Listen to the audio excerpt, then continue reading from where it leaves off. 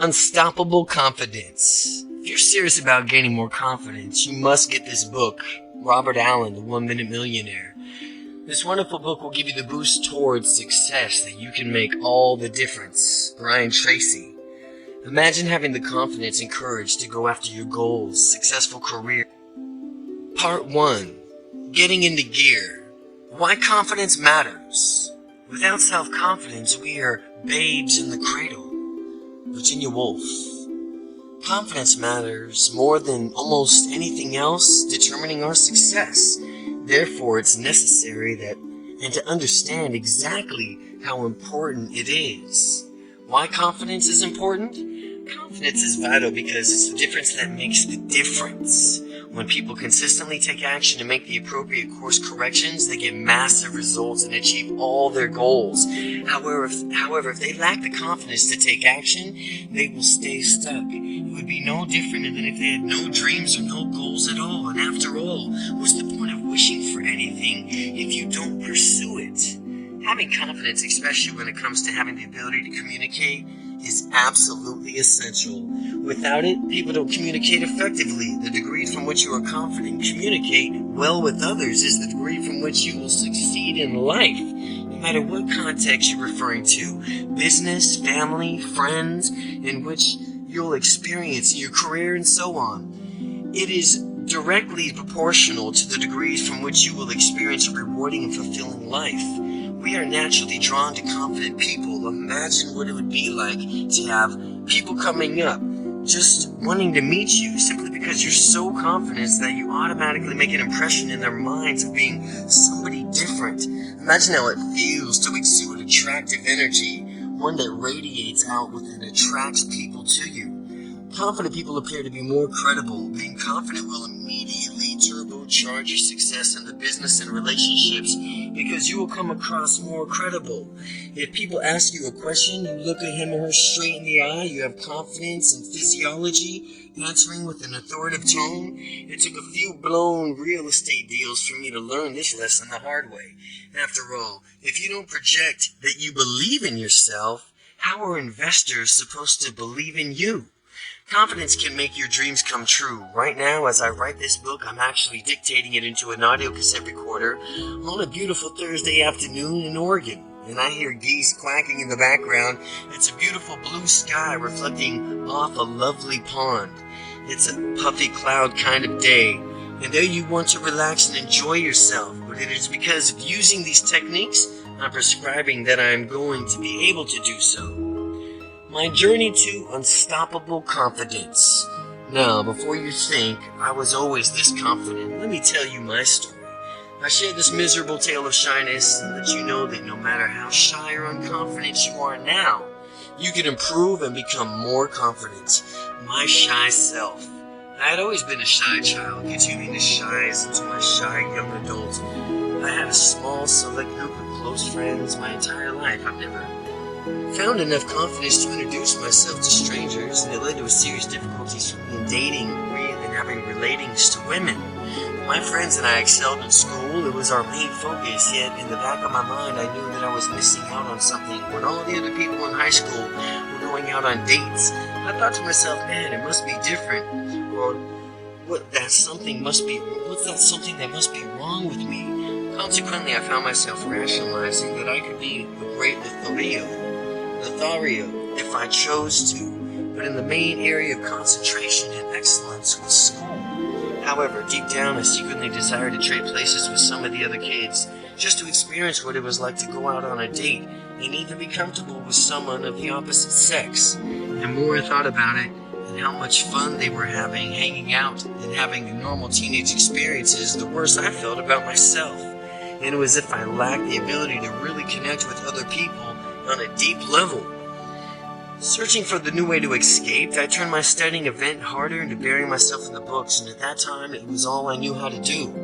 Now, in reflection, I can easily see that there were other choices available at the time. So we always have options, and it's important to be able to recognize many of these possible, and then naturally decide for ourselves what option suits us best. In 4 years of high school, I went to exactly one date. One, of course, it wasn't from who I initiated it. The girl approached me, asked me one day, and asked me if I wanted to hang out with her one night. Smiling broadly and trying to contain my overwhelming enthusiasm as an incredible, unprecedented event, I gladly accepted. Later in the week, she called me, and then we set the date. The following Friday, and the night came, she picked me up, and we went to a fast food restaurant nearby. All throughout the dinner, the conversation was strained as she tried her best to pry me loose from my shell. And everything that came out of the shell, I automatically retreated back into it simply because of my dreadful habit of shyness. She did her absolute best to talk with me and have a good time. Still, I couldn't tell she saw my shyness as an obstacle to getting to know each other. And my saving grace was that I smiled a lot and reciprocated every question she asked me. The conversation went better as long as she did the talking. After we finished dinner, she drove us up to the mountains. We had a lookout point with a beautiful view of the city, and I was clear in a clear night sky with the stars illuminating high. She asked me for suggestions on what I wanted to do, but I was too shy to suggest anything for the fear of rejection. I didn't really understand the meaning of this field trip. Only later did I learn from high school that other high school friends that the place we went to was the designated makeout spot. While I was able to maintain good eye contact with the young lady, sometimes there was pauses in the conversation that seemed like an eternity to me, and at these times my internal dialogue came alive as if it were a gnawing young sibling whose life mission was to prevent me from enjoying myself. Does she want me to kiss her? What if I have a gunk in my teeth? What if I kiss her, and should I do it? Does she really like me? Is she bored with me? What should I say next? Why are we really here? What does it mean? What should I do next? Do I look at the stars outside the car with her, or should I hold her hand? My goodness, she sure is pretty. Is she noticing me? Turning red and with embarrassment? How come I'm so darn shy? Do I want to kiss her? What should I do? When should I do it? The internal dialogue continued on. It's like for an entire night. No wonder I could not hold a conversation with her. How could I when I was so busy having conversations with myself? None of my attention was left over to talk to her.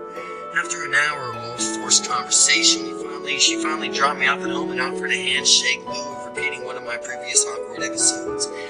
Though the high school gossip grapevine, I found out that the young woman had recently broken up with her long-term boyfriend and immediately called me out. And I was wondering if it was really coincidence that she had gone to the restaurant where he had worked. Was she hoping he'd be there? My ultimate conclusion was that she was just trying to make him jealous and have me find out about the date, even though she did not have any interest in me. People thought of my inaction as unwillingness to initiate activity, and others was because I was so antisocial, aloof, indecisive, reactive, and generally unfriendly. What I found most painful was that I wanted to be social, proactive, decisive, and friendly. Only at the time, I didn't know how. That was the most frustrating part, behaving as if I was trapped in a shell and unable to do or be who I really was all along. Then in my college years, now as you've read the ultra shyness of high school, you may be thinking that this couldn't get any worse, and it did. One night, a few too many beers, and my roommates and the friends spotted me screwing around on the computer and decided to get me to loosen up. Their mission thenceforth was to get me drunk as a skunk. They proceeded to apply some very persuasive peer pressure, inviting me upstairs. Where the party was being held, being flattered that they even recognized me. I finally said yes, and resolutely stated I would have a drink though. After getting upstairs and getting into the midst of the party, one of the generous roommates handed me an orange juice and said, "Drink it up. It's a stage of gratitude for all the attention." I chugged it. The next thing I knew, I was feeling tipsy, really relaxed, and my lips wouldn't stop moving. I was having lots of fun, though I was eventually realizing it was a semi-drunken stupor. I figured out that the orange juice was spiked with alcohol. However, I was finally feeling accepted, so I chose to drink some more, and it was my first experience with alcohol. I found out I quite liked being able to drink to the point of obvious inebriation, since It allowed me to relax and stop being so shy temporarily. After the great first drinking experience, I decided that I liked it and I did a lot more. Then, when the weekend came, I talked to a number of people to find out where the party was being held. Once the party, I proceeded to get seriously drunk.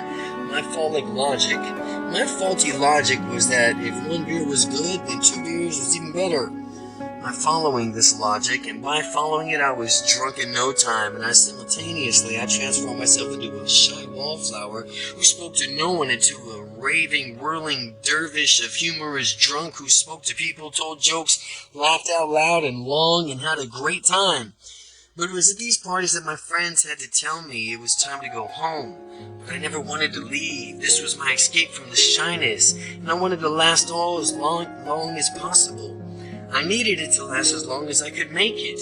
That was why I was metaphorically playing the doctor, prescribing alcohol to myself, self-medication for my shyness. And at this point in time, you'd be wondering whether one of the unstoppable confidence techniques to get sloshed and drown out the shyness with alcohol. The answer is no.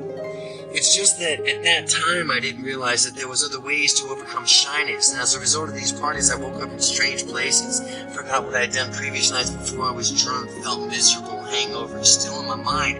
Drinking was my ticket out of shyness. What I had to realize was that I had other options, but without these other options to be more confident, I did the best I could with what I knew, and at that, unfortunately, was to drink to excess.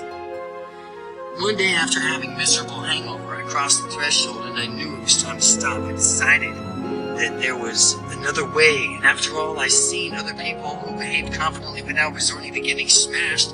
I decided I'd find out just what it was that they were doing. My search for solutions began.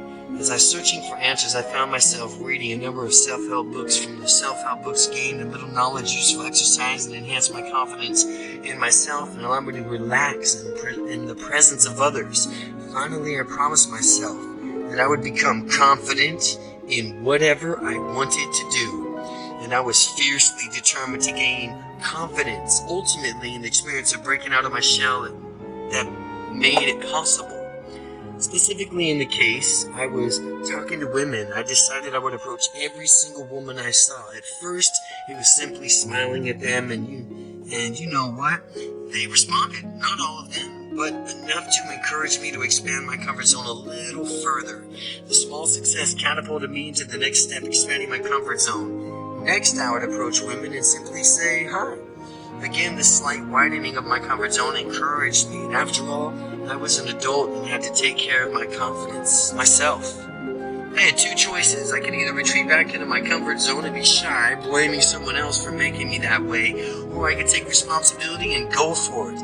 Then my confidence really grew. I got to the point where I could meet women and gain instant rapport with them, conversation with ease. Following your dreams confidence ultimately gave me the ability to leave my job and start my own business. Confidence is what I needed to follow my dreams. I'm sure as you read this, you can find your own reasons of why it's important for you to go out and find your own dreams. Picture your idea of bliss. What does this look like? What does it sound like? Who are you with? How much fun are you having? What time are you getting up? What time do you go to sleep? How do you take a nap? Because you can? Do you take a nap because you can? No matter what your dreams are, when you use the techniques in this book, you'll develop an unstoppable confidence to go after those dreams and make them a reality. By keeping your vision in mind, imagining it vividly and regularly, you automatically teach your unconscious mind to lead you to that day. And won't that day be wonderful? Chapter 2. Origins of Confidence. Courage is resistance to fear, mastery of fear, not absence of fear. Mark Twain. Up until now, how have you thought of yourself? Were you shy like I was? Were you tentative? Lack of confidence usually comes from one of the following areas. Lack of confidence usually comes from society at large, your parents, school and your peers, and then mass media. Well, in addition, you may have become shy because of hypersensitivity, or even because you believe that you were born that way. In this chapter, we'll explore the reasons you may lack confidence. In the process, we'll debunk the false premises behind these reasons. And if you have children, we'll discuss how you can prevent shyness from happening to them. You'll instill unstoppable confidence in them. Society, in many ways, society's conditions people to go with the flow, or you better accept what is offered and not to make any waves or go against tradition. Well, sometimes in this is falsely interpreted as advice to not follow your dreams. If you need to step outside of what is normal or usual to pursue your dreams, then do that exactly. So society is not your influence. Parents can be a major contributor to your lack of confidence. Throughout life, their purpose is to teach their children, to help them to experience their full potential, to be who they were meant to be. Yet sometimes parents strip away the child's individuality and inadvertently instill what the child perceives as limitations. Parents often try to get the kids on conform to the view of what they think is correct. And how many times have you heard these following phrases? Act like a grown-up. Stop acting childish as if that were a bad thing. Be realistic. Or get your head out of the clouds. You're such a dreamer, or you can't do that. No one has ever done that before. Parents usually have positive intentions motivating their behavior, yet sometimes they don't communicate that. Take the phrase act like a grown-up. What does that mean? Well, to have all the limits most adults do, but not to play and experience pure joy like a child, to not learn, wonder, or explore. If that's acting like a grown-up, I'd rather pass. Or consider the phrase, stop acting childish. Well, the notion of exploring, laughing a lot, or learning a lot, or really what life is all about. So it would seem like kids have the right idea after all. By this definition, acting childish or stop acting childish, it's the natural state of humans actually. What's about the notion of being realistic? What does that really mean? Realistic according to whom? Well, how specifically should I be realistic? The phrase is ludicrous, and calling people dreamers or telling them to get your head out of the clouds does not help them. It only instills limits in them and helps to bring them back into the blind of what is socially acceptable. School has a huge influence over children. They're mandated to go. Teachers are powerfully authoritative figures. The peer pressure is extremely high. We're all taught to fit in. Everyone wants to fit in. So how does the school create a lack of confidence? One factor is peer pressure. Some kids make fun of anyone who does anything differently. School can also divide kids into different learning tracks, which is also unfortunate. Kids can be quite intelligent, much smarter than typically given them credit for. They understand the labels that go with different learning tracks, and they integrate these into their identities. The students labeled slow integrated this as a belief, I stink at math, and as they beliefs help shape their reality and their whole way of being. A research study shows in the 1960s showed that powerfully expectation influences and performances influences performance. One teacher was told her class students was exceptional, but the reality is they were standard across the section students with exceptional. Class performed exceptional that year, and the teacher commented on how eager the students wanted to learn and how much they enjoyed teaching, enjoyed teaching them. The next year, another normal cross-section students in our class. At the time, the experiments told that her students were poor and poor performers. In exception to the beliefs and created reality, the poor students performed awfully. The same teacher who had just had the exceptional students a prior year remarked how awful the students were, how much they hated learning, and how much hard it was for her to teach. Now, we can take this idea and project only positive expectations onto our children. Furthermore, we can expect excellence from all of these people we interact with. You can expect excellence from everybody, and it will surprise you to learn how often people will rise up to whatever standards that you set for them. Mass media. A lack of confidence also comes from the media, mainstream media funded in advertising. Ultimately, it's out to get people to consume. Network television programs free because advertisers give them networks large amounts of money in order to introduce their products to the captive audience.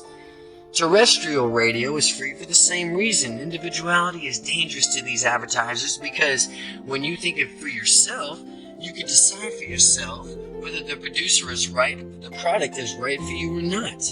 You won't be buying for the sake of conformity and keeping up with the Joneses. It is to the advertiser's benefit if you lack confidence.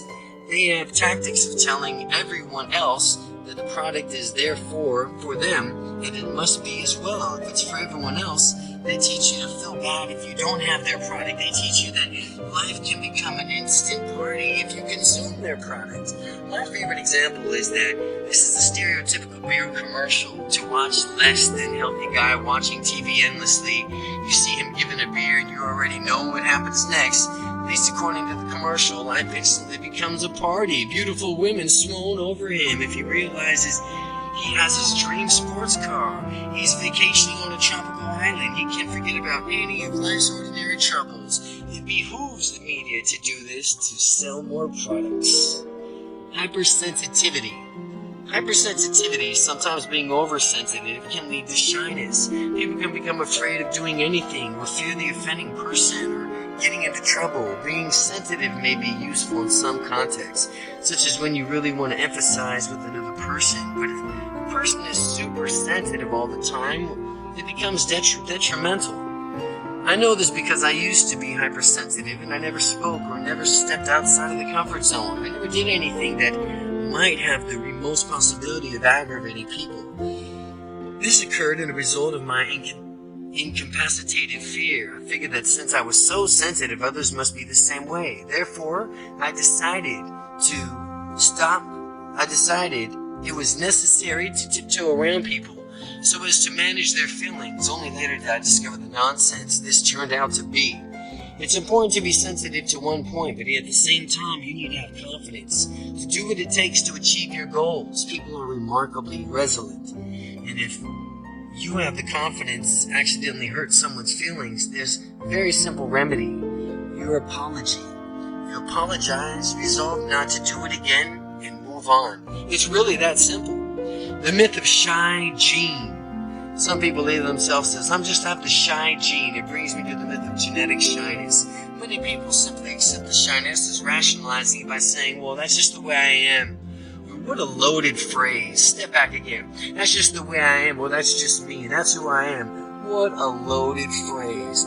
These people need to stop saying that as if they are chanting negativity reinforcing mantra. The real secret is broken affirmations that keeps people stuck. The affirmation every day and in every way, I'm getting better and better. What about that affirmation? Every day and in every way, I'm getting better and better.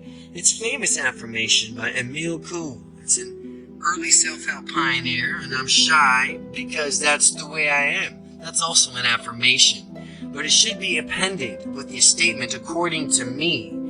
You can decide that you were born with shyness, sure, but you can also decide that you can break free from it. The myth that person simply is or is not shy is one of the worst myths ever passed from the disempowered people to the other disempowered people. Believing that your parents were shy and that's what caused you to be shy is no excuse. The same goes for kids. People do not become shy automatically. They are born. There's no shyness gene. People become what they've learned to behave and act like in a certain way. When I was shy around people, it was because I was in the habit of looking at a person and thinking he or she won't like me. This was always left in my mind. I was feeling bad inside, picturing the person rejecting me and feeling immense and paralyzing fears. Well, that was simply the way I've learned to behave. I only knew one way of behaving, but fortunately, I found more choices.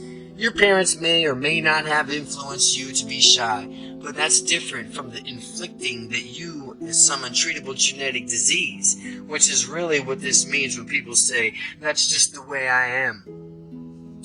The truth about shyness is, let me tell you the truth in the myth of I'm shy. It's an excuse that enables people to stay stuck. It is not straight. Shy is not straight. It's the only way of acting. And if you cannot act one way, and if you can act one way, that means you can act another way too. Shy is a behavioral mode. It's not an adjective or it describes a person. It's actually a behavioral mode. And it's not a state of being. It's a way of acting. And if you can behave in a confident manner too, then you can behave in a confident manner too. You always have the choice. People locked into that I'm shy excuses. They don't realize that they have a choice. Consider this. If you could choose your identity, if you could choose the way you see yourself, would you deliberately label yourself as shy, as a person lacking confidence, as hesitant and anything less than glorious? Absolutely not.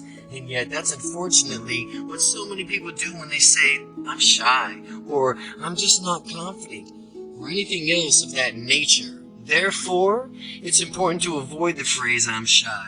Worse than saying I'm shy, though it's talking about shyness as if some sort of disease or disorder. Yeah, he has a case of shyness. He has a shyness disorder. Well, that's the most ridiculous thing ever. If you walk into a room of shy people and bug that's flying around bites me, I do become shy too. No, that's a downright absurd.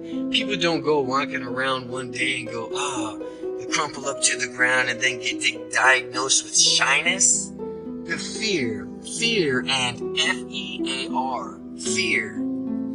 Have you ever watched kids play? They really don't know to dig in and thoroughly enjoy themselves. They really know how to dig in and thoroughly enjoy themselves. When they're having a good time, kids totally embrace whatever they are doing in the moment with joyful abandon. Kids are true dreamers. Children, in essence, have not been trained yet to their own limitations the way adults have. In fact, children enter the world with only two natural fears, the fear of falling and the fear of loud noises. Aside from these, all other fears are learned. Human beings are magnificent at learning. Because they have learned from fear things, aside from the only two natural fears, you can naturally empower yourself to move past your fear by learning new ways of behaving. A study is conducted among adults to research their greatest fears, and the fear of public speaking rated highest other than any other fear or of death. This is irrational. Being more afraid of public speaking than of death is a direct result of learning to fear something that does not need to be feared. Fear can be characterized in an acronym. Fear, meaning false evidence appearing real.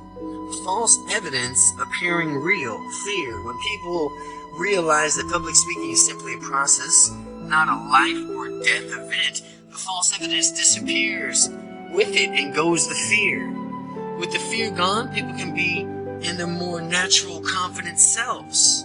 Confidence is our natural state of being. It's a state of confidence. Should we be natural in state of being? The fact is that we were born and simply not self-conscious. It's not like we popped out of the womb and say, oh, I'm naked. Could somebody please give me some clothes here? Oh, I'm shy now. Oh no, everybody, look at me, I'm naked. Children are already in their natural state of being, absolutely confident, full of wonder, ready to explore the world around them. What if we were to adopt that same childlike attitude for going after what we want to do in the world? When you were first born, did you immediately stand up and start walking around, though we're not completely normal to you? Obviously you did not. Well, neither did I. Neither did anyone else. In learning how to walk, children take that attitude. Hey, I'm going to go I'm going to do that walking thing. And I see others around me doing it, so I know I could do it too. I'm going to persevere.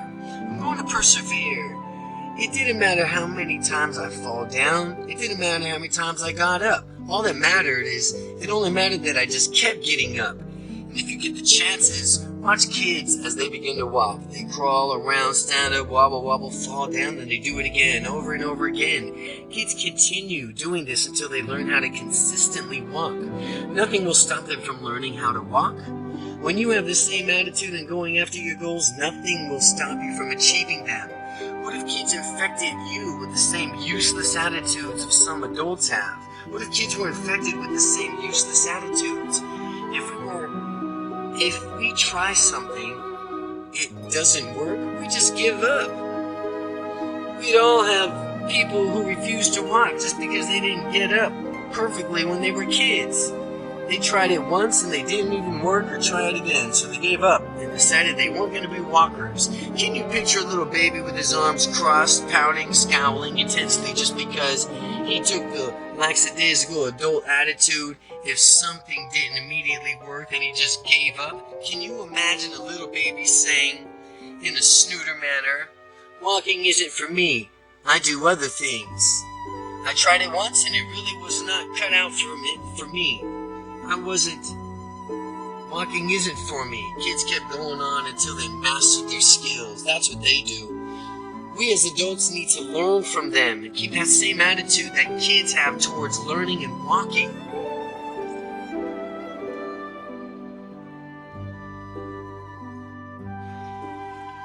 Chapter 3. What is confidence? All our dreams can come true if we have the courage to pursue them. Walt Disney. In order to understand what confidence is, it is necessary to define both what it is and what it is not. Once we are on the same page as what confidence is and isn't, we can move forward towards gaining unstoppable confidence. What confidence is not. Confidence means different things to so many different people. Similarly, confidence also evokes certain feelings and automatic reactions within people. Before you go any further in shedding light on what confidence is, we'll discover what is absolutely not. Arrogance versus confidence. Arrogance versus confidence. Sometimes arrogance is mistaken for confidence. They're not the same things, folks. Arrogance is either a honed reaction or an affection or an infectation. Whatever it is, it's definitely not something completely different. It's something completely different from confidence. Arrogance learns towards elitism, being macho, showing off, and so on. Have you ever seen those really huge guys with bulging muscles, the ones who are overdeveloped to the point that they find it necessarily to thrust their chest out and swagger in the most cocky way? This is an example of arrogance, but not true confidence. It is what they consider themselves better than everyone else solely because they're so large. True confidence comes from within, and when you realize you are confident, you do not feel the need to proclaim it to the world. Now contrast the example of arrogance with the following example of true confidence. Stop for a moment and consider the famous muscular movie star Arnold Schwarzenegger and Sylvester Stallone. These guys did not go around with puffed up chests thinking they're better than everyone else. Instead, they had a quiet but powerful confidence that comes from acute awareness of their abilities. This is a major difference, and we'll explore this further later in the book. But it is never necessary to shout out from the mountaintops in order to convey that you are a confident individual. These people who do so are hardly even confident. They're more like trying to appear. And I met many people who aren't confident and many people who've lacked confidence. The truly confident people have a similar trait. It's that their confidence came from within and it did not have to be voiced. A nonchalant, matter-of-fact confidence is ideal. It's just a nonchalant, matter-of-fact confidence. Now, there's no need to brag about one's accomplishments. Those who brag are the only ones making their insecurities about themselves. Allow your results to speak for themselves. Action speaks louder than words. So, take your confidence and make it happen. If someone has to continually broadcast his or her confidence, it really makes me wonder. It seems that this person is not really confident at all. Instead, this person is often trying to convince himself or herself by proclaiming it to the others. In his or her own mind, this helps it more official, makes it more official in their mind. But the person trying to gain confidence in an ineffective manner, confidence comes from within. And when you believe in yourself, others will believe in it too. This is a universal law and a secret known to all leaders. It does not work another way around, no matter how much you would prefer it to. There are as far easier and more effective ways to skyrocket your confidence than waiting for others to believe in you. You will learn them later on in this book as well. Now you have belligerence versus confidence. Now let's talk about the difference between belligerence and confidence. Using relationships as an example, sometimes women are apparently attracted to jerks. And I'm not sure many of us have seen the examples in our lives, or perhaps what someone has currently done in this situation on the surface. The jerk exhibits some bad boy traits that some women may perceive as confidence. The jerk is probably convincing himself that he has it all going on. What masquerades as confidence to this jerk is belligerence. This presents oneself in a form of super aggressive attitude. You can and should always assert yourself whenever you deem it necessary. However, this does not mean bullying people, treating them badly, or trampling all over them. Belligerence is what makes a jerk just that. The jerk is abrasive and cares little for the relationship he forms with others. Instead, he chooses to bulldoze his way through life. True confidence, however, allows to go through life easily, effectively, getting results that you want, to make people feel good when they have dealt with you. Making people feel good even if it's for no reason other than just because you can. The true confidence comes from within. Now take a moment and think of an area of your life where you may be confident, and ask yourself this question. How do you know that you are proficient in that area? Name that area. Again, how do you know that you are proficient in songwriting, proficient in breakdancing, proficient in music? How do you know that you're proficient in dancing, period? And being completely honest with yourself, supply an answer. And if you absolutely know that you are proficient in the area you choose because your own thoughts are filling a belief system that you told so, congratulations! You are really confident in that area. Now, if you were not sure about the proficiency in your area, or that you had to rely on external confirmation from your peers, spouse, supervisor, you are not quite yet as confident as you can be. By the end of this book, after doing the exercises, you'll be right there. When you have done all the exercises completed in this book, you will have the true confidence that comes from within. Confidence, or lack of thereof, is a reality across all demographics, across all races, all economic levels, all allegations. There's always some people who are confident and some people who are not. Even a rich and famous movie star, who many people envy and consider to have it all, gets nervous at times because he or she wants to perform well. Competence versus confidence. Are confident and competence the same thing? No, in fact, they are quite distinct, and understanding the difference is essential. Competence is defined as the ability to do something, and confidence defined as your belief about your competence. Each of us has an individuality, experience, beliefs, and values that make us perceive life in our own individual way. Everyone has his or her own perception of reality, a unique model of the world. This means that it's only in a perception, not in reality. The empowering part of this idea is that those beliefs can be changed and in turn change one's perception of life. This means that the exercises and strategies described in this book will change your beliefs and your perception of what is possible for yourself. Confidence without competence? Confidence without competence.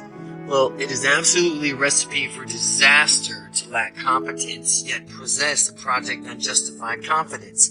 Take, for example, someone who has never flown a plane before, has ridden on a plane, and thinks she or now is an ace pilot, since he has read a book on it about a decade ago. Would you let that person fly you across the country? I would get off that plane as fast as people would think as I was a blur. You can easily see how there was numerous examples of confidence without competence, and why it's dangerous. Competence without confidence. Competence without confidence. People are competent and yet lacking the confidence are stuck in a quagmire. They might have been perfect understanding in some powerful concepts without even taking action. Someone who has the knowledge and the competence to do something and does nothing instead is no better off than someone who is clueless and incompetent. Again, someone who has the knowledge and the competence to do something and does nothing instead is no better off than someone who is clueless and incompetent. Now, when I was getting started in my own real estate investment, I was a classic example of competence without confidence. I studied and studied and studied real estate. I read 10 books, took 3 home study courses, attended a seminar, signed up for 2 mentoring programs, and still I was stuck big time in this quagmire that I wasn't even aware of or could get caught in. I saw others being successful and knew exactly how they were doing it and knew how they were doing it, but when I asked them about it, they confirmed to me that they were just doing exactly what I was only thinking about. Now, what was holding me back? Was it my lack of confidence? My fear of the unknown? I wouldn't have known absolutely everything about all the real estate before taking any action at all. So I kept studying and studying, trying in vain to learn everything so I could actually get started. Meanwhile, the people around me had their businesses taking off because they were taking action. The 4 levels of competence. There are 4 levels of competence that people go through and develop to skills. Those 4 levels are unconscious incompetence, conscious incompetence, conscious competence, and unconscious competence. You will travel through these stages as you reach unstoppable confidence. The 4 levels of competence. Competence is knowing something. The 4 levels are unconscious incompetence, conscious incompetence. You have conscious competence and unconscious competence. Unconscious incompetence. Unconscious incompetence means you do not possess a skill nor even the awareness of how to use that skill could be. Someone who is extremely shy and does not even recognize how beneficial learning how to be more confident would be for him or her could be considered unconsciously incompetent in that area of confidence. I spent the first 20 years of my life like this, being shy and knew no other way of being, nor I was cognizant of the fact that other people didn't have to live trapped in my shells. By reading this book, you have already passed through the stage of unconscious incompetence. Picking up this book means you are already looking for a better way to live, which means you're at least at the next stage of perhaps further on your unstoppable confidence journey. Unstoppable confidence, conscious incompetence, conscious incompetence. When I was in college, I finally looked around and realized just how shy I was and other people were actually confident. I had moved to the 2nd level of skill development, which is the conscious incompetence. And I became aware just how shy I was. And when we become aware of something lacking in our lives, it is a great opportunity because that means we can take a chance to improve our lives. When I became conscious of my incompetence, I began reading numerous self-help books and doing exercises, attended seminars, watched videos, basically tried anything to further my confidence. And the more I worked on myself the same way as you were doing now by reading this book, the further I moved towards conscious competence. Conscious competence is a state of being in which you can apply a skill, yet you have to consciously think about applying the skill. And the skill is not yet a habit for you. The vast majority of you at this point in the book are probably consciously, unstoppably confident. Now, you know how to be confident, and that's a matter of developing this into a habit. Now, give yourself the gift of your own 21-day unstoppable confidence challenge. Deliberately practice your confidence for 21 days consecutively until you reach the skill level of unconsciously competence. Unconscious competence. Unconscious competence is the 4th level of skill development called unconscious competence. Unconscious competence. This is the ultimate stage of any skill. Unconscious competence is the state from which the skill has been ingrained as a habit. You no longer have to spend your time thinking about applying the skill. people who are masters of what they do in a functional level of consciously competence, of unconscious competence. If someone were to were to inquire about how specifically they perform at such high levels, they may not be able to verbally describe what they do. The reason for this is that they are no longer conscious of what they do in order to perform at such great feats. Competence plus confidence equals success. Now, competence plus confidence equals success. Being unstoppable means you have both competence and confidence in going for it. This is what this book is all about. Having competence and confidence. And when you have the competence to do what you want and the confidence to follow through and take action, you're going to be unstoppable.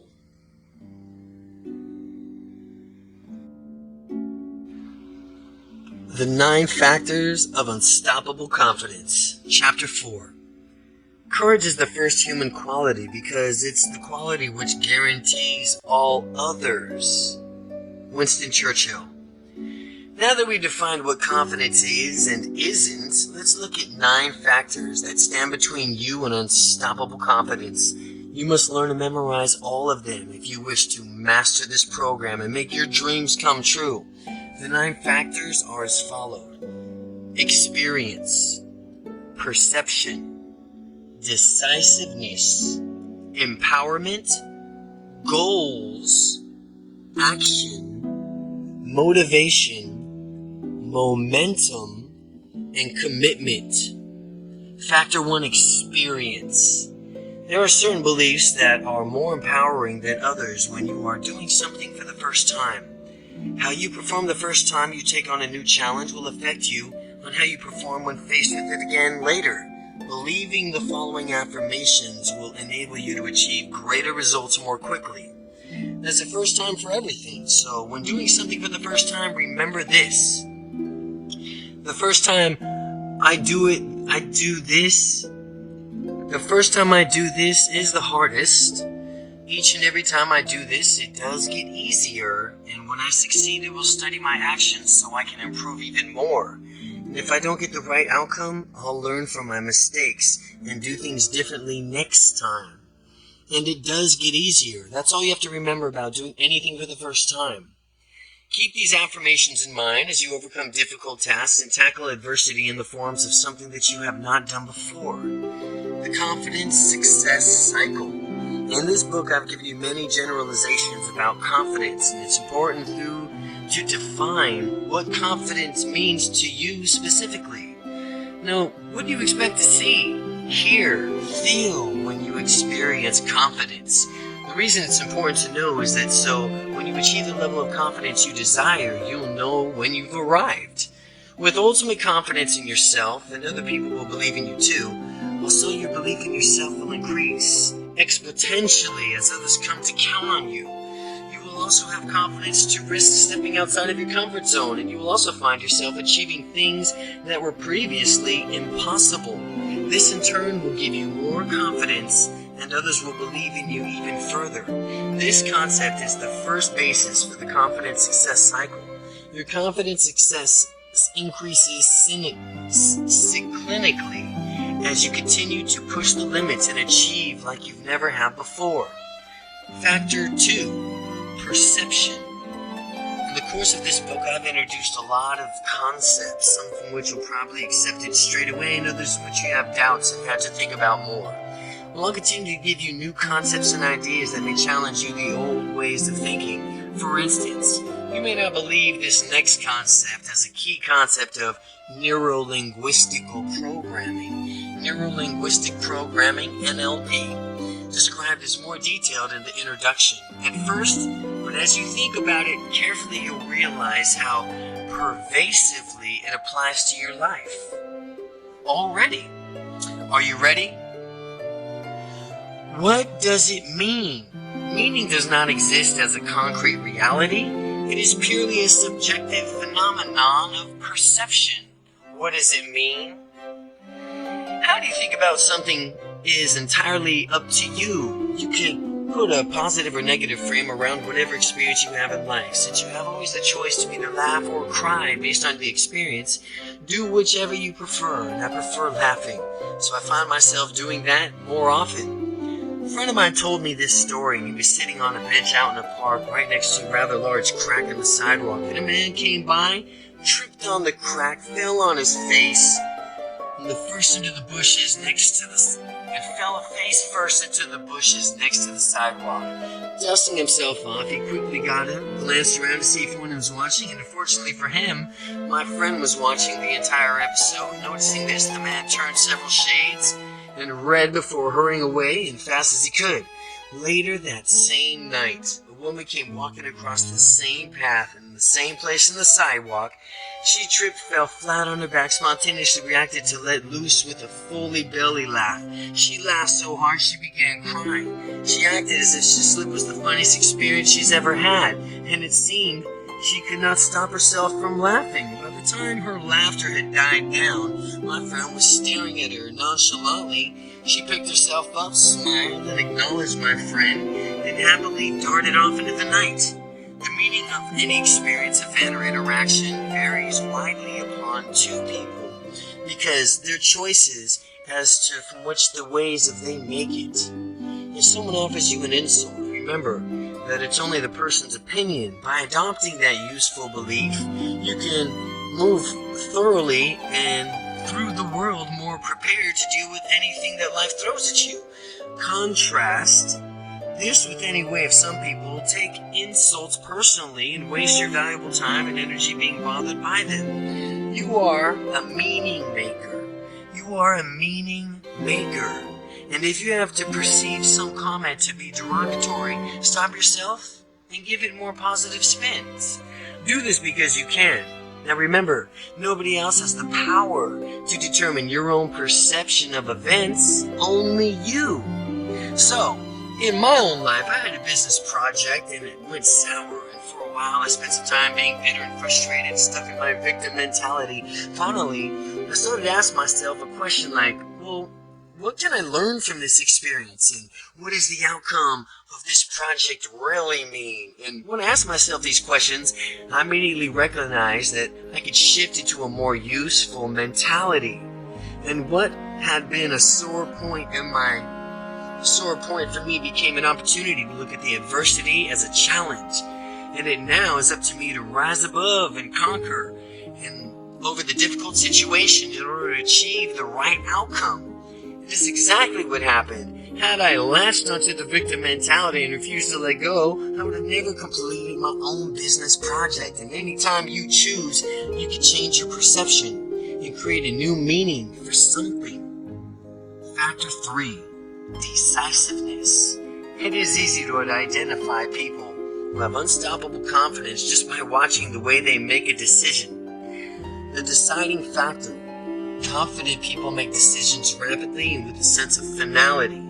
Once a decision is made, they are committed to it, and they rarely change their minds.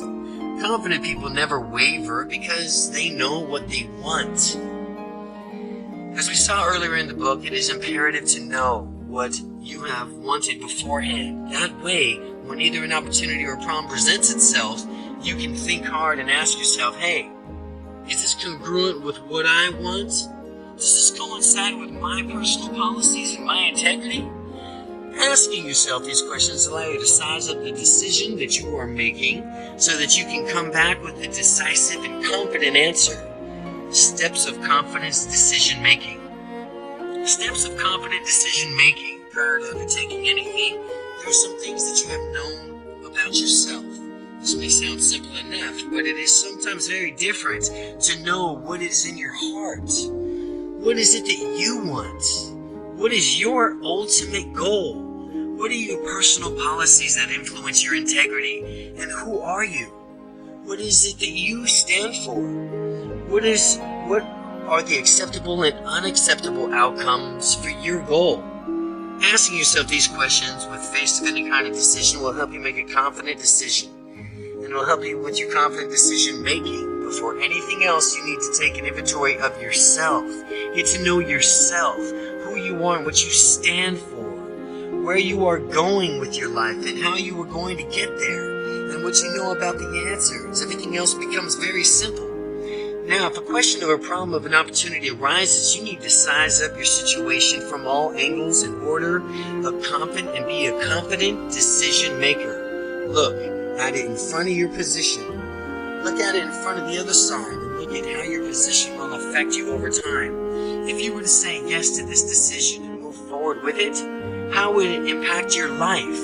Imagine yourself a few months down the road after having a yes in the decision. Imagine in 5 years, how is your life? Again, if you were to say yes to this decision and move forward with it, how would it impact your life? Imagine yourself a few months down the road after having said yes to this decision. Imagine 1 year, 5 years. Now how's your life? Think about how the future might be if you said no. What might your life be like then? What might it be like in a few weeks, months, few years?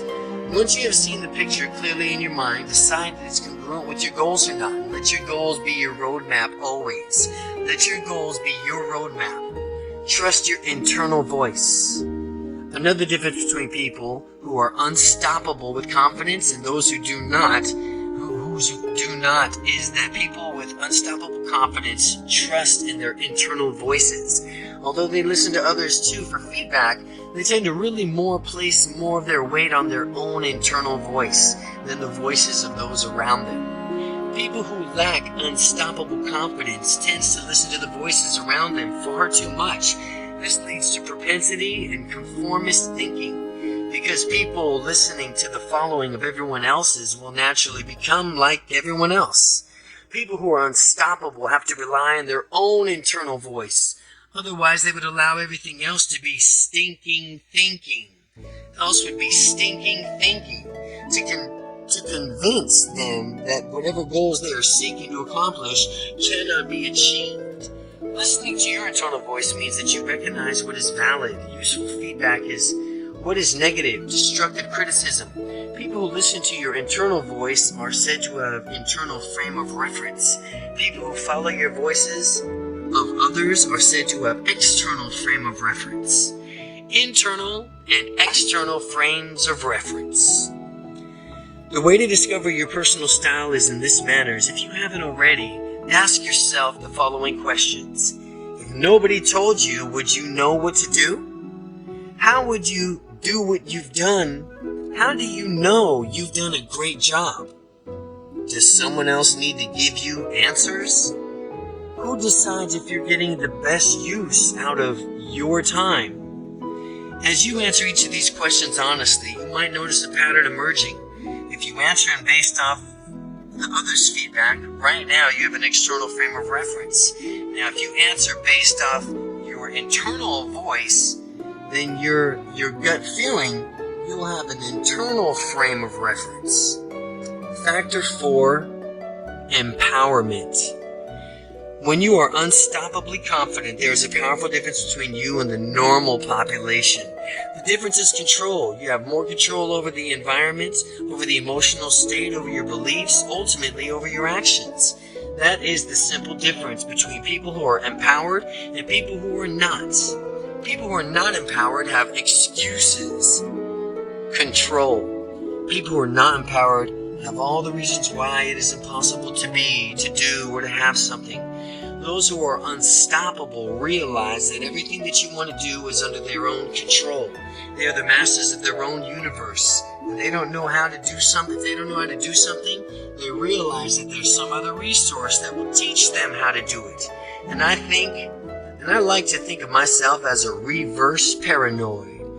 A reverse paranoid is a person who thinks that the universe is perfect and that everything on the planet wants to help him or her achieve his or her dreams. I'm a reverse paranoid. That means that I believe that the universe is actually perfect and that everybody on the planet actually wants to help me achieve my goals and dreams.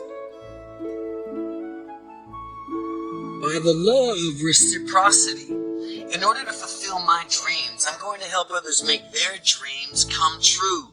The universe works for such rewards for those who serve others. The greater of the energy is that you put forth, coupled with the service you provide to others, the better the result you will enjoy when you ask yourself, how can I be of service to others today? How can I be of service to others today? How can I serve this person I'm talking to today? Always contemplate that. When you ask yourself that, you will experience a paradigm shift of great proportions. Greater empowerment equals more choices. Empowered people simply have more choices than dispowered people. People who do not allow themselves to find other choices available to them are likely to become disempowered. Although, always contemplate the number of choices that you have in any given situation and do your best to generate more options. Perhaps there's an option that you have thought of that you would like to have as ideal. All you need to do now is empower yourself to think of the solution and then act on it. With greater empowerment comes truer sense of freedom because you have the liberty to choose from more options. Adding more options to your life. There's an easy way to add more options to your life. Pay attention to people who use language. Language indicates how they view the world. It can easily empower us to limit us through what we say. Some people use their language to try to force limitations on you. Anytime someone offers you two choices, beware. Ask yourself if there are any choices that have not been mentioned. Is there anything stopping you from choosing your options? The more options you make, the more empowered you are, which means you will have a greater chance of success.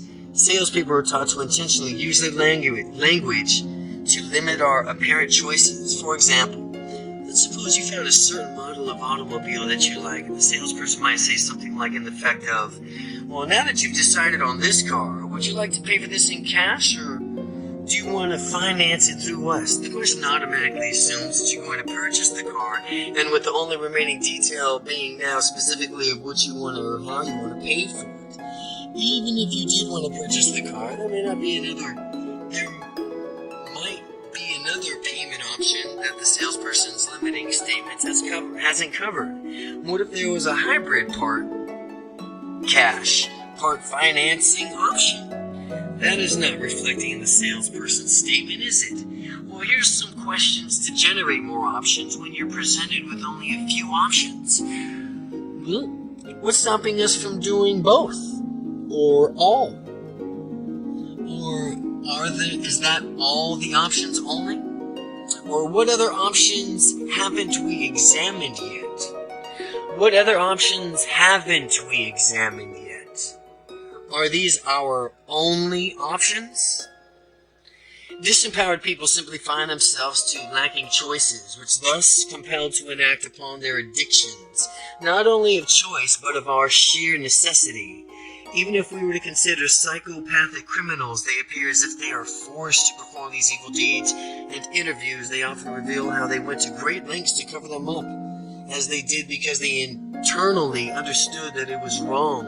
Inevitably, the question gets posed to them of why they perpetrated the violent acts. As if they could truly understand the acts were immoral and wrong, they acknowledge that while they knew it was wrong, they felt as if they had no other options and their criminal acts were their only choice. Again, this is simply their perception of reality. I'm not condoning or apologizing for criminal behavior, but rather pointing out the fact that these people need to make better choices for themselves and do not need to first need to become aware of those choices and realize their validity. The initial step to becoming more empowered is to eliminate the belief that you have few choices and replace the belief to the knowledge that you have many choices. You always have the freedom to choose, no matter what the situation, even in the times in which you apparently lack a choice. There really is a solution. There really is always a solution. When you keep this belief as you go through life, you will find that you have an enriched sense of control over your life, which escapes most people. Factor 5. Goals. A natural complement to unstoppable confidence is being goal-oriented. Goal orientation and confidence form a combination that will make all of your dreams come true. Goal orientation and some confidence. Some confidence with your goal orientation is the recipe for a combination that'll make all your dreams come true. Some set goals.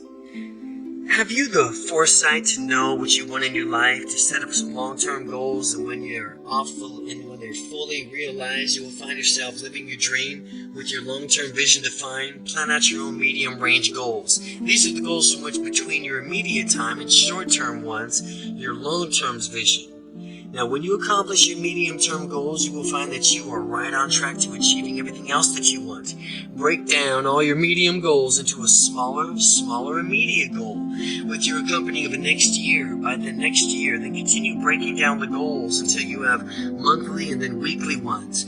Finally, you will have specific actions to undertake each and every day in order to move ultimately towards your dreams of life. Set an outcome for everything you do in life with your purpose. You will be glad that you did. As a way a climber reaches the summit of a mountain is to continue putting on a foot after another foot towards the top. It is the same way from which one runs a marathon, one step at a time. What is essential is always keeping going. Never quit. Do it now. Keep it going. Never quit. Do it now.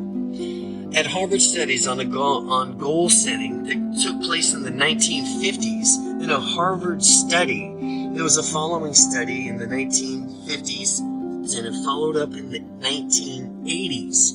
The study is that in the 1950s showed that 3% of the respondents had set goals at the time of their graduation. By the 1980s hit, this 3% was financially worth more than the remaining 97% combined. Again, by the 1980s, the 3% was financially worth more than the remaining 97% combined. Now, these people had focus and direction, and these were displayed by setting their goals to gain the maximum benefits from this book. You've got to set goals. We will begin this journey when we're taking together by setting goals in your own personal growths. Now, outcomes versus goals. Outcomes and goals are similar in scope, but they have subtle differences. Goals typically have weightier stakes attached, whereas an outcome is a mini goal. An outcome is a mini goal from which you desire from a particular situation. A goal is a dream with a deadline. When you hang out with your friends and the outcome is simply have a good time, you don't have a goal when you're hanging out with them. The most recent goal in life is to sell a certain number of copies of this book within the next year. The magnitude of this goal, of this outcome differ. Though outcomes are much smaller in scope, they are still very useful. By identifying what you want out of any activity or interaction, you will much more likely be to obtain it. Now, if you didn't know what I wanted out of this interaction or activity, you would you know how to proceed? I wouldn't. Well, after you decide on your outcome or goal, figure out what it's going to take to accomplish it. Now, what kind of person will you have to be in order to make these dreams come true? Again, when you got your goal in front of you, you have to figure out what it's going to take to accomplish this. And what kind of person do you need to be in order to make it come true? And once you know, commit to becoming that kind of person. Smart questions for making smart goals. Smart questions for making smart goals. Stop for a moment and answer these questions. Smart questions. S.M.A.R.T. S.M.A.R.T. Goals. What do you want to get out of this book? What's stopping you from getting this right now? What's important to you about achieving your goals? What will it be like for you to have accomplished the unstoppable confidence? What will having unstoppable confidence do for you? Are you ready to eliminate all your fear, uncertainty, and hesitation and doubt forever? How will you know when you have unstoppable confidence? Well, after answering these questions, you are now ready to set a SMART goal for yourself. The acronym SMART stand for SMART. Specific, measurable, achievable, realistic, Timed. Specific, measurable, achievable, realistic, timed. Smart. Specific makes your outcome specific when you state when you will see, hear, feel, and experience it. This will help you provide points you can check to verify if you have undoubtedly achieved your desired outcome. A general outcome may be, well, I want to get confidence out of this book. And that does not work as well as following up specific outcomes. I want to gain 2 specific strategies from eliminating my fear of changing jobs and gain confidence in knowing I will succeed at whatever I have a job. Succeed at whatever job that I have. Measurable. Measurable.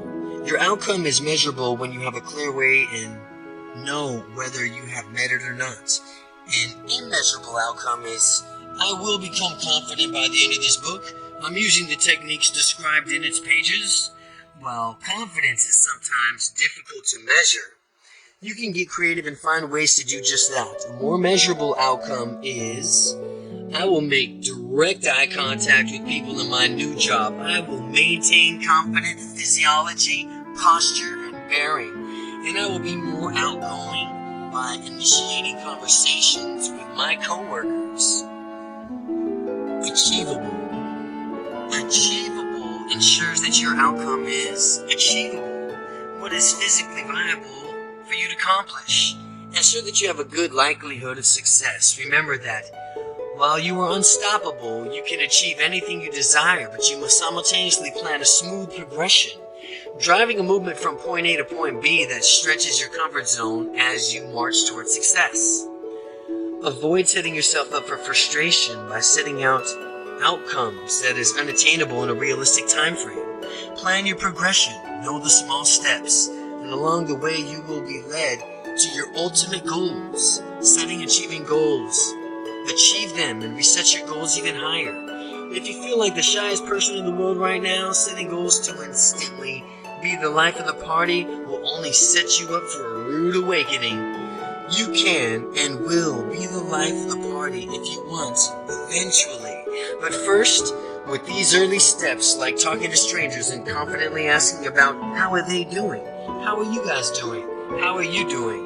When you start there, that's the way it goes. Realistic. Realistic outcomes are outcomes that are, by definition, obtainable. If you want to grow wings and fly, that is not going to happen. Asking for an unrealistic outcome is set you up for a failure. Now, when you set realistic outcomes, you will be proud of yourself when you achieve them. Before Neil Armstrong landed on the moon, few people in America believed it was even possible. However, when a team of U.S. scientists knew that it would work in theory to do this to the very end, they designed the Apollo missions, which went to the moon, and the rest is history. As long as your outcome has a basis in reality, the theoretical feasibility, it is realistic. Timed. Make sure your outcome is timed by attaching specific deadlines to the accomplishment. As often as people want their dreams and they are to start aglow with a euphoria, they describe them to me as a perfect detail. Later on in the conversation, I inevitably ask them what their goals are: immediate, short-term, and long-terms. Their goals, if any, are radically different from and do not bear any resemblance to their dreams. Their dreams are what they really want. Those dreams are unlikely to be achieved unless there's a deadline attached, along with a workable plan on how to achieve those dreams. Goals are dreams with deadlines. Important goals do nothing for one's motivation. This is why it's so important to have an outcome of a book and a timeline as to when you want to achieve your specific measurable results. Goals are dreams with deadlines. Impotent goals do nothing for one's motivation. That is why it's so important to have an outcome for this book and timeline as to when you want to achieve your specific measurable results. A good example is, by the time I finish this book, after I gain unstoppable confidence, I'll be able to walk up to any stranger and introduce myself. Another good way is, I will feel calm and relaxed when talking to strangers in social situations. Setting a goal contract.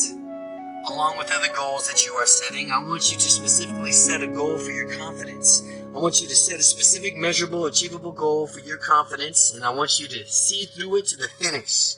I've used this concept in the part of my goals, all the areas of my life, and I've always found it to be amazingly effective. Write out your goals using the SMART criteria that we have discussed: specific, measurable, achievable, realistic, and timed. And at the bottom of the pages, make a space for your signature and your name on the date. And at the top of the sheet, give it a title: Goal Contract. And the legal definition of the contract is meeting of the minds, that you will write out the contract and sign it. Now think of it as a meeting of your own consciousness and your own unconsciousness minds. This begins legally binding a document, a legal contract, from which you must execute because of its binding power. Whether it's asking someone out for a date or demanding a raise from your boss. I want you to make it a goal to assert yourself confidently in at least one area of your life by a certain date near the future. Now remember, you're under contract now. Factor 6, action. Two young women both attended the same graduation class college 15 years ago. Samantha became a lawyer, and Kathy became an engineer in a high technology field. They are both proud parents, successful careers, faithful marriages. They own their own homes and by all appearances seem to be leading happy lives. The only thing missing is a sense of fulfillment in their careers. While they're both technically successful in their careers, they're equally disenchanted with them. Samantha does not find what she is doing fulfilling, and neither does Kathy. They do not eagerly look forward to work every day. 15 years later, however, something inside of them has changed. They no longer find their careers rewarding. They both would rather pursue their true passions. Samantha has always loved baking and wants to open up her own bakery, and she learned how to bake as a child and has always enjoyed it. Samantha knows that she could do her own bakery and it could be a smashing success. She's envisioned it, and people coming up from miles around to purchase her baked goods. Kathy has always loved music. She grew up listening to music. Every spare moment she could, she was singing in her church choir. She currently sings in a women's group, and she visualizes what it would be like for her to be a pop singer with her own CD, performing for vast audiences across the country. Fast forward 5 years. Samantha, while still yearning for her bakery, she's taken no action to actually make her dreams come true. And when during the day she passes, she feels like she's wasting time in her life, in her job, in someone else's dream. Instead of jumping out of the bed morning, she has to nag herself internally until she rolls out of bed and heads into work, and she yearns for Fridays, absolutely despises Mondays, spending the majority of her time waking hours doing something that she finds despicable. She finds as if that she's wasting her life. Kathy has taken tremendous action in her past 5 years and consequently has an album out, tours the region, has the kind of fan response that she creates sold-out shows. The ideal lifestyle that she dreamt of 5 years ago has manifested itself through her efforts. She cherished each and every moment of her life. Her time has been spent on stage singing the time she feels her most alive. She doesn't just exist. She knows she's living well. It seems as if her life is better and getting better every single day. Sure, she has her struggles launching her own new CD and getting her name out to be recognized. She has countless people to tell her so. In fact, of defeat, she persisted too. She never quit. She would have been easier to stay in her old job, and yet it would have been tremendously unfulfilling. Kathy paid the price through her commitment to live her dream. She ultimately made her dream come true. Samantha and Kathy both had dreams and visions for their respective futures. Kathy took action and fulfilled her dreams. Samantha did not. The difference between the two is that Kathy had the confidence to put her plan into motion and take action. Samantha lacked the confidence, but the techniques Kathy practiced, combined with attitudes and beliefs she and other successful people hold while they pursue their dreams, these can be learned and put into use. Most successful people may not consciously be aware of these techniques, but it is subliminally applied techniques like these that can help you, and like them, achieve their intended results. Put it into action. Put it into action. Confidence comes by finding out what specifically you want, making a plan to get it, putting your plan into action. If you're doing well, ask yourself, how is it that you're doing so well? And consequently, you will know how to apply yourself and do it even better. And if you haven't been getting the results that you want, evaluate what you're doing wrong. Adjust your behavior accordingly and do things differently. As much as I'd like to say that all you have to do is incorporate these mental techniques into your life and get confidence, the truth is that unstoppable confidence comes from doing. Unstoppable confidence comes from doing. These mental techniques will help you out. Guaranteed, the most confident people out there are confident because they have proven to themselves over and over again that they have reasons to be confident because they have succeeded it so many times. They're people with the deepest parts of their minds, bodies, and souls that they are capable of being doers. The process of gaining confidence requires action.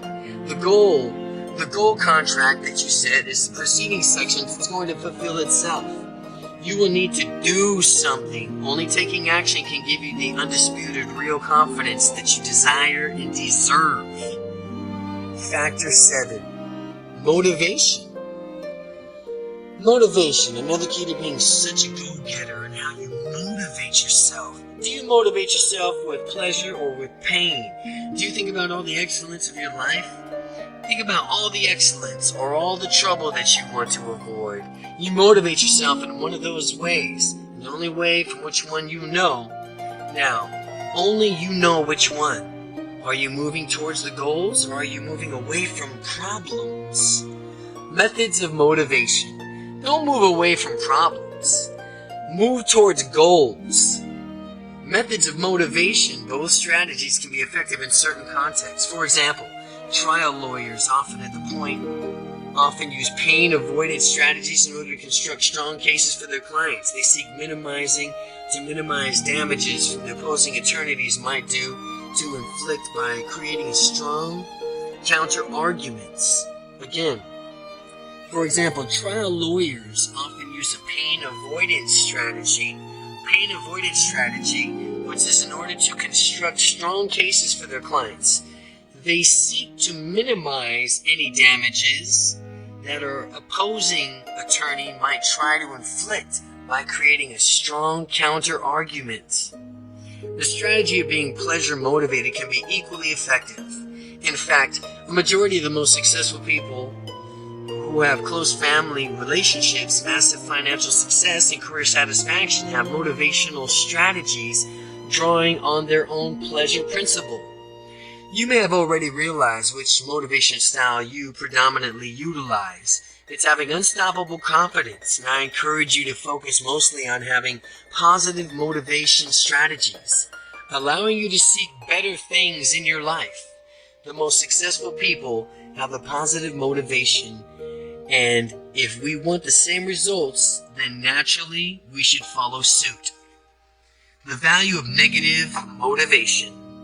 While having strategy to move towards excellence can be beneficial in certain circumstances, there's times that you can also benefit by having a strategy that moves you away from pain. Since we all have to move towards pleasure and away from pain, we're always motivated by some degree by one or the other, sometimes by both. Because I wanted to get this book done in a timely manner, not only did I commit myself to moving towards the pleasure of having the book published, but I also instituted monetary fines of myself of not meeting my writing goals. After I began using the pain avoidance motivational, my efforts skyrocketed, and I became tremendously more productive.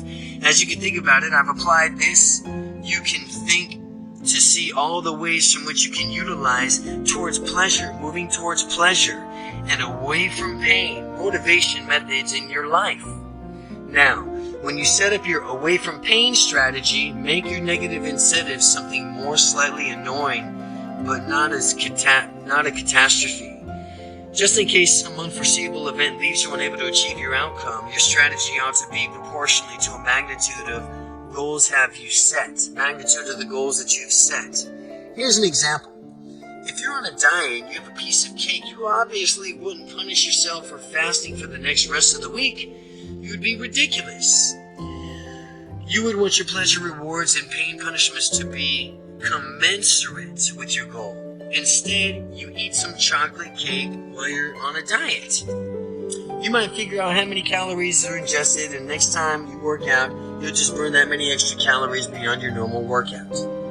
Make it a habit to stay motivated. It's a habit. It's a habit to stay motivated. It's a habit to stay motivated. Remember, people are becoming addicted to various things all over the time. Gambling, drugs, alcohol, a few of the many destructive addictions people have. The secret to aim for our addiction is a positive direction. People who have an unstoppable confidence have a habit because confidence is a positive habit of theirs. Confidence is a positive habit that they got. What makes the difference in our lives is equally of the habits we form. Each of us have habits already. Let's empower ourselves to have only positive, life-affirming habits and addictions. Habits are tremendously powerful. Without them, there'd be so many decisions to make every single day. We'd easily go on with information overload, as if we weren't almost there already. Habits simplify our lives, making us so we don't always have to think about what we want to do. We just do it. And that's why it's critical to develop good habits. On your goal contract, make it one of your goals to develop a confidence habit.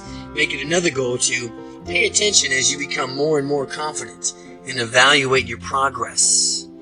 Keep a confidence journal. I strongly recommend that you keep a confidence journal so that you can see just how far you've come. By the time you fully are aware of it, you'll have unstoppable confidence. You'll review your journal and actually you'll be amazed to discover how differently you think and feel. By regularly reviewing your journal, you will also be able to immediately correct yourself so that you can have more confidence in the present and stay motivated towards your future goals. In your journal, feel free to jot down notes, specific techniques from things in this book that you will utilize in the next interaction to cause you to be even more confident. Factor 8. Momentum. Momentum is very valuable for increasing the confidence level. Momentum. One of the Newton's law of physics is. Newton's law of physics states that the object at rest tends to stay at rest unless it is acted upon by an outside force. Similarly, the object of motion tends to stay in motion. Applying the same law to confidence about if you are at rest, you may be a bit difficult to begin increasing your confidence. However, after overcoming the initial resistance, the rate from which you gain confidence in yourself will soon accelerate. For people who have unstoppable confidence, it's easy to accelerate the rate from which you gain confidence. Stop for a moment and take a survey of how much momentum that you have in your life. Are you in motion? Are you out there making it happen? Are you going a little slower? Only you can honestly judge this for yourself. And do you need to crank it up a notch? No matter where you are, you can always increase your momentum. The best way to do this is by starting small. As you continue to take small steps each day, you draw closer and closer to your goals. The small things add up, and it's pretty soon you'll be leading your life in the way of your dreams. After you're at the top of your mountain, having fulfilled all your goals, you can look back and you can say, wow, what you've done, and marvel on how all those small actions you took led up to this massive success. These small actions can be any number of things. They can be simple steps to educate yourself on the goals from which you're in your sights, buying books, attending seminars, and so on. The way I become a full-time, real-life estate investing entrepreneur was by subscribing to the aforementioned strategy. I learned a branch of real estate investing called creative real estate investing, and it requires neither money nor credit, because when I started I had neither. And when I did, to allow me to go fulfill full-time into the business was I had to read a lot of books, attend a few seminars in real estate, and made some offers on houses each week, and made calls to sellers after every single day, and work every day. Every day you are either moving towards your goals or you're moving away from them. Personally, I would like to always be moving towards my goals. Momentum is infinitely powerful, and you can make it work for you or against you. So make it work for you. Factor 9, commitment. Commitment.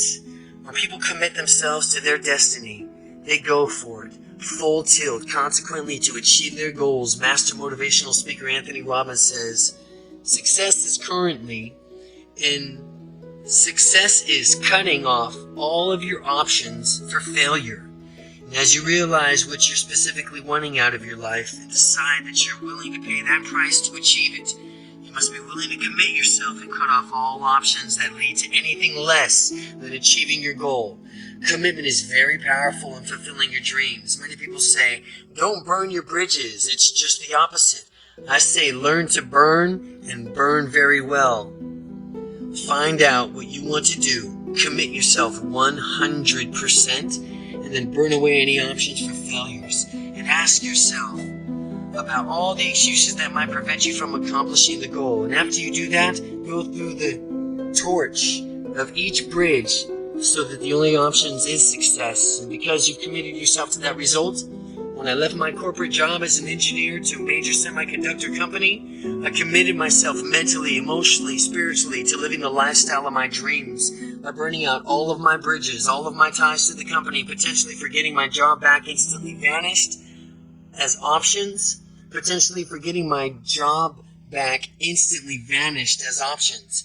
Even if I went back to begging for my job, no job would be available to me. Success became the only option. You could do the same thing with your goal. Decide what you want, commit to it, and systematically burn all the bridges that might be standing in your way.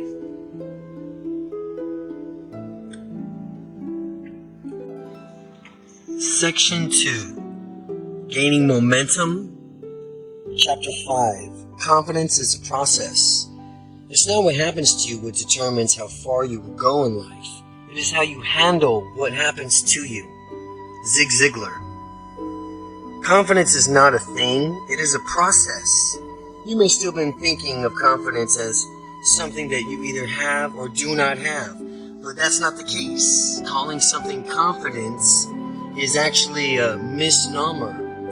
There's only such a thing as acting confident or behaving in a confident way or thinking confident thoughts. The same goes for any emotion, be it fear, sadness, depression, or anxiety. None of these are actual things. They are all results of processes, sequences of thought that you run in your mind. Up until now, you may not have been aware that you were doing this, but the vital point to realize is that you have complete control over these processes. You can decide whether mental processes are useful or which are not. And if they are useless, you can stop, interrupt, and banish them. By changing your language, you change your life. As we saw in the introduction, neuro-linguistic programming, NLP, shows how language, both verbal and nonverbal, affects your mind. The language that you use to describe what you are feeling impacts your feelings tremendously. It is your knowledge and this awareness of these processes that gives you the power over them. When somebody says he or she is depressed, that person has done is built in the notion into his or her mind of that very being. People they can't be depressed all the time. If they were, they wouldn't call it depression. It'd just be their normal state of being. Instead, people who consider themselves depressed should be saying, I run a process through my mind that causes me to experience certain feelings that I have collectively labeled as depression. The same goes for anxiety. Releasing the past. Think about who you were in the past, and who cares if you were shy, if you weren't confident in the way that you wanted to be. The past is behind you. There's nothing that you can really do about it now, and the best thing you can do is learn from it and behave differently in the future. To the end. And to that end, I want you to forgive your former self, being shy of not acting confident in the past. So often, people spend their valuable time and energy kicking themselves for the time and opportunities that they lost as a consequence of being shy. Stop now before you read any further. So stop now before you read any further. And if you were unconfident or shy in the past, forgive yourself now. Release all those feelings of negativity and frustration and anything bad you might have against your shy former self. Because that version of you is over. We're going to learn from the past and we're going to move on. Get rid of negative emotions. Getting rid of negative emotions. Let's begin to blow out all the negative emotions. A great place to interrupt and banish those useful thoughts, processes, is to consider the language that you use to describe them. Let's just say if you feared public speaking, you would have described this fear as if you say, I have a fear of public speaking. You are, in a sense, taking ownership of something that is just a mental process. What if you were to describe what is really happening and say, well, when I think about public speaking, I run a process in my mind that I have labeled as fear. How much does this change the things for you? How much better do you feel knowing that what you previously described as a fear of public speaking is really just a process that you can reverse? Beginning now to notice how you've been describing other negative emotions. Have you been saying anything like, I always get nervous when I talk with strangers, or talking to customers makes me anxious. I just feel depressed, or instead saying, I feel sad. Describe yourself for what's really going on. I choose to think in a certain way that results in my feeling sad, or when I encounter a certain set of circumstances. It may sound a bit hokey at first, but as you continue to think about it and really dig into the meaning of that sentence, you will begin to gain a sense of how truly liberating this is. Add positive emotions. Now, after taking control of these processes, insert a positive emotion in place of the negative one. I have absolute confidence in public speaking. Try that one out. The negative processes it serves you. If you catch yourself running in these negative processes, interrupt it inside of your mind and yell, stop. Make it a habit to stop the negative process and automatically start the resourceful. Chapter 5, Confidence is a Process. Part 2, Gaining Momentum. If not, what happens to the bitch better have my money? Voice to suit you. Congratulate yourself when you stop the negative processes and praise yourself when you start a confident process. Because you get more out of what you reinforce. Praising yourself gives you the incentive to run the resourceful process. Naturally, you'll be more likely to do it again in the future. After all, you should treat yourself well. Some people have negative internal voices nagging at them all day. How awful would it be to live like that? Remember, the only person with whom you spend all your time with is yourself. So you might as well have a great rapport with yourself. Also, don't forget to congratulate yourself whenever you step outside of your comfort zone. Celebrate the successes and rewards and reward yourself accordingly. Consider the example of Janet, a rookie salesperson. Janet finds herself saying, talking to customers is scary. It's frightening to me. I feel fear when I go out and ask them to purchase my product, and I don't know what to do.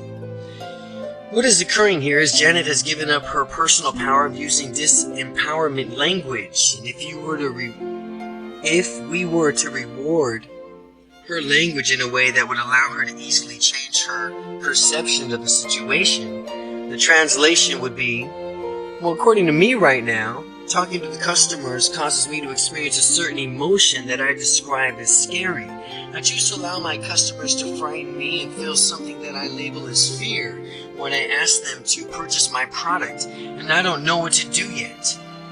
Here is what Janet can do to immediately gain control of her emotions. Append, according to me at this time, onto every one of her sentences. This forces her to acknowledge that what she is describing is not absolute truth. It's not etched in stone for all time. According to me at this time, it's not the absolute truth. Whenever there is an unwanted emotion, like fear or guilt or anxiety, she must describe the emotion with the following phrase. Well, I choose to experience a certain emotion by doing something inside of my mind that causes me to experience a set of pictures, sounds, feelings that I collectively have labeled as an emotion. This requires Janet to take fixed emotion and turn back into a process. It is also demonstrates that she is the one in control and of that process. When she scratches or catches herself using the disempowerment language, after she restates it using the guidelines above, she must empower herself by using sentences that state how she will behave in the future. An example: although I have done this in the past, I wonder how quickly I can find myself becoming more relaxed and confident when I go to ask customers to purchase my products. As you would go through this example and see how it's done, you will realize that you could do it too. Unwanted emotions exercise. The unwanted emotions exercise, it's time. It's now time for you to think of 5 unwanted emotions and context them with which you experience those emotions. While you do that, become cognizant of the language that you are using to describe what you really do to experience those unwanted emotions, and think of emotions that would best fit in their place after you rid yourself of the unwanted ones. Following that, do the exercise of changing your current language and adding in more empowering language. Remember, what you do to change your language is what you'll do to change your life. Throughout the rest of this book, you'll be learning many more effective, simple ways to use language and many more mental processes that will give you unstoppable confidence.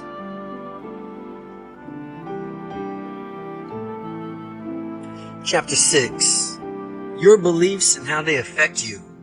If you develop an absolute sense of certainty that powerful beliefs provide, then you can get yourself to accomplish virtually anything, including those things that other people aren't even certain are possible. Anthony Robbins. The next step is to take a close, hard look at our beliefs and to find out what they really are and what we really want out of life. Your current beliefs realized. Pause for a moment and consider everything around you. Everything that you have, everything that you lack stems directly from beliefs of yours. Similarly, all of your experiences that you've had and all of those experiences yet to be had are because of your beliefs. Beliefs are pervasive throughout our areas of life. They influence what we do and how we do it in any extraordinary degree. Your quality of life depends upon your quality of depends upon the quality of your beliefs. The more useful and empowering the beliefs you hold, the more success you will attract. Understanding why we have beliefs, and more importantly, how can we consciously change them, is the most important of the key precepts of NLP. Beliefs are very influential in our lives. They have the ability to spur us into action and fulfill our dreams, or to keep us stuck in a mediocre situation.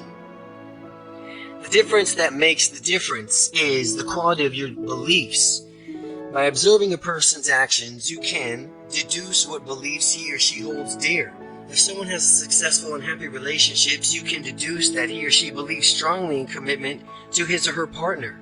If someone has well-adjusted children, you can deduce that parents believe in taking pride in being good parents. If someone is fit and muscular, you might as guess that this person has a firm belief in health and fitness. How beliefs are formed. As we go through our lives, each of us gains different sets of experiences, learns to derive meanings from them. These lessons go long ways towards forming our beliefs. We acquire beliefs not only through our own experiences, but through and also learning from authoritative figures in our lives. These people have a way of passing on our lives and beliefs to us. Usually, when we are young children, the authoritative figures are our parents or school teachers. During this period, we do not consciously filter out what we don't want to believe in or try to determine whether a belief is empowering to us. Since they are authority figures, we simply adopt their beliefs as if they were uncontestable facts. This is useful since there's so much for children to learn, yet sometimes the same well-meaning authority figures passes on a less than beneficial belief. As adults, however, we should realize that this is a better way, which is to adopt beliefs based on based on their utility to us. Ask yourself whether a particular belief serves you. If so, keep it. If a belief keeps you stuck in a station of your life and you've already outgrown it, then get rid of that belief and replace it with a more empowering belief. You can learn something from each and every person that you encounter, whether it's something positive that you want to incorporate into your own life or something negative that you want to avoid. When you find what that someone has as far as empowering beliefs in a certain area, you can adopt those beliefs for your own. Similarly, if someone tries to pass a limited belief onto you, you can filter that one right out. Consistently remain aware of your beliefs about certain things in different contexts. For example, you can wear a rubber band around your wrist and snap it every time you catch yourself uttering something less than empowering. This will cause your mind to associate that belief with pain. And since the mind wants to avoid pain at all costs, eventually you eliminate that belief. Make it a habit to eliminate the beliefs that you notice tend to be useless or that are holding you back. Make it a habit to believe even more strongly in the empowering ones. Sometimes people mislabel their feelings and create faulty beliefs. For example, if someone gets excited before making a sales pitch and mistakenly labels defeating as fear, this person may create a belief that selling is always going to be scary. The next time he goes out to sell, he will be even harder for him to sell, to perform at his optimum level, since he believes he's about to get scared. That's a belief that should clearly be lost. Pay close attention to how you label your emotions, because that will determine whether you create useful beliefs or useless ones. The structure of beliefs. Beliefs are structured in one of two ways: meaning or causality. Meaning or causality. When you either meaning or causality language explained below, you'll know someone is sharing his or her beliefs with you. A person finds it useful to listen for signs of other people's beliefs in case they have a more empowering belief one than the one you currently hold. So listen to people's beliefs. If they do, I know that I can replace my beliefs with theirs. Using the same idea, if I notice that they hold beliefs that I find less than useful to myself, I simply respect their belief and avoid adopting them as my own. Meaning beliefs. The meaning beliefs reveal that someone's considering a definitive explanation of the given subject.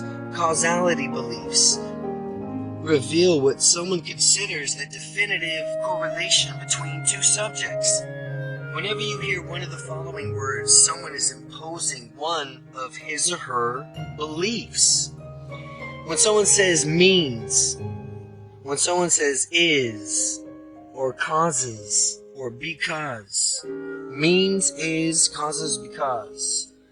When you hear someone else's beliefs, it's important to realize that they are not necessarily true. Sometimes people forget the fact that it's accidentally take on one less than empowering beliefs as their own. This is especially true for people listening to authoritative figures. They may forget to question what purpose it serves by the beliefs the authority figure is trying to promote. The qualities of beliefs.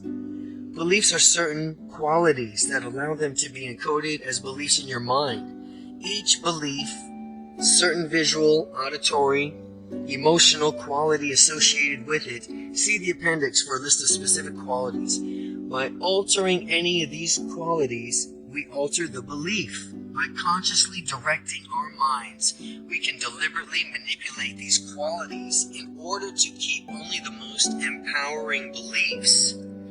Visual qualities of experiences. Movie stars are often adored to the point from which they are modeled by fans depicted in a larger-than-life. This reason is because they are literally presented to the audiences larger-than-life on a huge movie screen in theaters. In the same way, you think about certain things that though are viewing them on a mental movie screen. These things will seem quite compelling. If you have something positive that you want to experience more vividly, you enlarge whatever you are visualizing, make it a movie screen size in your mind, and notice how the feeling becomes more intense.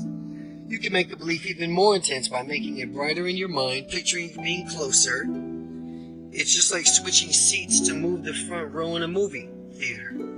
When you visualize a belief or a memory as a brighter and close, you will experience the feeling as much more intense.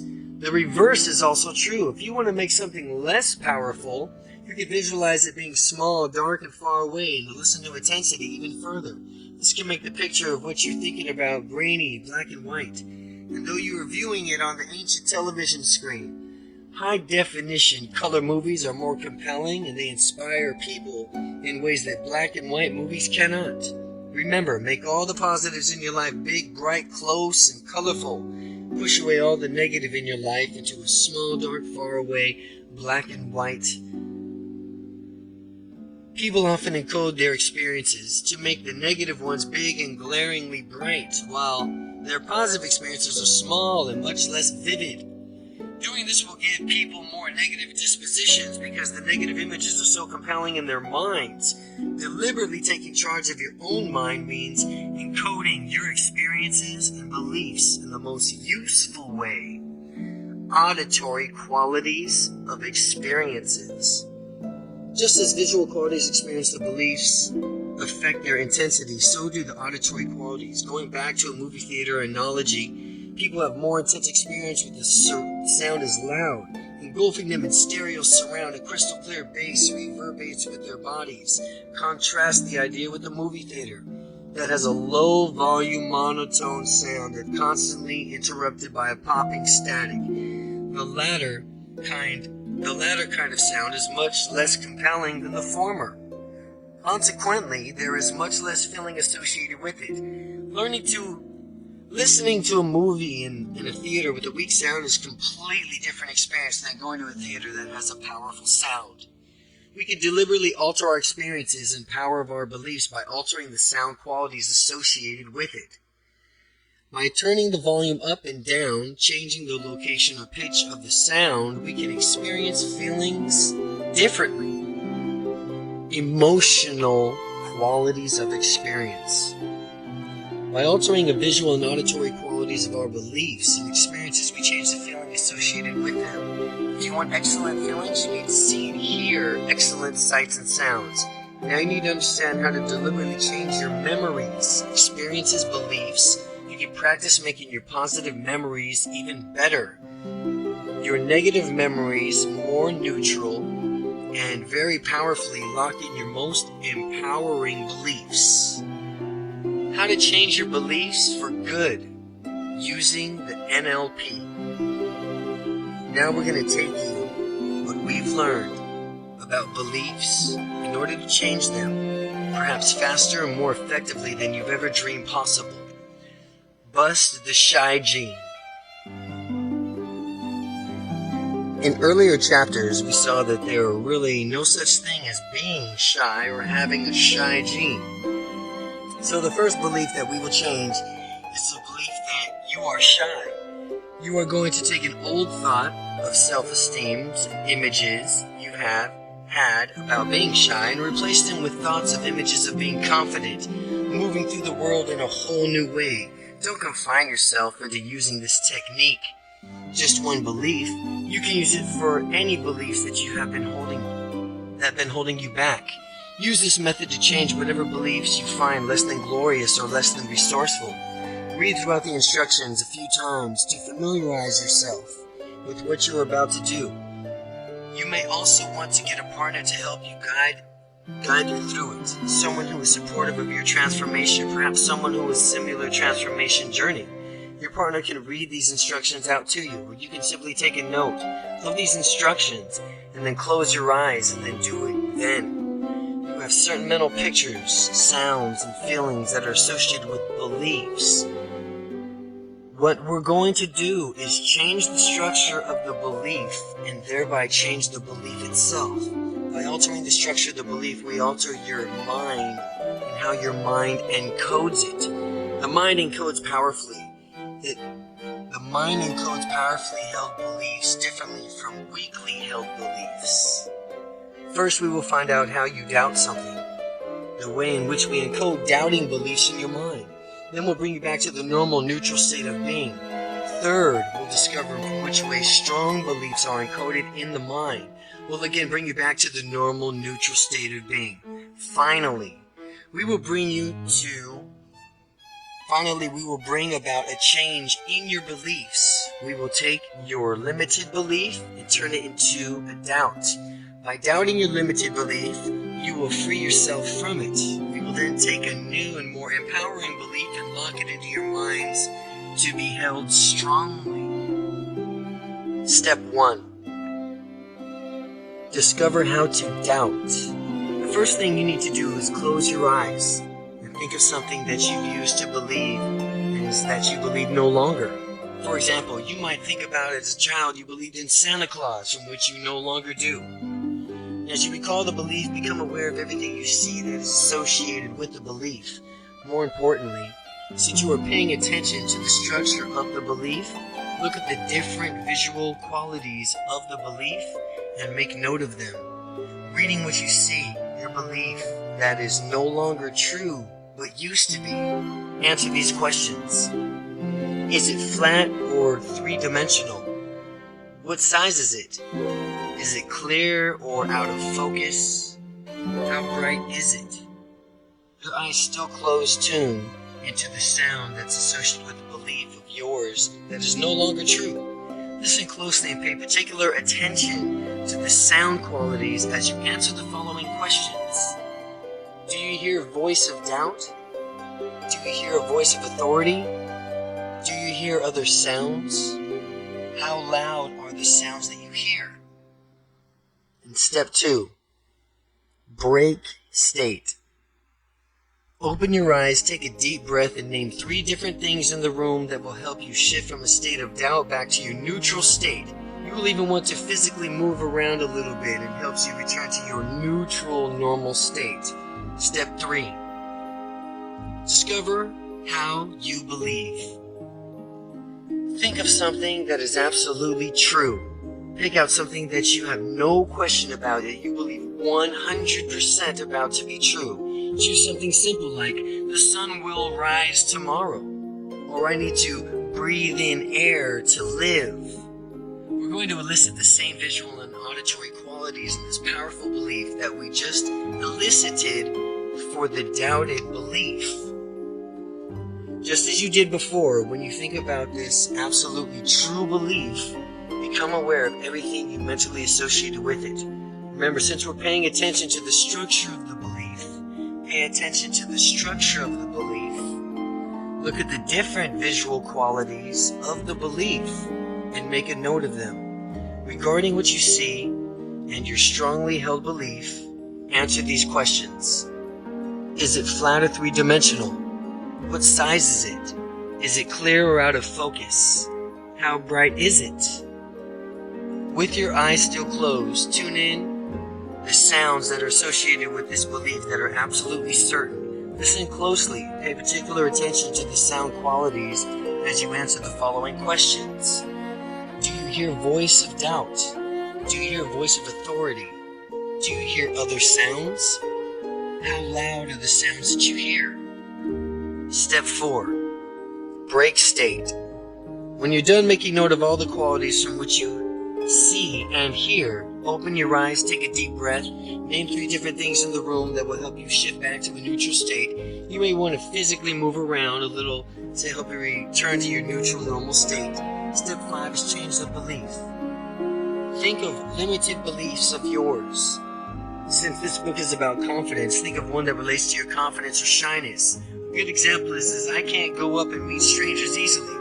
This belief that limits many people whose social and business lives would improve if they rid themselves of it. Once you've selected your limited beliefs regarding confidence or shyness, close your eyes and notice all the visual and auditory qualities of that belief. This is just what you've done in steps 1 and 3.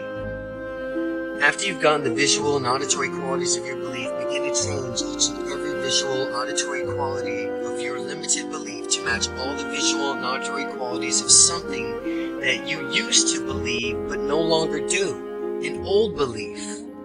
This process recodes your limited belief, transforming it into something that you no longer believe. Make sure the visual and auditory qualities of the limited belief match those of the old belief as precisely as possible. When you're done transforming that belief, open your eyes. Take a deep breath and reorientate yourself back into a neutral, normal state of being.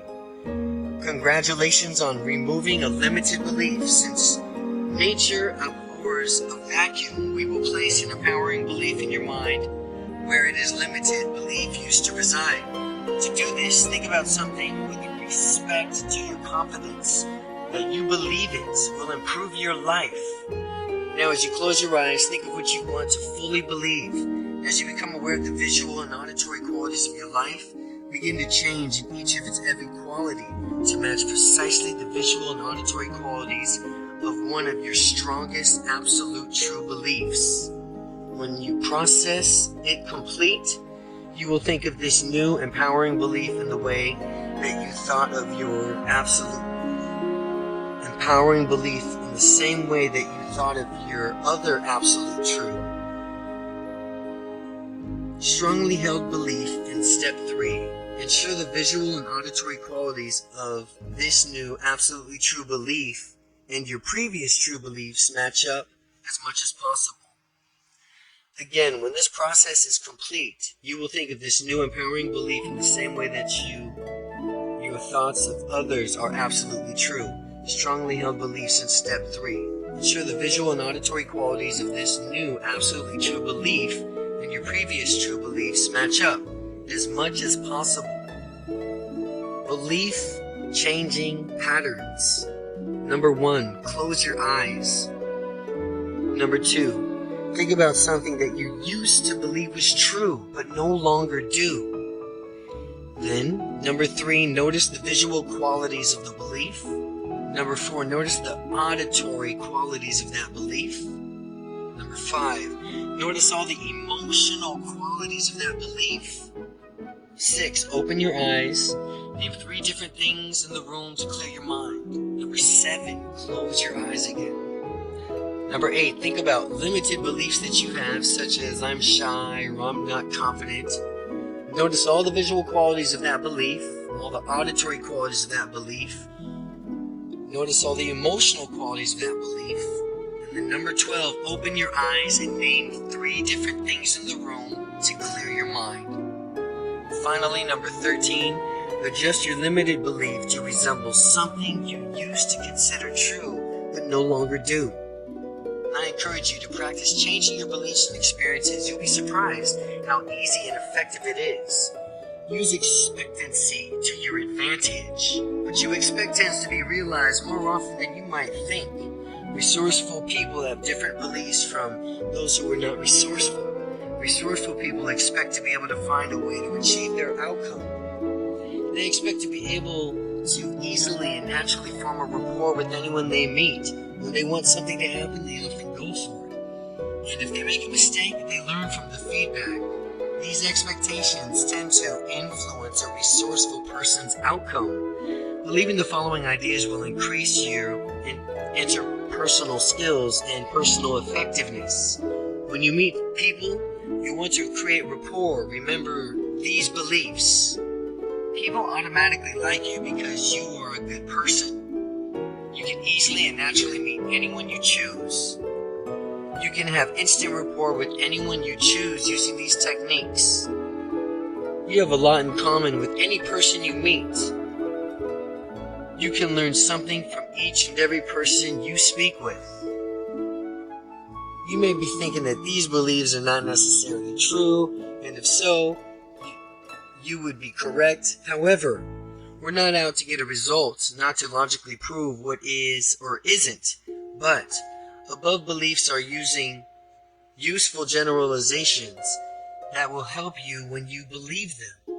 In all interpersonal relations, assume that you can get and maintain a rapport. Operate under the belief that you have far more in common with that person than not in common, and you will easily connect with him or her. Diffuse limiting beliefs with the power of question. The following method uses questions that are designed to break up limited beliefs. These questions help you reconnect with your confidence resources. Remember that you have confidence within you. You have confidence within you all times. You will have success you will have successfully been confident in the past. The key is to summon the necessary confidence whenever you choose. Now, if you hesitate or behaving tentatively, ask yourself, what's stopping me from doing what I want? Once you have the answer to this question, you can transform the frame of mind, your internal dialogue, and your physiology into a state of confidence. If in fact you do find yourself acting shy, never beat yourself up over it. Remember that there's a positive intention behind every behavior. That means that the way you were acting serves as a purpose to ultimately do some good in the past. Figure out what positive intention of your shy behavior is by asking yourself, what is the positive intention of this tentative feeling? Be silent and allow the genuine answer to pop up in your mind. When you get an answer, take a note of it and then remind yourself that shyness is an outdated way of behaving and that you will choose confidence from here on onward. Be good to yourself at all times. Never ask yourself a question like, why am I shy? Asking questions like that will only keep you stuck because your unconscious mind will come back to you with the answers about why you are shy, thus reinforcing the shyness even further. That's the last thing you want. You want to ask questions that reconnect you to your resources of confidence. Ask yourself, what would it be like if I were feeling unstoppably confident right now? How would it feel? How would you feel? Would you feel different? How would you look at the world as a supremely confident person by merely answering the empowering questions? You will be forced to access a state of confidence, thereby meeting your desired outcome. Chapter 7, Unstoppable Confidence in Personal Relationships. Do unto others as they would like to have done unto them. The Platinum Rule. Interpersonal skills are fundamental to gaining unstoppable confidence. Simply knowing these interpersonal skills will dramatically increase your confidence. Because you know how people function, you will naturally be able to relate to anyone and everyone easily by the time you finish this book. The universal characteristics of friendship. Stop for just a moment and think about your best friend. You can probably picture that person clearly in your mind. As you hold on to that image, I want you to notice what it is specifically that you like about that person. Chances are the qualities that you like about your best friend are related to the following 3 universal characteristics that make people like one another. All friendships are based on these 3. All friendships are based on similarity, cooperation, and praise. Similarity. People like people who they perceive as being similar to themselves. You and your best friend have things in common. These things may include attitudes, beliefs, hobbies, goals, dreams. More likely than not, you like to do the same things. Furthermore, you and your best friend probably have similar dislikes as well. The similarity principle can be used to enhance your interpersonal relations and increase your own personal confidence. There's a distinction between true similarity and perceived similarity. True similarity is actually having something in common with someone, while perceived similarity is matching someone's behaviors. Example, mirroring. So, that his or her subconscious mind perceives you as similar. Both kinds of similarity can help you improve your interpersonal relations. See Part 4 for the exercise using perceived similarity. Cooperation. Cooperation. The next ingredient that ensures people will like each other is cooperation. It is the absolute necessity. Without cooperation, there can be no basis for friendship. People who cooperate with you, participate in activities with you, and generally agree with you are undoubtedly more likable to you than people who don't. If someone you consider your friend decides to stop returning your phone calls, starts canceling appointments on you, or is generally uncooperative, you would obviously be difficult to maintain the friendship with them, no matter how similar you are to this person. Praise. Praise is the third factor in making one person like another. The importance of praise is obvious.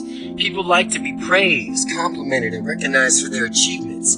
At work, employees often become disgruntled, not because they are uncompensated well monetarily, but instead because their hard work goes unrecognized. Just to praise unites people in harmony, puts down insults, and divides peoples. It is much harder to like a person who puts you down than someone who consistently praises you.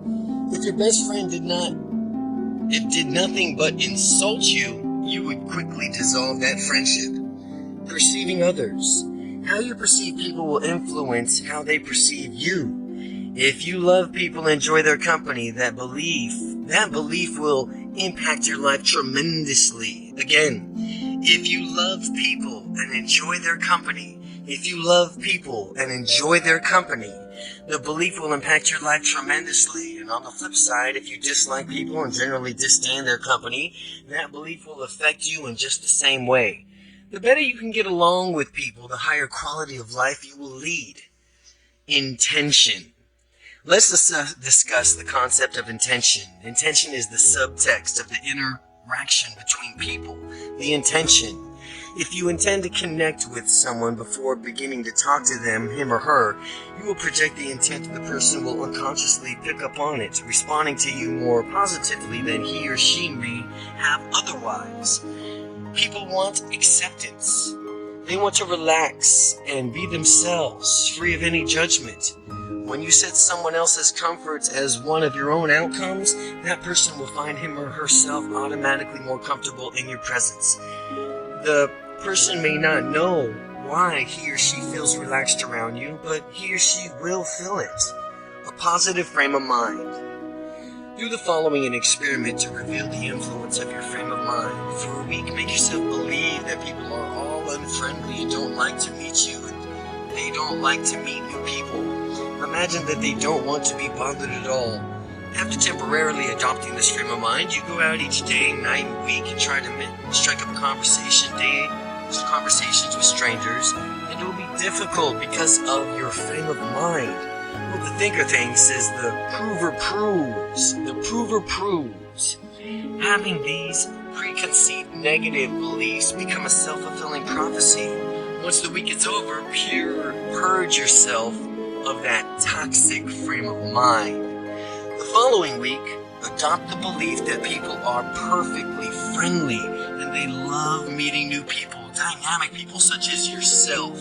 Furthermore, recognize that you like to get to know new people yourself, and since you can learn something new from each and every person you meet, you can accept people for who they are, allow them to be themselves, and free themselves from judging them. After permanently adopting this frame of mind, you can go out each day or night or week and notice how naturally it is for you to converse with strangers.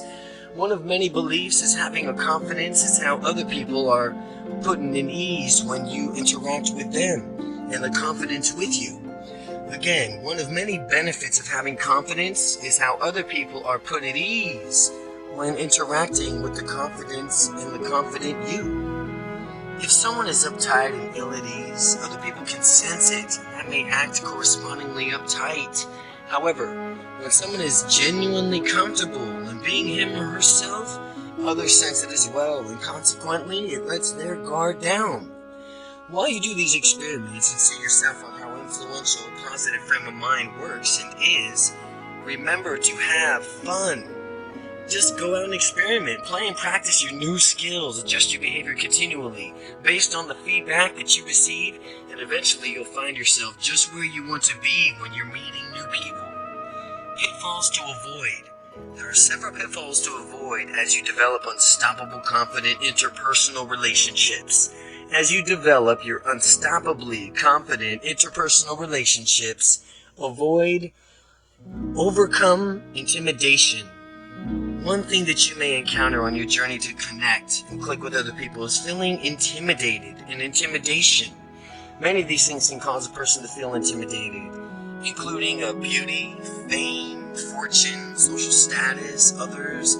People possessing these qualities can seem intimidated. It is important to remember, though, that feeling intimidated, like shyness, fear, anxiety, and other emotions, is a result of mental process. Remember, who's in control? You are. If you ever find yourself feeling intimidated while dealing with someone, recognize the feeling as soon as you feel it, and by becoming aware of it and identifying it, you can do something about it. Take a few steps back and look into the picture. You are two people talking to and interacting. Take a few steps back and look at the big picture. You are two people talking or interacting in some fashion. It's really not such a big deal. The other person is simply a person, the same way you are simple person.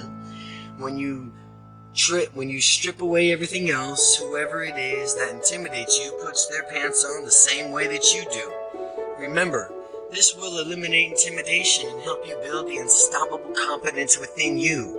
In terms of dating, some people always think that the object of their affection is way out of their league. In terms of dating, some people always think that the object of their affection is way out of their league.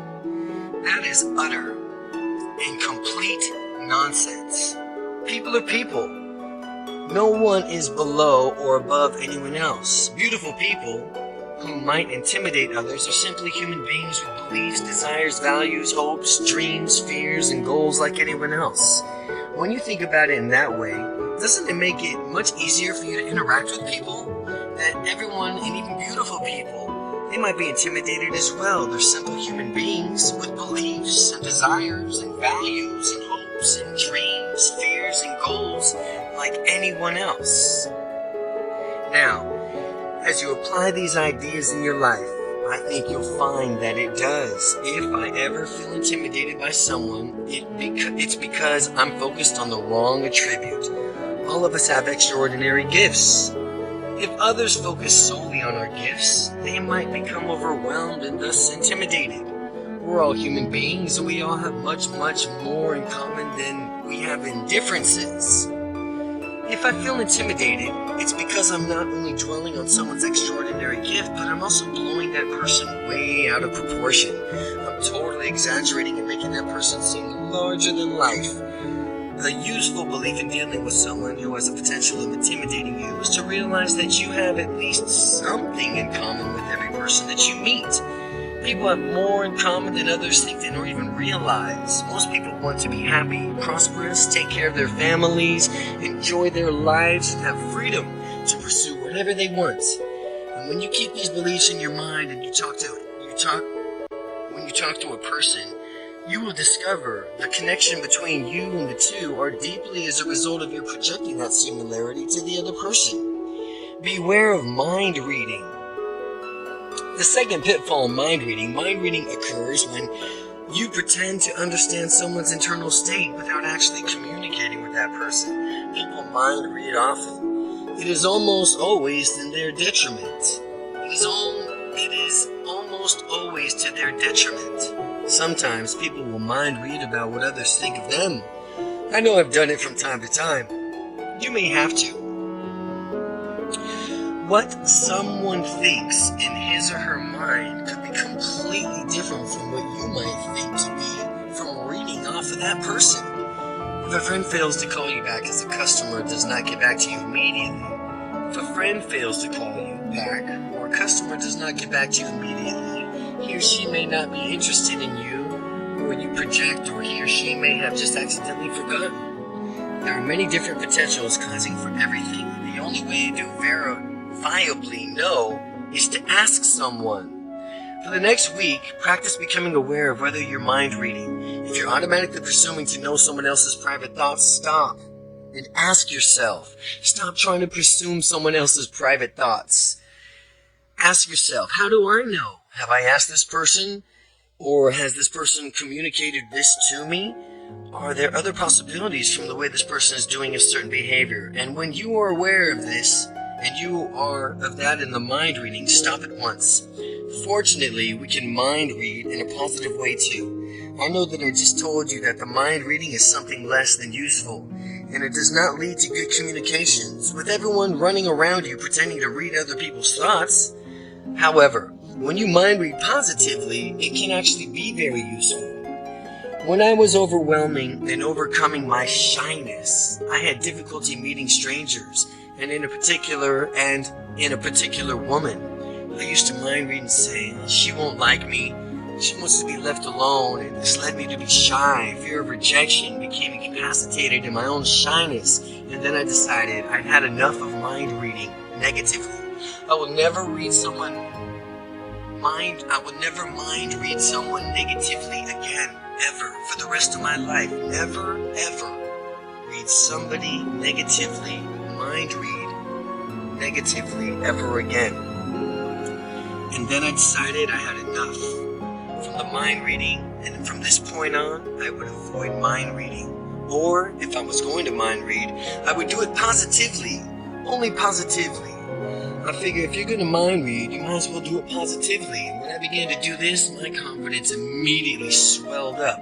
I would mind read people whom I wanted to meet, telling myself that these are their thoughts. Or I hope that he, as in me, comes over and talks to me. I sure would like to meet a nice, friendly, easygoing guy right about now. How nice would it be for him to come over? When I thought of this, I was more often than not helped to approach people and meet them. If you're going to use mind reading at all, use it to your benefit. Respond resourcefully to criticism. Now that you've learned to stop assuming people are speaking ill of us, we will learn how to respond resourcefully to criticism, and others have actually made it to or about us. This is a very useful tool in improving our interpersonal relationships. If someone is stepping off the beaten path of pursuing his or her passions, there will be criticism. Again, if someone's stepping off of the beaten path of pursuing his or her passions, there's going to be criticism. But it doesn't matter whether the person's criticizing you deliberately or wants to hold you back or not. The effect of the criticism can be the same either way, if you do not respond to it resourcefully.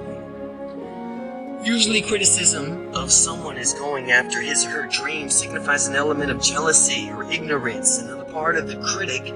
Otherwise, the critical person would be supportive and actually cheer you on. Recognize before you go after your dreams that you're putting yourself out there to potentially be criticized. Avoid letting that stop you. Instead, just understand that it may happen whether you warranted it or not. Whether it is warranted or not. Two resourceful responses to criticisms are first, ignoring it altogether. A good move. And the second, mining the criticism for valuable feedback.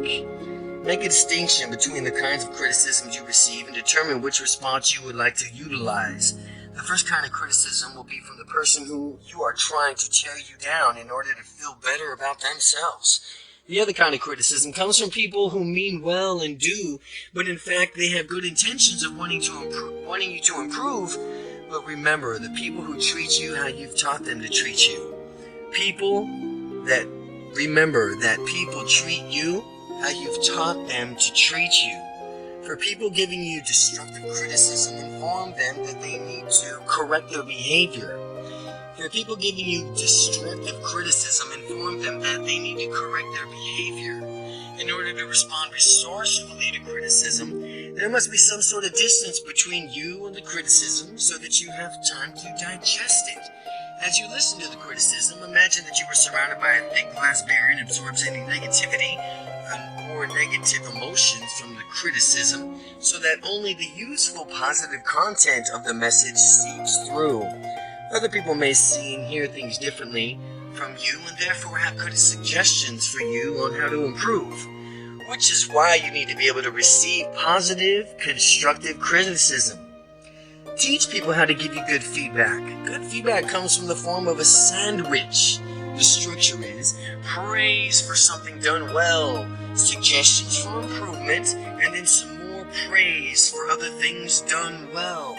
When people use this sandwich, it helps actually. People use this feedback sandwich. The person receiving the feedback feels good while still getting useful ideas on how to improve.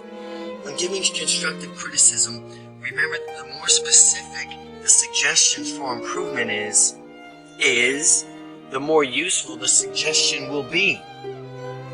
Again, When giving constructive criticism, remember that more specific the suggestion for improvement is, the more useful the suggestion will be. You gotta be specific what you're trying to have suggestions of the improvement is on. The constructive criticism should center on how you improve next time. The constructive criticism should center on how you can improve next time instead of dwelling on it of what you did not do so well as far as this time around. Give others feedback in this way and expect the same from them. You'll be far more effective than you can even imagine. Again, the constructive criticism should center on how you can improve next time, Whatever you say as far as constructive criticism, never dwell on it ever. It's just how you can improve next time. And instead of dwelling on it, of what you did not do so well this time around. Give others feedback in this way and expect the same from them. You'll be far more effective than you can imagine. Show confidence in interactions. The following ideas will get you started in demonstrating unstoppable confidence. In these interactions with others, more techniques for creating better personal relationships are found in Part 4. The Platinum Rule. In dealing with people, many have heard the Golden Rule. Everyone heard of the Golden Rule. But how about the Platinum Rule? The Golden Rule is do unto others as you would have them do unto you. No, the Platinum Rule is do unto others as they would like to have done unto them. When you think about it, the Platinum Rule obviously makes more sense. If someone feels down and recognize it, you can proactively make that person feel wonderful. The magic of touch. People who are well-liked and confident put others at ease in their presence. One method they use to put others at ease is to convey a warm feeling and the power of touch. People crave connection with other people. Touching and being touched by others, if applied correctly, can be a powerful way to make a connection. Whether it's a handshake or congratulatory pat on the back or a warm hug, people often respond to touch. As an example that demonstrates the power of touch, it is a study that was conducted with the waitresses. The researchers set out to determine how to touch would influence the tips the other waitresses earned. The first group of waitresses touched each customer while he or she ordered items off of the menu. The second group acted just as friendly, only they didn't touch the customers at all. The researchers found that the waitresses who touched the customers earned tips that were 50% higher than those of the waitresses who did not. What this shows is that the customers perceive the waitresses who touched them as more likable and open. Finally, a word of warning. You should apply touch judiciously and appropriately. Again, only judiciously and appropriately, never in a way that could be misconstrued as sexual or inappropriate. As with all things, use some common sense. Chapter 8. Overcoming obstacles on the path to success. In every adversity, there is a seed of equal or greater benefits. Napoleon Hill. All the happiest, most fulfilled, most successful people realize that success is a process. It's a journey of who we become, not simply the end result that makes us all worthwhile. The achievement of the goal is sweet, but as with any goal worth achieving, there will likely be setbacks along the way. Viewing those setbacks in the right light can make the difference in your ultimate success. No such thing as failure. No such thing as failure. Thomas Edison did more than 10,000 experiments before he perfected the incandescent light bulb. Colonel Sanders, the founder of the chicken franchise KFC, got 1,009 rejections before someone bought his chicken recipe. When Sylvester Stallone of Rambo fame showed up in Hollywood, he went through more than 100 auditions before someone cast him in a small role. What all these people had in common was that they did realize that there's no such thing as failure. There's only results, and after you've been knocked down, the only thing that matters is that you get back up. As Thomas Edison was developing the light bulb, a newspaper reporter came to interview him about his experiments that had failed. The newspaper reporter inquired as to when the inventor would give up after failing so many times, which Edison retorted, "Never." The pressing newspaper reporter insisted, "But you've kept failing over and over," and Edison swiftly responded, "No, what you don't understand is that I have not failed. I've just found over 10,000 ways not to invent the light bulb." This is very true, and since he's learned from each previous experiment and made corrections based on his findings, masters become masters because they make more mistakes. The more mistakes you make, the better distinctions, small pieces of information you learn by doing, you'll get. The more distinctions you have, the more easily you will reach for your outcome. Think about that as it applies to your confidence in going after your dreams. Masters are excellent at fundamentals. They go back and ensure that they have gotten the basics down. If you at first are not successful, be thankful. Some of at least successful people are out there. They've had early successes and decided that there was no room for improvement. Therefore, they became complicated and stagnated. Compare this to people who fail royally the first times. These late bloomers have to develop skills to adjust their behaviors based on feedback. They tend to develop habits that lead them towards continual improvement, and as they develop these habits and begin to succeed, they eventually surpass the early bloomers in productivity. The 4 major causes of blunted progress. People stop short of achieving success for many different reasons, and being aware of what stops other people can help you prevent yourself from being sputtered out. Now let's continue on the road towards living your dreams. A lot of the reasons that people prevent people from living their dreams are actually excuses. What I challenge you to do is systematically go through your life, kick out all the excuses, the crutches that you may have or been leaning on. Blow out the crutches permanently so that there can be no choice but success. This is one of the rare times of reducing your options will ultimately gain you more options in the future. Excuses are false options that will only hinder your progress. And since progress is vital to success, you mustn't let anything stand in your way. The 4 major causes of blunted progress is number 1, the fear of change. Number 2, fear of the unknown. Number 3, the fear of success. And number 4, the fear of failure. Fear of change. People are creatures of habit. A lot of us do the same things over and over again, as in every day we rerun. This can be good in some context. Habits simplify our lives. We don't have to consciously think about how to drive a car, open a door, use a computer every time we do so. On the flip side, habits can become detrimental to our well-being if they act too much on our habits. We can become automatons and forget to make conscious choices about what we really want to do. Becoming confident is the breach of habit that people may fear, since it involves an entirely new set of behaviors, attitudes, and values that differ from being shy. It is useful to believe that change is fun and easy. To change for the better leads to personal growth. Change for the better. Personal growth, and that lets you know that you're really alive. It shows that you are really not stagnated. Sometimes at the start of a big change, it may be painful or seem to have negative effects. Always look on the bright side. Think long term. Dwell on how difficulty you experience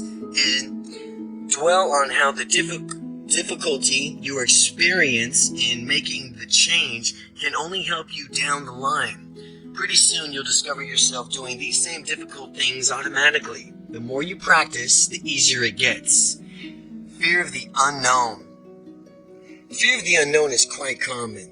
Even though it makes little sense to me, life inherently has become unknown. You just never know what's going to happen. You don't know what to expect all the time, and your life would be completely drained of spontaneity if you ever could, and you would never have any enjoyment. That wasn't mapped out beforehanded. Is this worth wasting your valuable time and energy contemplating on the unknown when you could just take it as it comes with an optimistic attitude? Of course. It's only natural to make provisions that ensure the worst case scenario in each situation does not happen. Although, if the worst case scenario should happen, you can always minimize the damages afterwards. This is the fundamental shifting in your mindset here. It's the difference between taking action to preventing or minimizing the worst case scenario and not taking action because you're worried about something bad might happen. It's important to avoid spending your time worrying and fearing the unknown. Instead, take action and increase your peace of mind. Think of life as an adventure or a game where you make up all your own rules play by play. And if you move through your life with a frame of mind like that, how much more exciting and fun would your life be? The fear of success. Some people subconsciously fear success. This fear paralyzes them, preventing them from taking a positive action. Successful people find ways to overcome this fear, and that's one of the reasons why they are successful. There's a myth that if you become successful, you have to move in a different neighborhood and lose all your friends, and the world as you know it will end. But if you subscribe to this theory, you are deluding yourself. Success comes in many forms: marital, spiritual, physical, mental, financial, and so on. And it is wonderful. Success is continually rewarding all of the people, and all the people should know that it's like to be successful and what it's like to be successful in their own right. Sometimes people shun success because they think it'll impose a higher standard on them and consequently put them with more pressures on them to perform consistently at the higher level.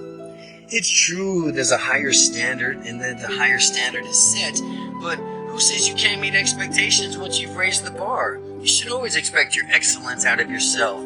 You deserve to perform at a high level, no matter what the context. If you're merely continuing to perform adequately, then you're just trying to not lose.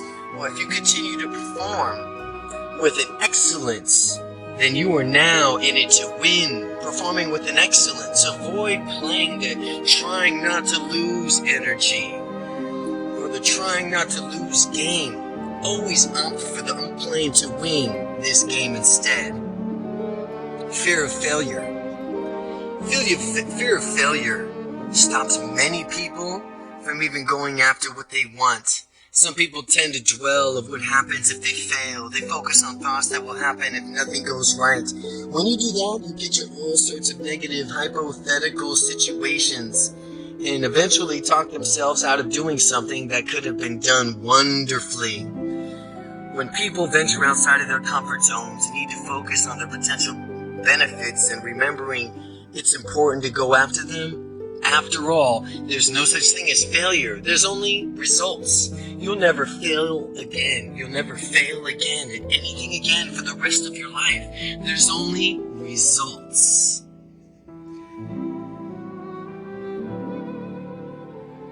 And if you get results that you don't like, you'll naturally adjust your behavior based on the results to persist until you achieve your outcome. If you get results you don't like, you'll naturally adjust your behavior based on the results to persist until you achieve your outcome. To get past the fear of failure, answer the following question. To get past the fear of failure, getting past the fear of failure, answer the following questions. If you knew you could not fail at something, what would you do? What would you achieve? How would your life be different than it is now if you knew you could not fail? First, you must conceive it. Then you must believe it. And then finally, you will achieve it. Your initial answers to these questions are outcomes that you should pursue. Go for it. Make them a reality. Remember, the mistakes are great ways to learn. Mistakes are just a great way to learn. We all make mistakes sometimes, and the more we make them, the more better off we are. And since this means we're all learning faster than better off we are. Since that means we'll be learning faster than if we weren't making any mistakes at all. As long as you avoid making catastrophic mistakes, the little ones can be your best teachers of how to do something the right way. Even if you did nothing and tried your hardest not to make a mistake, mistakes could be impossible to avoid. Since doing nothing and or in itself would be a mistake, you are bound to making a mistake once in a while. So let's just make the most of them. The secret, start making the most mistakes as you can. One motto is to go by is this: fail forward fast. Fail forward fast. Keep on making the mistakes and learn from them. Adjust and move on.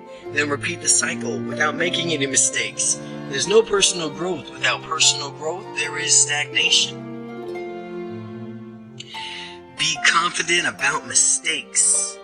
Be confident about mistakes. They're simply ways in which we learn. There's a success and a confidence secret of go-getters all around the world, and after each success they experience, they integrate that success into their identity as further evidence that they are unstoppable.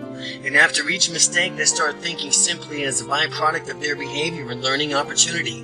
The mistake doesn't cast any doubt on who they are as people.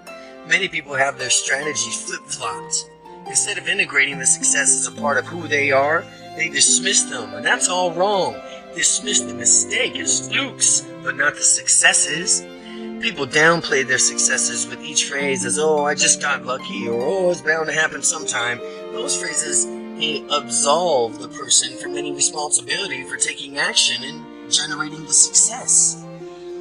Noting these phrases popping up and out of other people's language and yours too, then avoid using them even ever again. It wasn't luck, it was you. It wasn't luck, it was you.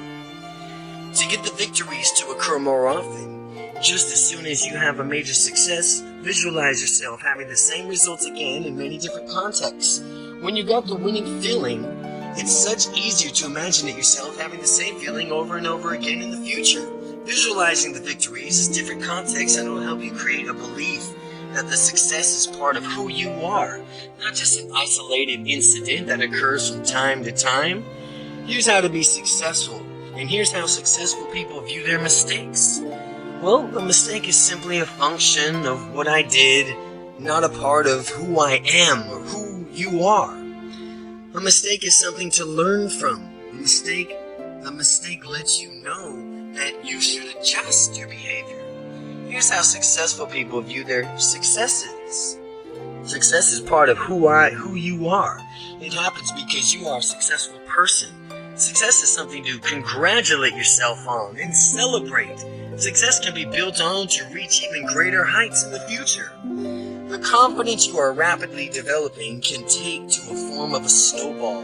At first you pack the smallest bit of snow in your hands and make it as dense as possible so that it sticks together, and then you place a small snowball on the top of the great big hill, and as you roll the snowball down the hill, the snowball gathers more and more snow and it gains momentum. Pretty soon the snowball is unstoppable and it keeps getting bigger, acquiring more snow and faster. That's how your confidence is going to be growing now. You're packing the small snowball for the techniques in this book, pushing the snowball down the hill. With the snowball racing down the hill, you are stepping further and further outside of your original little comfort zone. You'll be amazed how surprised and delighted you'll find of how much you'll enjoy this wonderful personal growth. Once you adopt the belief that mistakes are your gateway to learning and natural parts of the process, your confidence will immediately begin snowballing faster. What makes the difference between successful, confident people and those who are tentative and do not pursue their dreams is the way that they actually view their mistakes. If you want to do something well, it's worth doing poorly at first. But that is why taking action is almost always better than taking no action at all. In taking action, you will either get your outcome or you at least get something so that you can do something even better the next time. If you fail, take action out of the fear. If you fail, take action out of fear. You will never learn nothing and stay stuck in the same place as you were. The confident man and the confident mindset allows you to make as many mistakes as you need to as fast as you possibly can. The key here is to correct what you're doing based on the feedback that you get regarding the mistake. Be constantly correcting. Eventually, you will get your desired outcome, and after you've succeeded, you will learn to integrate the success into your identity, as well as being a person of unstoppable confidence. The tentative mind sets and holds the mistakes they tend to think that they're bad and they should be avoided. But as you become more confident in yourself, you'll naturally find how effective the tentative mindset is in terms of going after your dreams, how ineffective the tentative mind is.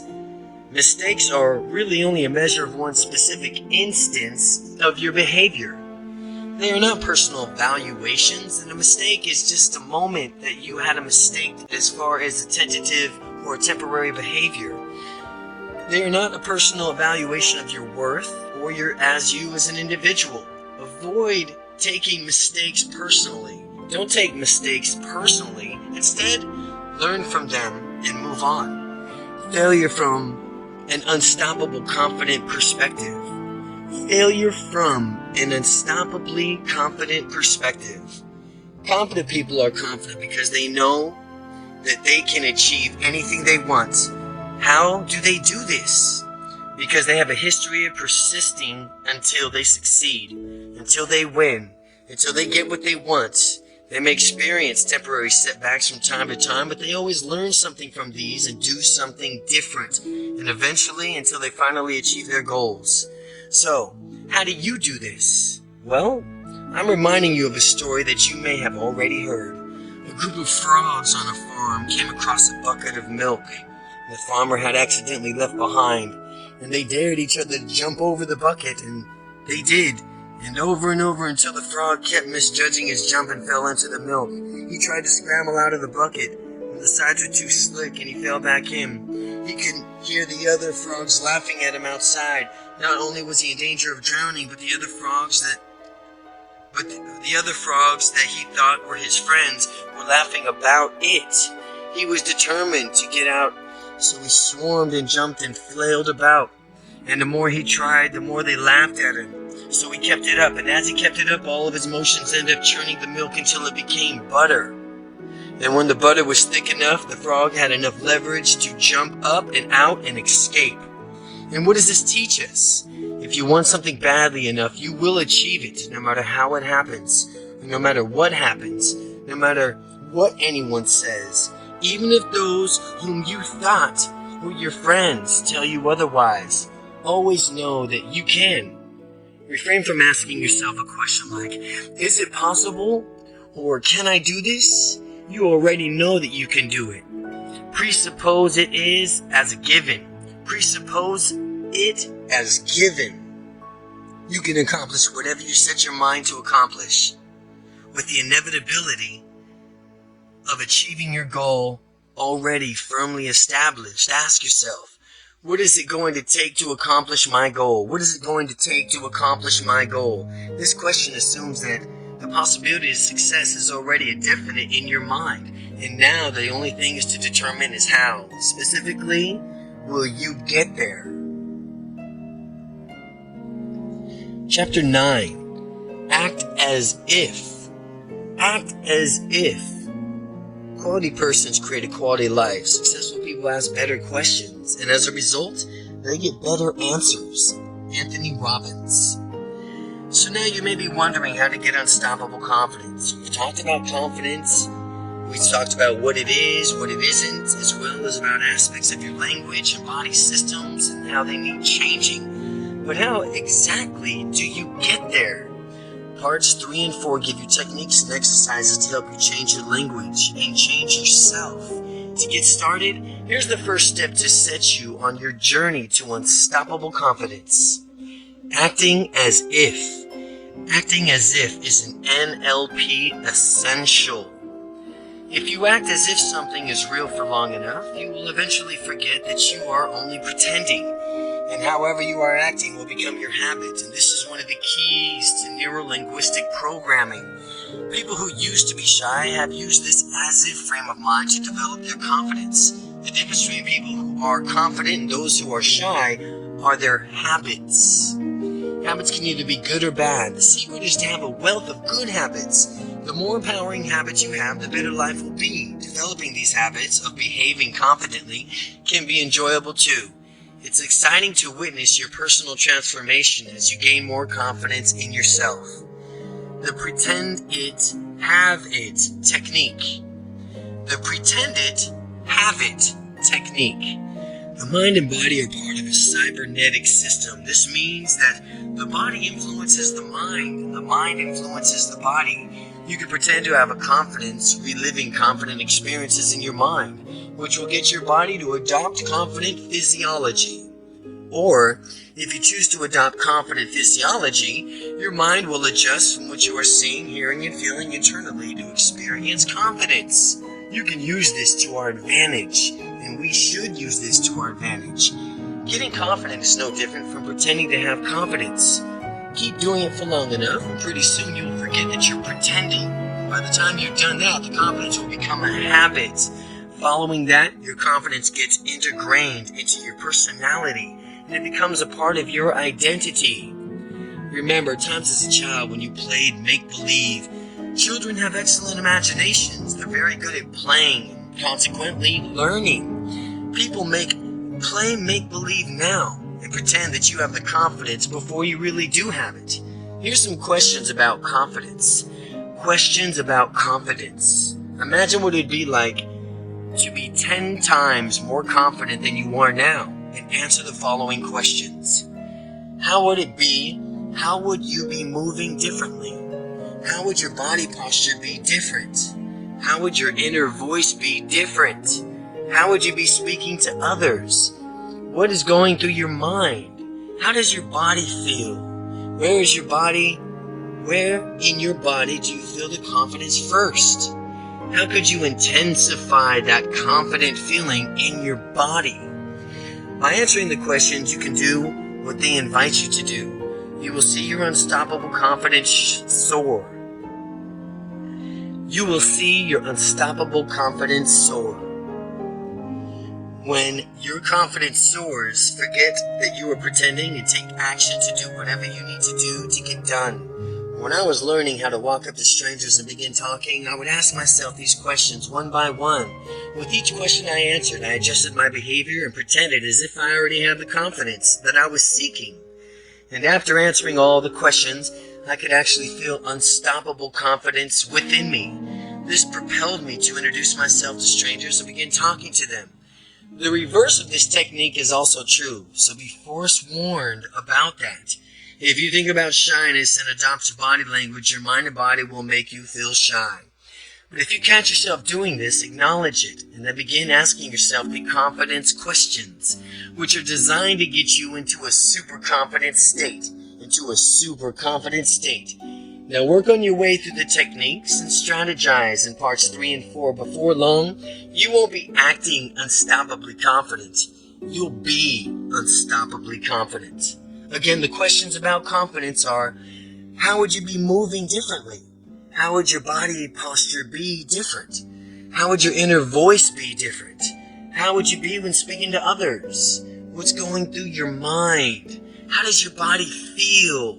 Where does your body feel the confidence first? And how could you intensify this confident feeling in your body? Chapter 10. Mastering your internal voice. Make a game of finding something positive in every situation. 95% of your emotions are determined by how you interpret events to yourself. Brian Tracy. Imagine a private radio station in your mind that broadcasts just for you. If the DJ put on a record that played a whining, droning voice constantly cataloging your failures and griping of how hard life is, you'd feel pretty bad, wouldn't you? Wouldn't you want to turn it down or fire the DJ? Conversely, what if you could listen to rich, warm voice reminding you of all the great accomplishments of your life, the things that make you happy and thankful, the goals and your dreams that you have? Wouldn't that feel just great? Wouldn't you want to listen to that a lot? With the volume high enough for you to feel it vibrating throughout your body? Well, that's exactly what we are going to do in this chapter by mastering some basic NLP techniques, neuro-linguistic programming, or self-talk. You are going to learn to be useful with your internal voice to positively change your state of mind and direct your thoughts in resourceful ways. No matter how you have been using your voice your whole life, using your voice ever in the past, you will master your internal voice so that your state of mind becomes and stays absolutely fabulous, squashing negative internal dialogue. Many people have a negative internal voice that is constantly eating away at them. This negative internal dialogue often dwells on bad things in life and is quick to put down in some other nasty comment. Consequently, it's difficult for people who moved ahead if they don't first conquer their negative internal voice. This kind of internal monologue can use and cause a negative self-fulfilling prophecy. If you let it rule your mind, it'll also rule your world. What occurs far too frequently is that negative internal dialogue discourages someone from doing something bold and constructive. Then this person attempts to take the initiative and fails, and internal voice rubs it in. This further drives home in the false belief that a person cannot do whatever he or she has set up to do. This negative internal voice that becomes more powerful because it was right before, and it incapacitates the person again next time he or she dares to try to step outside the comfort zone. This cycle must be stopped. Considering all of this, how would you like to silence this negative internal voice once and for all? First, identify the qualities of your negative internal monologue by answering the questions listed here. When you're aware of the specific qualities of your negative internal voice, you can more easily silence it. Whose voice do you hear? Where does the voice seem to come from? At what level is the volume of that voice? Does the voice speak rapidly or slowly? Now that you are more consciously aware of the voice than ever before, you can squash it. To do this, you must actively choose to change the qualities of the internal voice. You can do this by imagining the same voice with no vocal properties altered. Sometimes the negative internal voice is that one of both of your parents. Sometimes the negative internal voice is your own. What would happen if you took your voice and made it sound like, say, Mickey Mouse's voice? It would be hard to take that highly pitched voice seriously, right? Well, what would happen if you had made another favorite childhood cartoon character's voice for the other voices? Or perhaps a clown's voice? Don't take my words for it. Do it yourself and find out. The next time you recognize a negative internal voice, mentally repeat just what I said and make it the voice of Bozo the Clown. You might be surprised to discover how quickly an internal voice that used to keep you stuck becomes meaningless when it sounds like this. What happens if you put your negative internal voice? What happens if you change where your negative internal voice comes from? Put the voice in different locations, farther away to lessen the impact.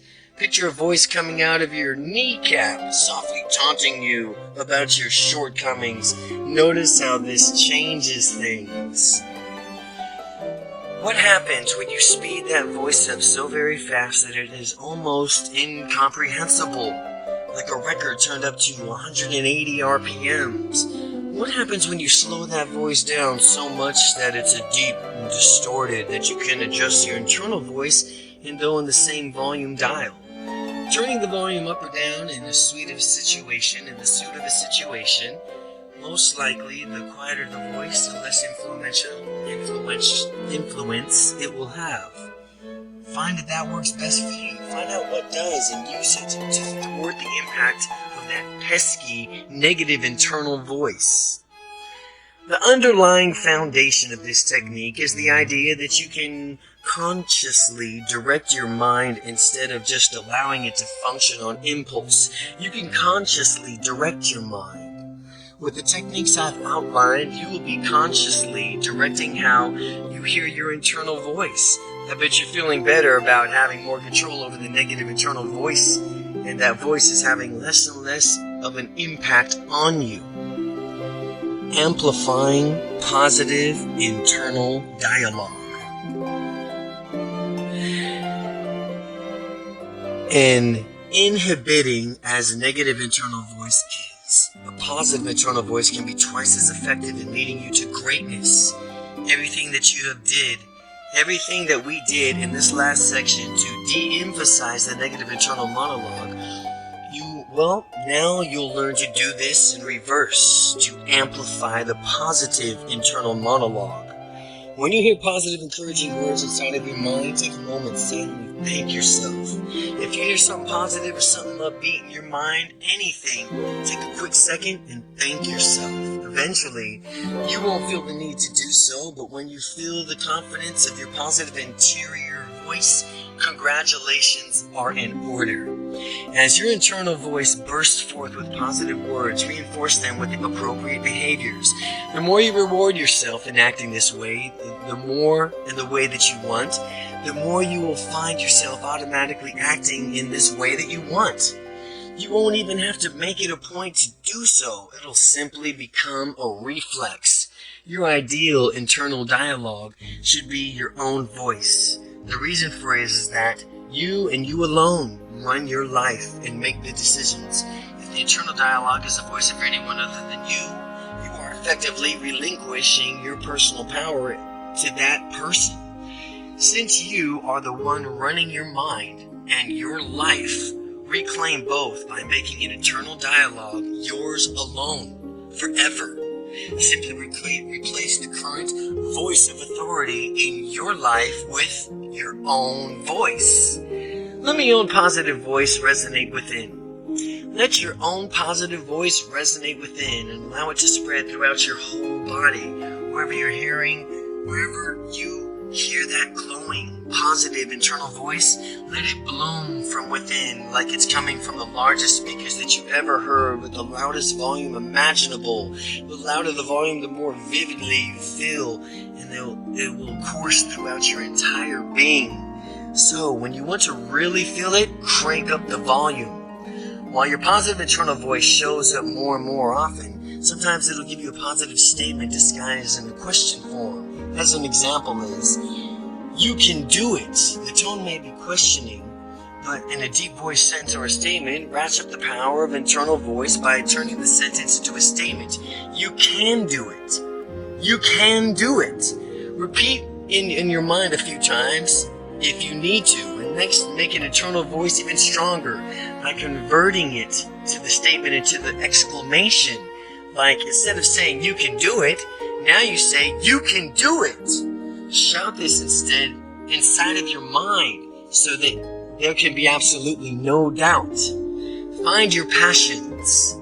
Find your passion. Your confidence will grow with each and every technique that you add to your repertoire. The more your confidence grows, the more you will discover how much you want to reconnect with your passions and go after them. In doing this, ask yourself, if money were no object to you and you knew you could not fail, what would you do in your life? The immediate answer is the question in your passions. What should you do with your life? Using the technique you're learning in this book, stamp out the negative internal voice that might try to wane or crop up. Find your passion. Find your passion. Set your goals. And then take immediate, repeated, massive action that will virtually guarantee your success. Commit to yourself that you will never quit. Remind yourself that you have quit quitting. You have officially quit quitting and move ahead into the life that you want to deserve and you should have now.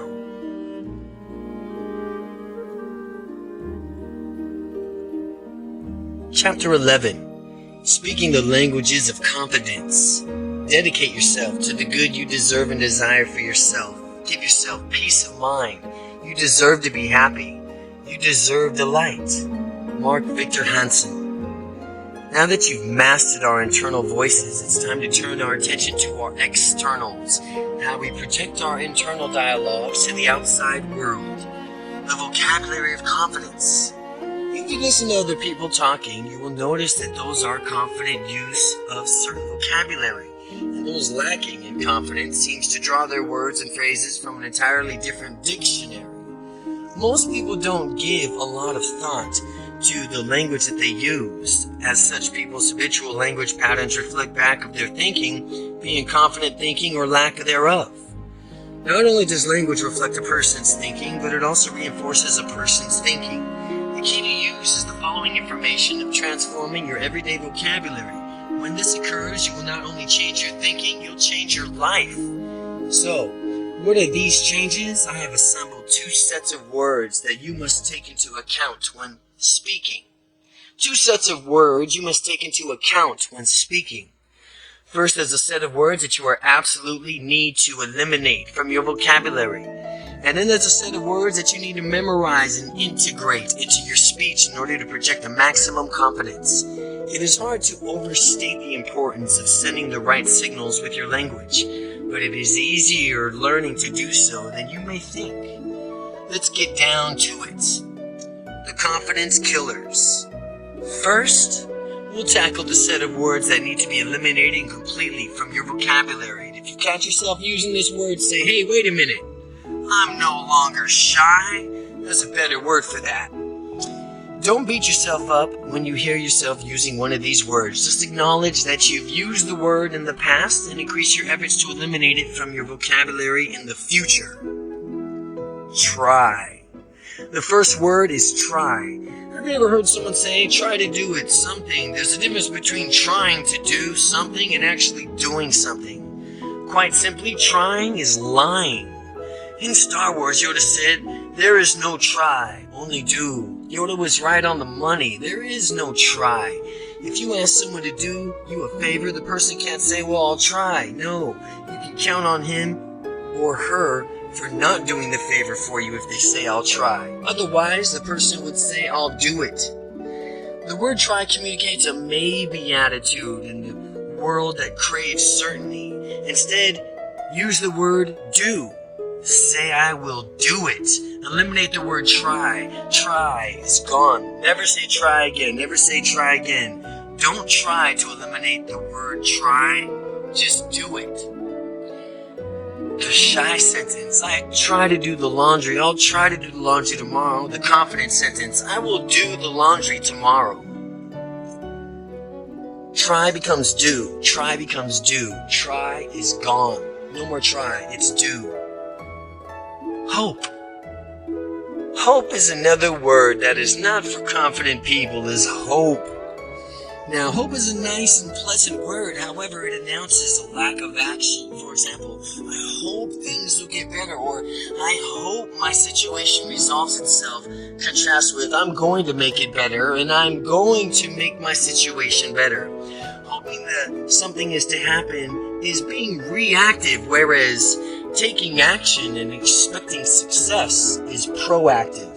The shy sentence, I hope I can take a trip to Hawaii someday. The confident sentence, I'm making plans to take a trip to Hawaii next year.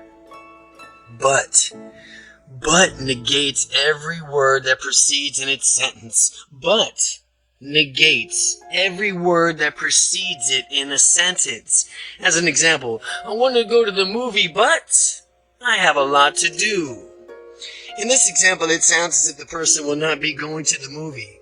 When someone hears the word but, he or she immediately knows that what was just about said should be just disregarded. If you want to communicate the same thing without using the word but, just substitute the phrase with and yet. And yet. The shy sentence, I want to go, but I have something else going on. The confident sentence is, I want to go, and yet I have something else going on. The three ouds. The three ouds. Would, could, and should. The ouds. Well, here's the ouds. Would, could, and should. As Dr. Seuss might have said, he was concerned with confidence. Here of the three ouds, there are no good.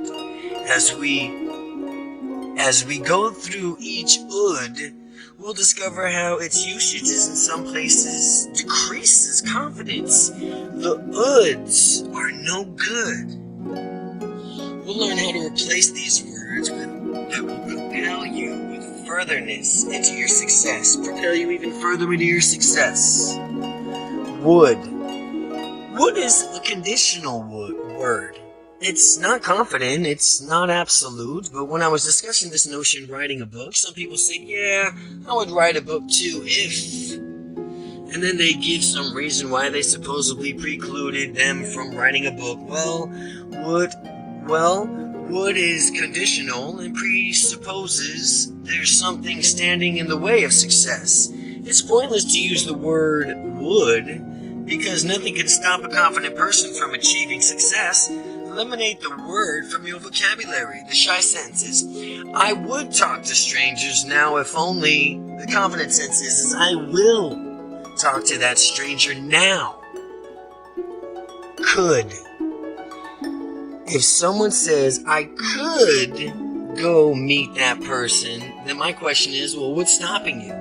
Using the conditional word could implies that there's an uncertainty attached to your action. For example, I could go meet that person, or I could go to the I could go market my business to 10 new people and expand it. Just as we've seen with the word would, could also suggest that there's something preventing you from achieving your goal. Could implies that there's a chance by the message it sends to don't count on it. Eliminate it from your vocabulary. It's much better to use more definite phrase such as I can or I can't. I can or I can't. Could is, it's letting there's a chance that it won't be done. It's either I can or I can't. The shy sentence is I could try to make a speech in front of my peers. I could try making a speech. Confident person says I can make a speech in front of my peers. Should. Should is the worst of all the uds. Should implies expectations and limited options. Think of the sentence. I should be doing this right now. Well, you should be doing this according to whom? Ask yourself that. Whose expectations? It's all within your own expectations. At least it's all about your own internal frame of reference. After all, you're running the show. You're leading your own life. You're a unique individual in charge of what you're doing. Saying should is like keeping yourself hostage by limiting your choices. Should. If you have preconceived notions that you should always do certain things in a given circumstance, then you're not going to investigate other options because you're not going to do what you should. And that's a limiting perspective because whenever you have fewer choices, you have less control over your life. Confident people don't have that problem, regardless of whether or not the situation dictates they should. The shy sentence. It's late and I should get home now. The confident sentence. Well, it's late and I choose to go home now. Confidence builders. The confidence builders. Now that we've talked about the words that we're going to be eliminating from our vocabulary, let's discuss the words that will skyrocket your confidence when you integrate them into your daily thoughts and speech. The underlying principle and the definition of purpose. Words that show confidence and let people know what you want. Words that show confidence and let other people know what you want. Here are the words and phrases to add to your vocabulary for enhanced confidence. Absolutely. Definitely. Positively. Assuredly. Without a doubt. Of course. Certainly. Undoubtedly. Obviously. Guaranteed. Naturally. Sure. What do all these words do? They communicate a message that there's absolutely no doubt in my mind that this is the way it is. Now, as you begin to use these words, notice how people respond to you, because they will respond differently. If someone asks, what do you want to do? There's a number of responses. Here are two examples. The undecided sentence. Well, we should do something fun, I hope. The confident sentence. Well, I absolutely want to see a movie tonight. You will notice the difference between someone who is confident and someone who wants to do something and someone who may want to do something, yet is too shy to say what that might be. The language of motivation. Now let's talk about how to use language to motivate yourself to do what you want. You can take a task of action that you don't particularly care about and crank up your motivation so that you just have to just do it. Model operators. This goes back to our use of language and how it shapes our model of the world. With this technique, you will focus an aspect of language called model operators.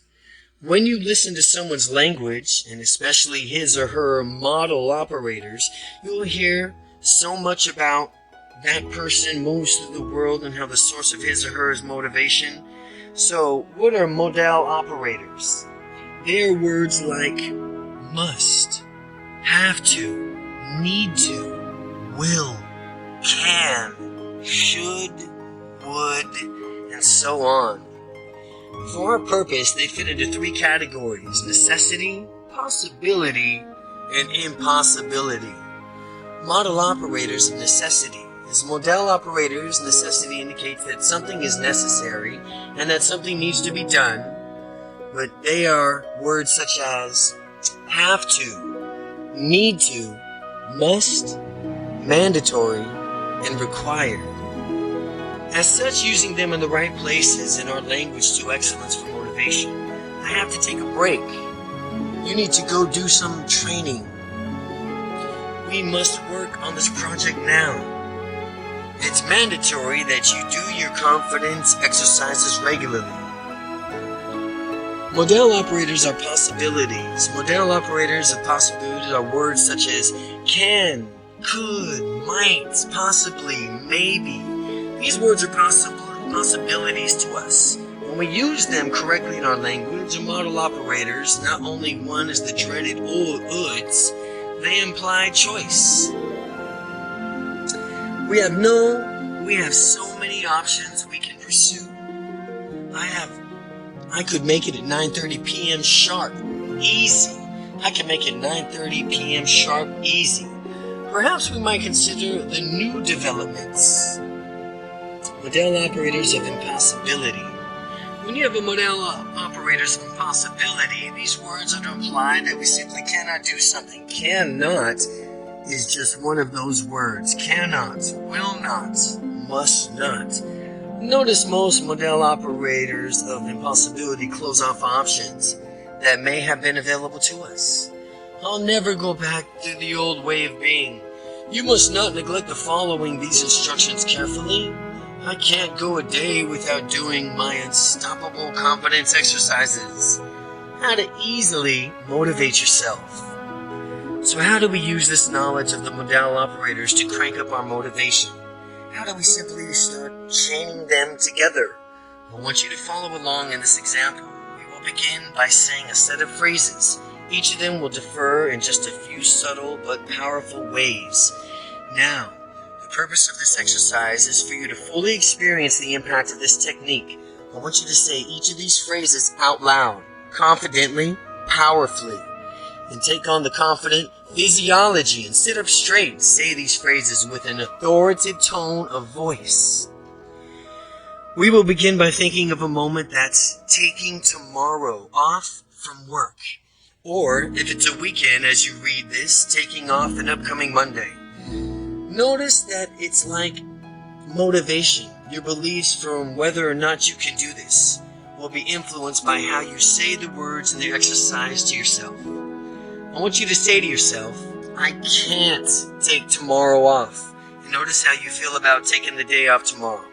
Can't is a model operator of impossibility in the present tense. Now say, I couldn't take tomorrow off. Notice how using model operator of impossibility closes off that option.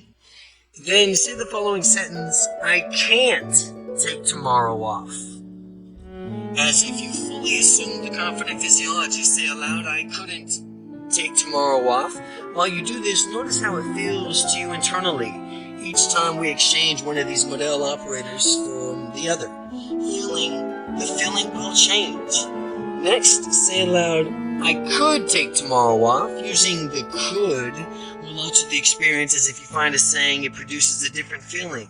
It might be compared to a contrast of the difference feeling between all the sentences that you think about.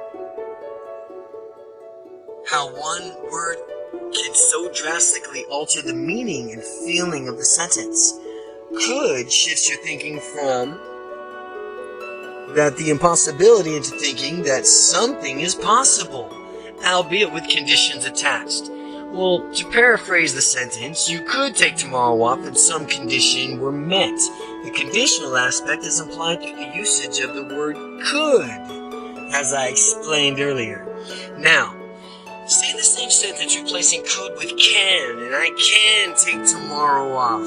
Your thinking has become shifted from possibility of taking tomorrow off, if some condition were met, to a very real possibility in your mind that you, in fact, can take tomorrow off if you choose.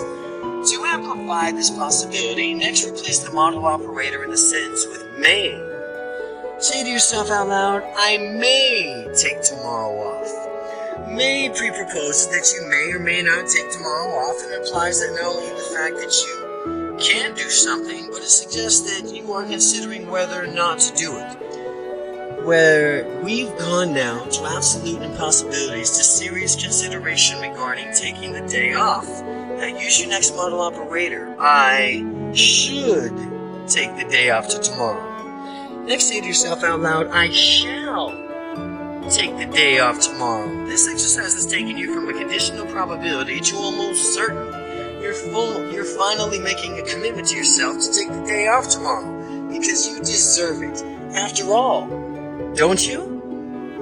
Next, tell yourself, I have to take the day off tomorrow. Willie says, like he said it and depends on it. And notice how much more powerful the expression becomes, that I have to take tomorrow off. When you say I have to take the day off tomorrow, you can feel it course through every part of your body.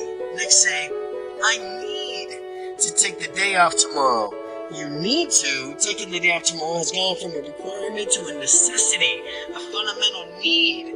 Notice how these differences increase your motivation that much more. Finally, use the model operator that you've seen here and you've been waiting for. I will take the day off till tomorrow. I will take the day off tomorrow. That says it authoritatively, that I will, authoritatively and powerfully. Notice how committed you are in taking the day off to tomorrow. Look at how much your motivation has changed. Just because you've changed the word on each continuum of motivation, you become from a place of, it was absolutely impossible to take the day off to tomorrow, to becoming committed to taking off the day off tomorrow. This example demonstrates the power of these words and how people are using words to either limit themselves or model operators of impossibility to motivate themselves, the model operators of necessity, or to empower themselves with the more options of the model operators of possibility. Chapter 12, the body language of confidence. If we are to have magical bodies, we must have magical minds. Dr. Wayne Dyer. Body language is just as important as verbal language. Your internal messages, images, sounds, emotions affect your physiology, and vice versa. Confident body language versus shy body language. Quick lesson. Confidence and shy body language differ greatly and are rarely mistaken for each other. By realizing the difference, you can be assured to maintain confident body language as you build unstoppable confidence. Here's some examples of a shy body language. Hanging your head as if you're ashamed of yourself, slumping your shoulders forward, drooping your spine instead of standing up straight, looking down on the ground. Having a confident body language is just as easy to spot. It sends a much better message. Here's some examples of confident body language. Keeping your head held high, having your shoulders thrust back, keeping your abdominal muscles tucked in, standing up tall and proud. And if you don't feel confident in any given moment, you can project confidence through your words, gestures, and body language. Avoid wimping gestures. Some people resort to blaming placating in stressful situations rather than communicating their willingness to find a way out of the situation. They become panicked and are concerned with who's at fault. These people clearly lack the confidence. If they were able to alter their behaviors by maintaining a powerful, confident physiology, their internal states would match them on a calm, cool, collected, becoming a calm, cool, collected person. Maintaining composure is much more resourceful and effective for solving a problem than blaming or placating ever could be. Here are some methods for you on how to improve your body, how to move your body to stay confident. Never use placating gestures. Confident people never make placating gestures. These gestures convey that you are inferior, submitting to others' person. A classic placating gesture is when someone shrugs his shoulders with palms facing upward, as if you're pleading, I didn't do it, or this conveys a need to absolute oneself of responsibility of their situation. In order to have unstoppable confidence, you must avoid these gestures at all times. Another placating gesture is the shrug, which means someone doesn't really know what's happening, and perhaps even don't care. It does not make any sense to convey that you don't care about any situation ever. So if you don't know about something, simply admit as much as the matter-of-fact way. People lack confidence often to give an exaggerated response, announcing in an annoyed tone that they have no clue. A lot of times you can find an answer to a problem if you just stop for a moment and think about potential situations. Instead of giving up so easily and pleading ignorance, Henry Ford said, "Thinking is the hardest activity there is to do." That is why so many people engage in it. People who are confident may not necessarily have the answers, but yet they do know that they have all the resources to find the answer. When I ask someone a question and the immediate response is, "I don't know," it indicates to me that this person is not even willing to make an educated guess to the initiative to finding out an answer. The better response when you genuinely do not know is to say, "Well, I'm not sure yet."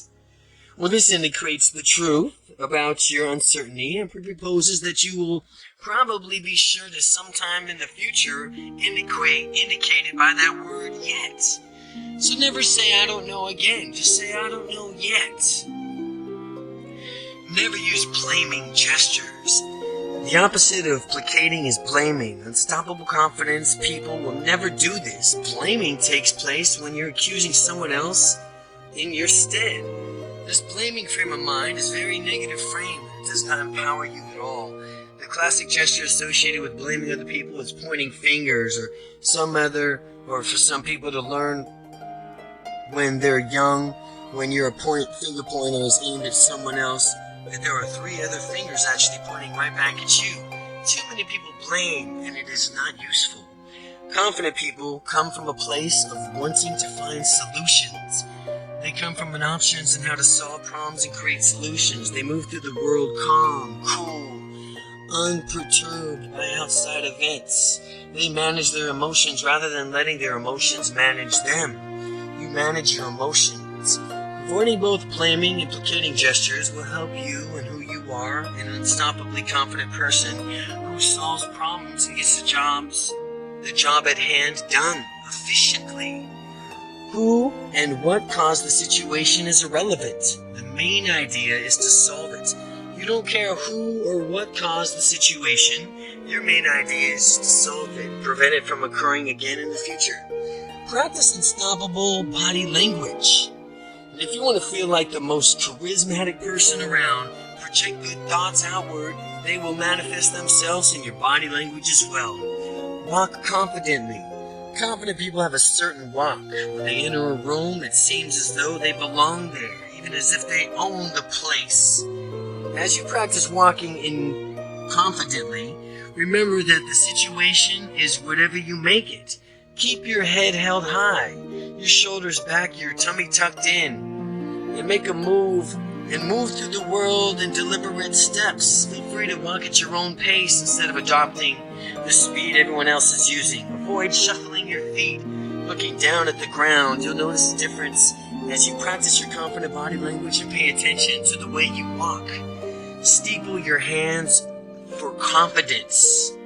Steepling is a gesture that conveys confidence by pressing your fingertips together while keeping your palms separate, touching each of the fingertips to the opposite hand. Many unstoppable, confident people steeple their hands to exude confidence. In fact, so many confident people do this gesture that's now associated with confidence. Get in the habit of steepling your hands when you want to convey confidence to others. The wonder of smiling. The wonder of smiling. If you want to have more confidence, all you have to do is smile. Practice smiling with anyone you see. Anywhere you go, do it when you're at work, home, or in the store. No matter where you are, give someone the gift of a smile. As you make it a habit, smile. Practicing making a smile with small talk. You'll soon discover that your conversations will be flowing with greater ease than ever before. Ask how they are doing. Ask about their weekends. Find out what they won in life. People love to talk about themselves, and it feels good to really listen attentively to someone else. Even for me, in the depths of my shyness, smiling was a very effective technique. Bringing a natural, happy guy smiled often just because he was in a mood and the mood struck me. But what I discovered is that when I smiled at people, they would naturally smile back. And in fact, I'd make a game out of it. How many people could I get to smile? Sometimes when someone didn't respond to my smile, I kept broadening my smile until the person finally broke out of his or her sonic facial expression and smiled back. Smiling is disarming. It puts other people at ease. Since giving a smile is absolutely free and it always feels good to either give or receive, you should smile as often as possible. The sound of confidence. Another key to confident communication is an excellent vocal tonality. Vocal tonality is the pitch from which you speak. And if your voice is nasal, for example, you'll be irritating other people. Certainly it's not a good thing if your goal is to project a confident image while communicating with them. You want a tonality that resonates within other people and causes them to feel good. Most people aren't even aware of it. But your vocal tonality has an effect on people at the unconscious level. Speaking with bad tonality, it's like running fingernails down a chalkboard. Personally, I'd rather listen to a dental drill than listen to someone drone on with nasal tonality. Tonality exercises. The good news is that people can improve their tonality through repeated practice. To exercise, you will need to place your hands on a certain body part and place your attention while speaking. As a result, you will notice a shift in tonality. By the end of the exercise, you'll have a deep, resonant tonality. Place your hands on your nose and say, "This is my nose." The tonality should be nasal now and probably very irritating. Move your hands down to the mouth and now say, "This is my mouth." And as you do this, listen for the difference in your tonality already. Next, place your hands on your throat and say, "This is my throat." And hear change in the tonality yet. Place your hands in your upper chest and declare, "This is my chest," and notice the tonality becoming more resonant. Finally, place your hands on your abdomen and say, "This is my abdomen." And when I talk like this, I get a deep, rich tonality that people enjoy. When your attention goes and the energy flows, this is the reasons why your tonality gets better when you concentrate on your abdominal area. If you want to listen and model the tonality after someone, turn on the radio and really concentrate on how the disc jockeys use their voices. You'll never find a disc jockey with a nasal voice for reasons mentioned before. The look of confidence. Confident people are always able to look at others straight in the eye and tell it like it is. By looking someone in the eye, you will perceive as being more sincere, genuine, and honest. More sincere, genuine, and honest. No matter what you are saying, if you just look them in the eye. And if you are shifty-eyed or avoiding eye contact, people who lack confidence tend not to look others directly in the eyes. This elicits suspicion from the person from whom your non-confident person is interacting. Because most people, when they are telling the truth, look others directly in the eye. If you have nothing to hide, focus your attention on looking people in the eye. You can even practice feeling good while doing it. Now, if you have a tendency right now to avoid eye contact, that's just fine. Call it a starting point. But after you do the following exercise, you'll discover how easily and naturally you can do it. And by the end of the exercise, you'll have informed the beginning of the habits. The difference between confident people and shy people, in summary, is that confident people have the habits that cause them to behave confidently. Conversely, shy people have the habits that cause them to act shy. Eye contact exercise. This exercise is designed to give you the ability to be present with someone and look that person straight in the eye, giving you more confidence. You'll need a partner for this exercise. A great partner would be a supportive friend, spouse, or relative. Read through all the directions first and then begin. Read through all these directions first and then begin. By doing this exercise, you'll naturally find yourself breaking through the limits of your confidence, and it'll rise in an unprecedented level. Set an outcome for what you want to get out of this exercise. One good outcome is to be able to look people in the eye anytime. Tell them anytime that you choose and feel at ease while you're doing it. Get a timer that will let you know when 5 minutes is up. What you are going to do is sit across from your partner in a complete silence and be present with him or her. All you have to do is be silent, look the person straight in the eye, and beware, this is harder than it sounds. But as you do this exercise, you may have certain urges to laugh or look away. That only means that you now have an opportunity to break through the previous held limits. Stay with the exercise and continue looking your partner in the eye. Meanwhile, your partner will be doing the same with you. And if you do laugh or glance away, your partner should gently say, "Stop. Be present. Start again." Similarly, if a partner laughs and glances away, give him or her the same instruction. Continue on doing this for the entire 5 minutes. Having this skill means that you can confront any person to be there for him or her as a good listener. Your direct eye contact with another person means that you're neither superior nor inferior, but you are merely two equals communicating on a level ground. Do this exercise with your partner as many times as you can, and you'll need it in order to be able to look someone in the eye. And pretty soon, you'll discover that it is really, really easy to do so, with no longer to being intimidated to direct eye contact.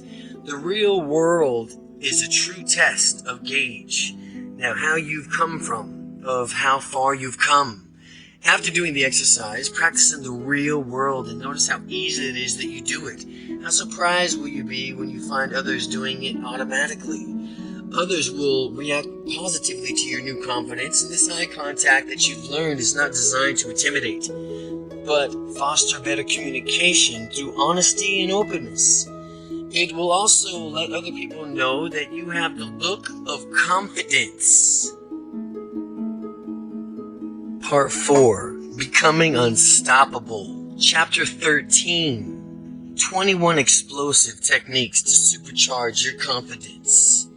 First comes thought, then organization of the thought into ideas and plans, then is transformation of those plans into reality. The beginning, as you will observe, is in your imagination. Napoleon Hill. The techniques, exercises, and strategies in this chapter will speed you on your way to unstoppable confidence. Practice them regularly and watch your confidence soar. Technique 1. The instant shift. One of the major steps in gaining more confidence is being aware when you're lacking confidence. The reason for this is that you have to be aware of something before you can change it. When you're aware that you're not being as confident, you can change it. It will no longer be a given that you're shy or tentative or whatever they label you previously used to describe yourself. As you become consciously of what your mental process is with respect to confidence, pay particularly attention to your internal voice. If you have a limiting negative voice nagging at you, I'm sure you naturally realize that you can stop you dead in your tracks when you really want to go for it. Well, while you're paying attention to your internal voice, Notice the sorts of images that are inside of your mind. When you hear and see internal impacts on how you feel, and the way you feel either frees you to take actions or hold you back.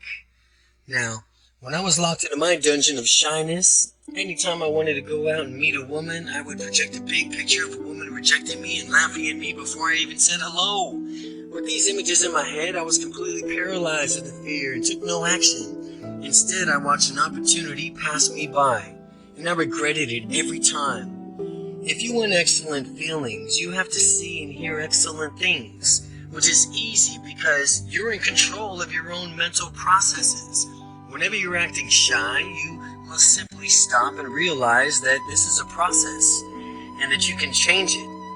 And if you find yourself acting in a tentative way or shy way, here are some NLP techniques that you could try. Interrupt the process.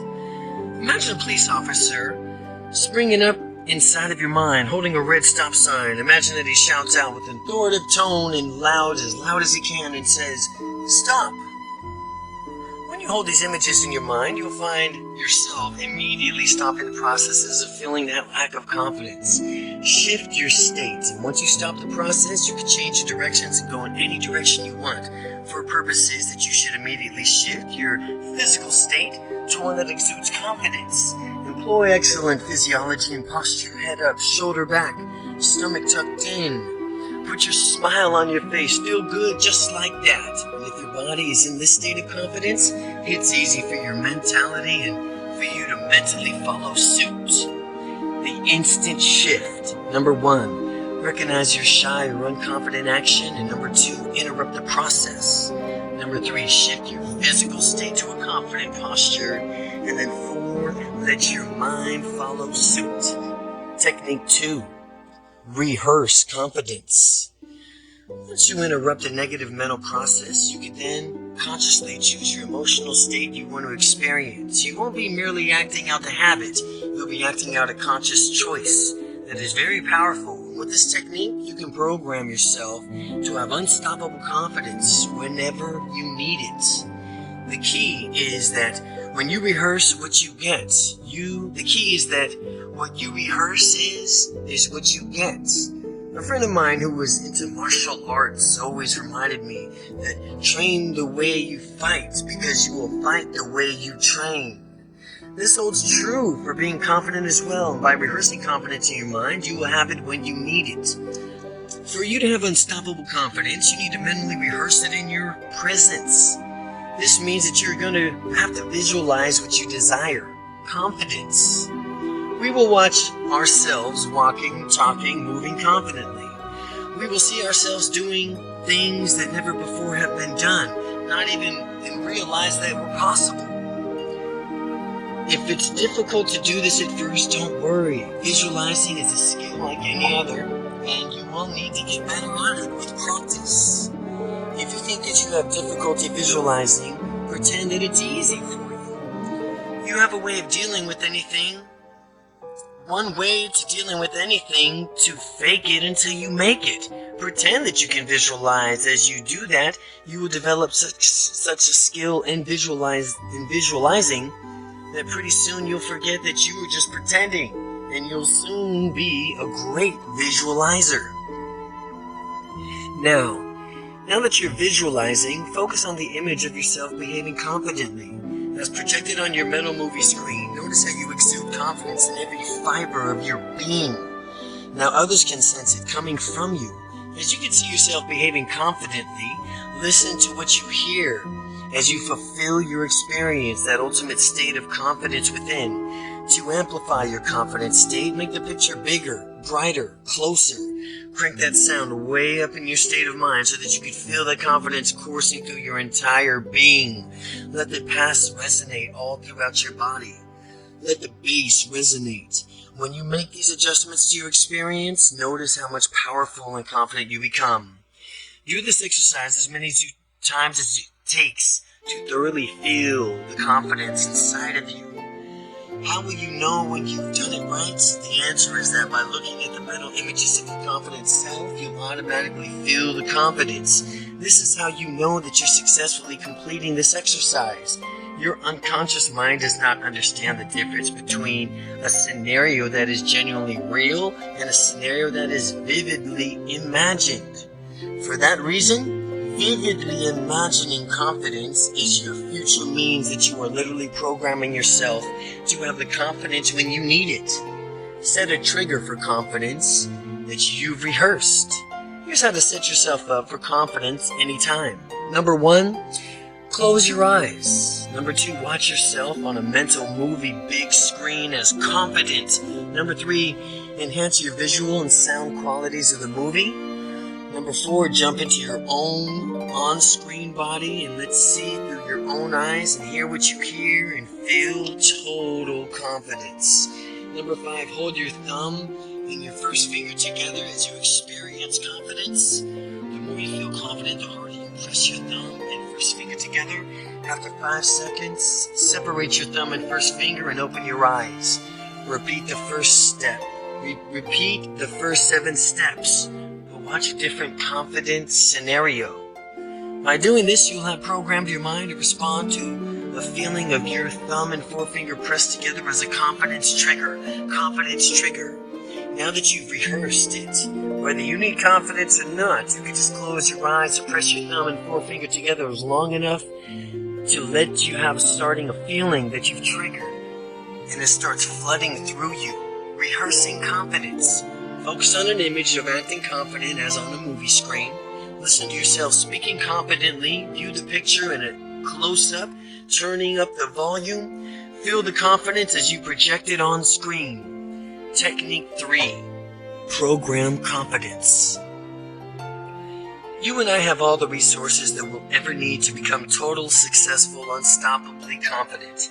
Many people discount how resourceful they could potentially be to have unstoppable confidence in the future. The key is to be able to summon your own confidence resources that will get you the results that you want. You did it successfully in the past, which means you can do it successfully anytime. It's only a matter of practice before you have the confidence whether you choose to switch it on. Remember the time that you were unstoppably confident in the past. Become aware of what specifically you did see, hear, feel inside as you re-experience what it's like to completely be confident. There's a structure to your confidence experience in the same way that there's a structure to your building. There's certain qualities that you see, hear, feel, and building the specific to that building. Similarly, this is a certain thing that you see, hear, and feel only when you are in a confident state. While you relive a past time when you were confident, ask yourself the following questions. To become aware of the visual qualities of confidence, what size is what you see? What size is what you see? Do you see a picture or a movie? Is it three-dimensional? How clear or fuzzy is it? How bright is it? How close is it? Is it in color or is it in black and white? And as you ask yourself the following questions to become aware of the auditory qualities of confidence that confidence has for you, ask yourself, what do you hear? How loud is it? What's the tempo? What's the pitch? What direction does the sound come from? And ask yourself the following questions to become aware of the sensory qualities of confidence. Where does the feeling begin in my body? How intense is the feeling? What direction does the feeling come from? And how long does this feeling last? By altering the visual, auditory, and sensory qualities of confidence, you can actually amplify your confident state. Practice playing around in all of these different qualities. See the appendix for more qualities. And notice the results and the effects of your confident state. This means that you can build even more confident state once you find the qualities that work best for you. As you relive your past confidence and relive your past confidence experiences, become aware of the visual, auditory, sensory qualities associated with the experience. Realize that you can use these same qualities to program yourself in an unlimited confidence in your future. The way you do this is by imagining situations in the future where you will need unstoppable confidence and imagining your future confident self adjusting from what you see, hear, feel to match your past experiences of confidence. You are literally programming your mind to have unstoppable confidence in the future. When the moment arrives, your mind will act as if you already experienced it before and give you the unlimited confidence. Any subject or event coming in your future, start thinking completely confident about it, and when the event comes, you'll already be confident about it. As I've said, the mind does not make distinction between what is real and what is vividly imagined. Real-time scans the brain to reveal whether you take a physical action or simply vividly imagine doing it. The same areas of your brain are activated. You can take advantage of this by programming your mind in advance. Program confidence. Number 1. Relive the past experience in which you felt confident and noticed all visual, auditory, and sensory qualities associated with that experience.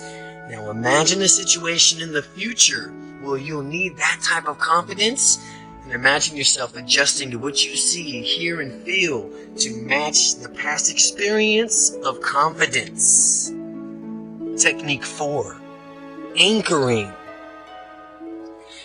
Many who have studied psychology will be aware of the groundbreaking experiments conducted by the animal behaviorist Ivan Pavlov that determined the power of stimulus-response conditioning. After noticing that a dog salivates when they eat, he paled a unique stimulus, the shining of a light, with the presentation of the dog's meal. Pavlov would turn on the light immediately before giving the dog food. After several rounds of this, the dog would salivate even when the light was just turned on but no food was present.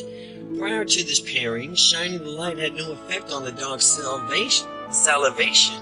But after the stimulus, the light had been paired with the response, salivation, the dog would reliably salivate when the light was shone. The phenomenon of stimulus response conditioning has come to be known in many circles as anchoring. An anchor is a stimulus that triggers a mental state. An anchor is a stimulus that triggers a mental state. It has been applied to a phobia treatment, motivation, and other areas of personal development. The beauty of anchoring is that it can be very easy to do for yourself. Properties of good anchors are that they elicit a strong emotional state, they must be unique, and they must be repeatable. Now, if it's all very well to work for yourself into an unstoppably confident state manually when you have the time, but what about when you'd like to get into that state instantly? Well, this is anchoring, and where anchoring comes from. When you want to get yourself into a state of being confident, motivated, and strong, you can easily pair the state of stimulus of your own. Many people like to use music. If you want to do this, pick a piece of music that matches and maybe even evokes the state that you want to anchor, such as the Eye of the Tiger or the Chariots of the Fire theme. Pick one of your favorite confidence techniques and do it along with the music. Do this over and over again, and you'll find that listening to the music immediately plunges you into that state. You can even anchor states with internal stimuli. Any image that automatically puts you into a certain state already in an anchor. For some people, just thinking about the smiling face of their spouse puts them in a romantic state. Just thinking about a happy baby is enough to make many people melt with the tenderness. All of these mental techniques is designed for tapping into a natural power to activate an emotional circuitry of your brain and body to produce a confident state. Once you have that state, you can pair it with an outside stimuli like music or pictures, or you can associate it with internal stimuli like remembering images, sounds, or feelings. The following is a great internal anchor of mine, and I want to pass it on. After you imagine a few times, you'll naturally associate what you see and hear inside of your mind with a powerfully confident state. Picture a jet black puma at the top of a glorious canyon spans miles across. Puma radiates intensity with its black, is arched in its poised pounce and its unsuspectedly prey below. The prey does not even realize what will transpire as the puma knowingly licks up its sharp teeth. But as you watch the scene, if you will, step into the puma's body and become the puma. See with the puma's eyes. Hear what the puma hears. Feel the unstoppable confidence state that the puma has as you become completely aware of just how easily you are going to devour your prey, accomplish your goal. Or devour your prey or accomplish your goal. To even more fully experience this confident state, let loose with a growl that will rival any puma alive. Doing this will help you associate this powerful state with the sound of a growl. After doing this exercise, you'll be able to simply growl internally and immediately go back to this state of unstoppable confidence. All you'll ever need to do to get this, again, is to stop for a moment, close your eyes, and growl inside of your mind and become the puma. Anchoring. Practice a favorite confident generating exercise. While doing so, listen to the piece of music that makes you feel confident or an image. Imagine an image that makes you feel good about yourself. But when you want to recreate a confident feeling internally, hear the music or see that image. Technique 5. Circle of Confidence. The next technique is advanced from the anchoring called the Circle of Confidence. Circle of Confidence. Instead of anchoring something on location to your body or internal stimuli, this technique anchors confidence to a spot on the ground. Into doing so, you will physically step into an unstoppable confidence whenever you need it. There have been times in your past when you were confident in the future. When you were confident in the future, you will be confident again. The key is to be able to summon that feeling at will. This technique allows you to evoke a state of confidence wherever and whenever you want. To form your circle of confidence, imagine a circular location on the floor. Before you step into that circle, notice its exact dimensions. Picture it either with colors or transparent, and as if you will. When you physically step into that circle, you will move back in time to a moment which you had complete confidence. Pick an experience of an ultimate confidence. While you're standing in your circle, fully relive the instance in confidence. See what you saw at that time. Hear what you hear. Allow yourself to feel unstoppably confident of that experience. Inside the circle, feeling confident, adjust your body language. Match your confident state. Keep the confident state as you walk around outside the circle. Now, if you have enough confidence to meet your outcome, you are done with this exercise. If you need more, go back into that circle and relive the difference. Equally powerful, confident experience. Continue stacking up this confidence until you have all that you need. Regardless of wherever you are, you can use a circle of confidence as just a confidence technique or a confidence builder to instantly gain more confidence, exaggerating your strongness, your powerful physiology as you train your body how to stand and move. And pretty soon, you'll find yourself naturally standing confident as a habit. Circle of confidence. Imagine a circle on the ground, remembering the situation in which you felt confident. Relive the experience as you step into the circle. Relive that experience of confidence as you step into that circle and adopt that confident posture. Step outside the circle and continue to walk and act confidently. Technique 6. Mirror affirmations.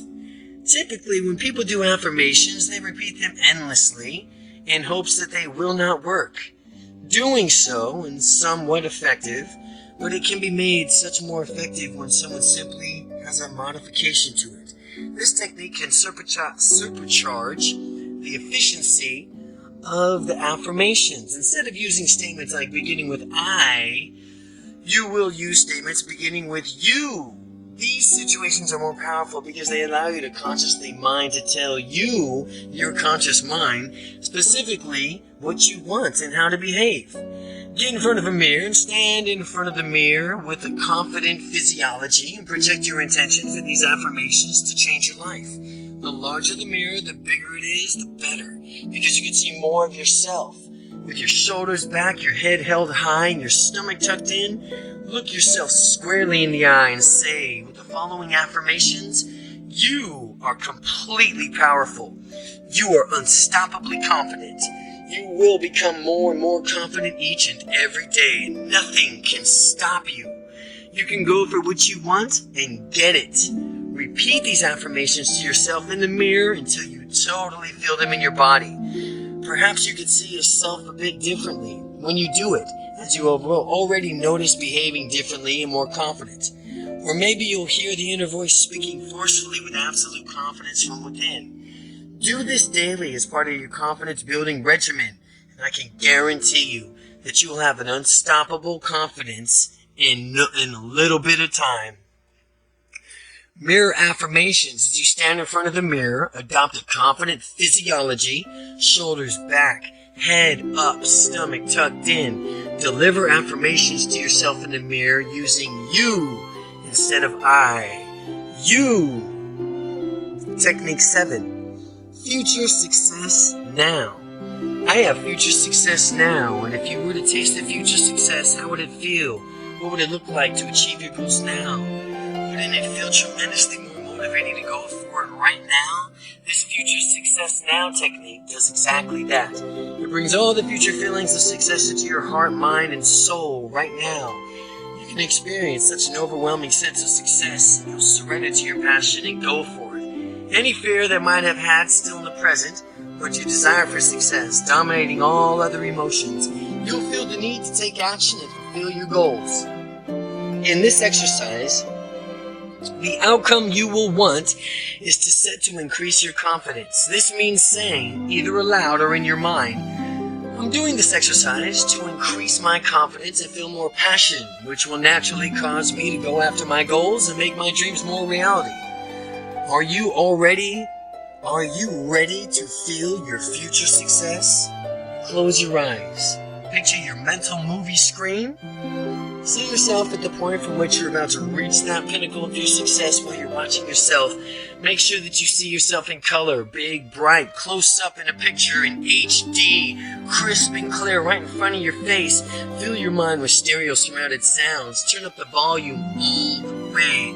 Just before you reach your pivotal point from where all your success is yours, stop the movie you're watching and ask yourself some questions to clarify exactly what you're going after for the success. Exactly, you are going to find out and clarify why exactly you're going after this success. What's important into getting this pleasure? What's important about that? Ultimately, what does having this success do for you?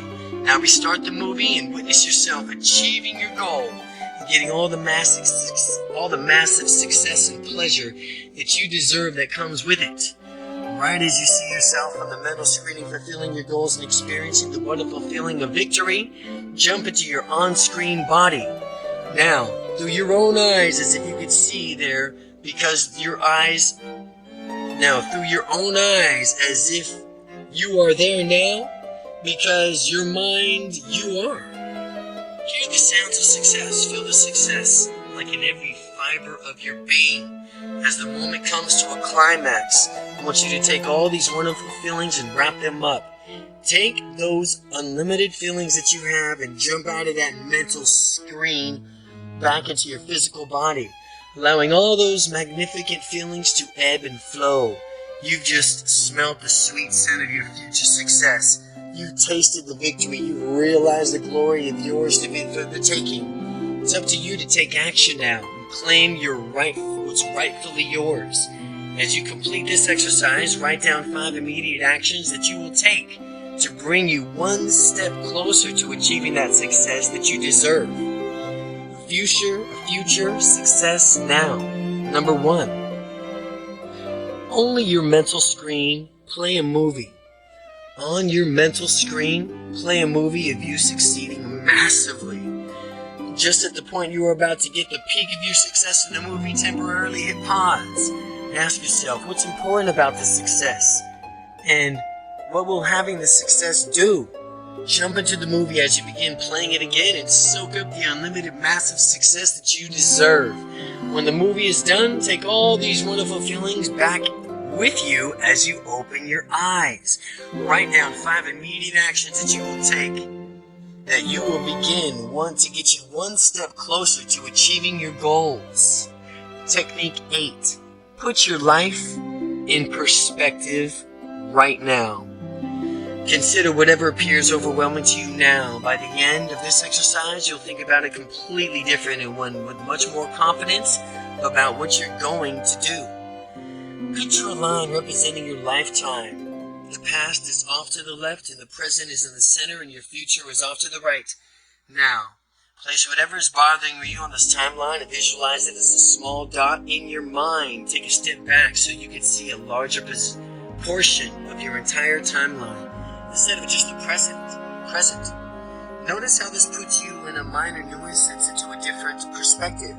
Now mentally step back even further and notice all of your past and all of your future at once. And recognize just how small and insignificant this dot represents your current problem. When you keep things in perspective, it's really difficult to waste valuable time and energy on trivial things. The trouble begins when people do not keep their big picture in sight and magnify some issues to be larger than it really is. So put your life in perspective by number 1, visualize your life as a timeline. Picture whatever is overwhelming you as a point on that timeline. And then mentally step back to see that dot in perspective as something tiny and small. Chapter 9. Avoid the future that you don't want.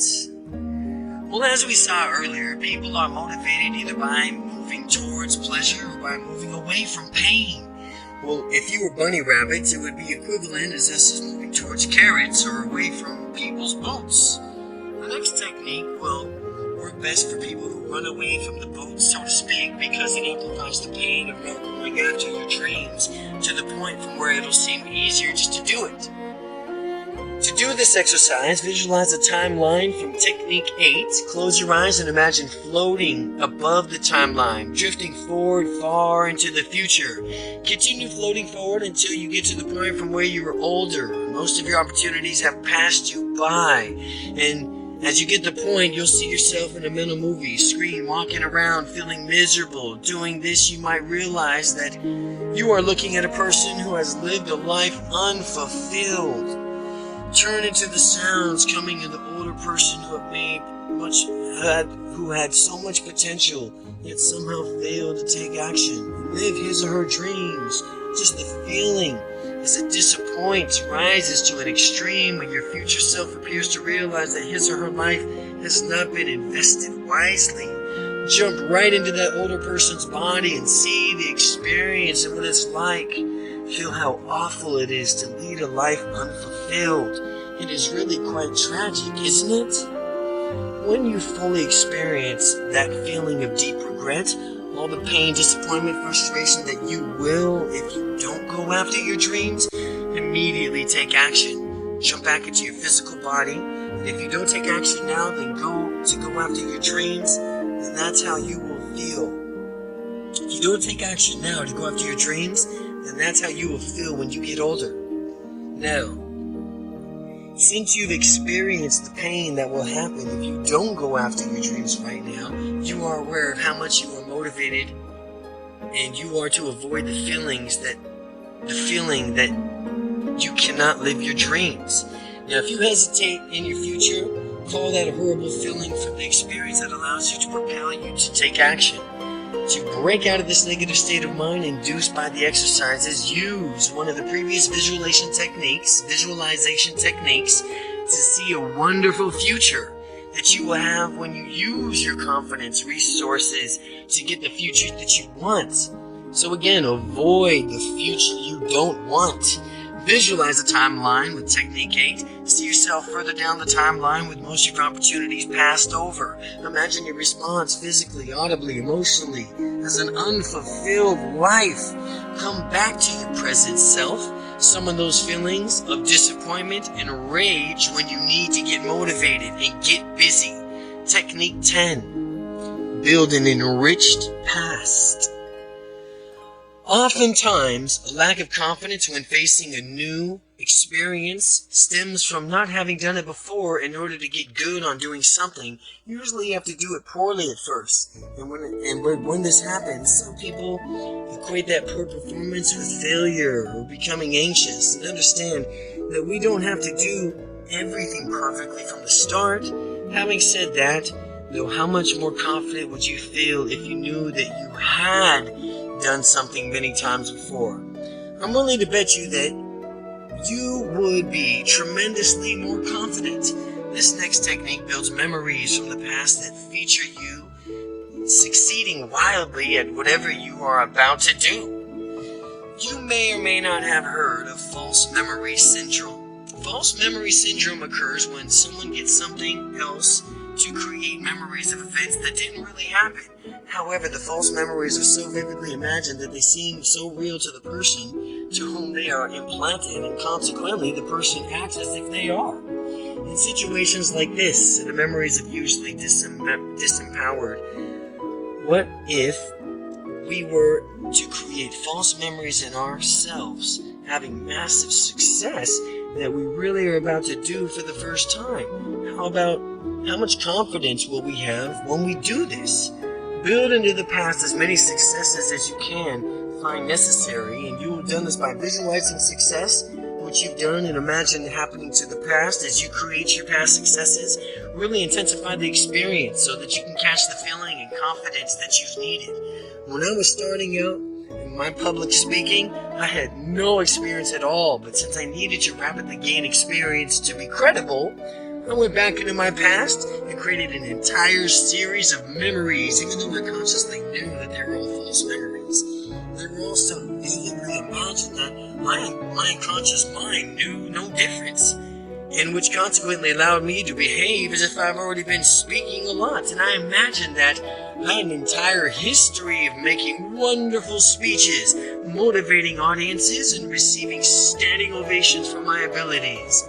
To go one step further, I imagine people taking my message to heart, acting on it, transforming their lives.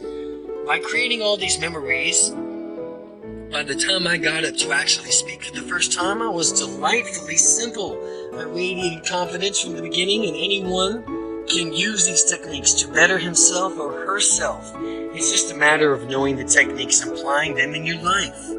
To build an enriched past, number 1, see yourself in your past, in your mental movie screen, massively succeeding at what you actually are about to do for the first time. Crank up the visual and sound qualities to make the new memory really intense.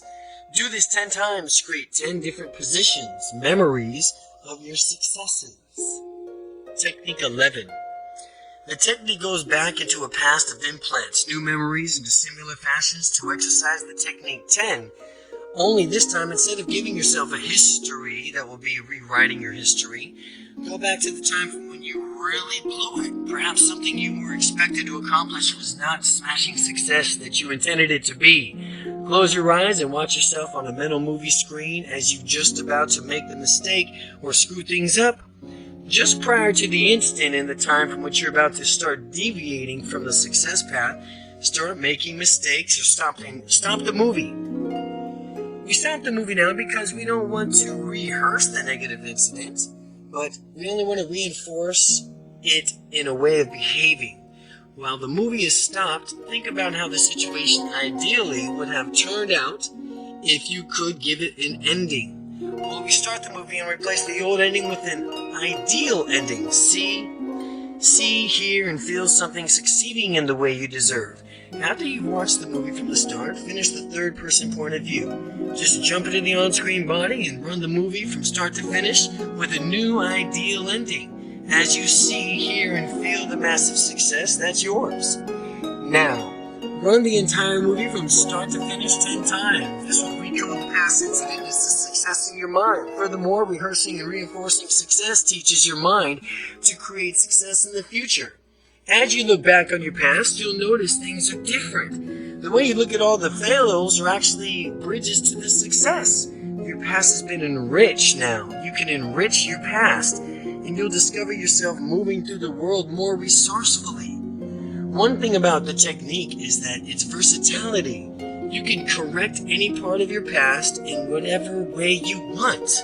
Correct past mistakes. The technique of correcting past mistakes, number 1. Watch yourself in the past on your mental movie screen. Right up the point before you made the mistake, and at that point, stop the movie and think about what the ideal ending would be, and then finish the movie with the ideal solution. You behaving resourcefully and getting your outcome. Run the movie from start to finish with the new ending, feeling what it's like to get your outcome. Now jump into your on-screen body and run the movie on the success 10 times and lock it in. Technique 12, the domino effect. As you recall from earlier in this book, beliefs come in 2 different forms, casualty and meaning. Again, as you recall from earlier in this book, beliefs come from 2 different forms, casualty and meaning. X causes Y, or Y means, or X means Y. Again, X causes and Y, X causes Y, or X means Y. Causes or it means. Understanding how beliefs are structured means that we can consciously choose those beliefs that are empowering to us. For example, if someone believes public speaking means it's time to be fearful and lack confidence, then obviously this belief will be made manifest in that person's behavior. As he or she gets nervous before making a speech, it's necessary to understand how beliefs are formed. To use this next technique, think of something that is so far outside of your comfort zone that you would be absolutely amazed, surprised, and delighted if you actually did it. In thinking about this, keep in mind that it should be something that is feasible, something you could immediately do, and should make this decision to take action. Become aware of what specifically you would see, hear, and feel when doing it. Now, just ponder what sort of confidence it would take for you to do this to do this thing that you are so afraid of. Once you've thought of something completely outside of your comfort zone, you will naturally realize that if you were actually to do this, you could do anything you wanted in the world. After all, if you could step out that far out of your comfort zone, you can continue to expand even further outside of it. Can't you? To make this exercise really work, lock in a belief that doing whatever it is that you are thinking of right now, that you are afraid to do so, means that you could do anything. I chose the skydive as my activity for this exercise. I can lead a pretty conservative lifestyle, keeping risks bare minimum. And so I had never done anything so daring before. Some risks, I soon learned, are worth it.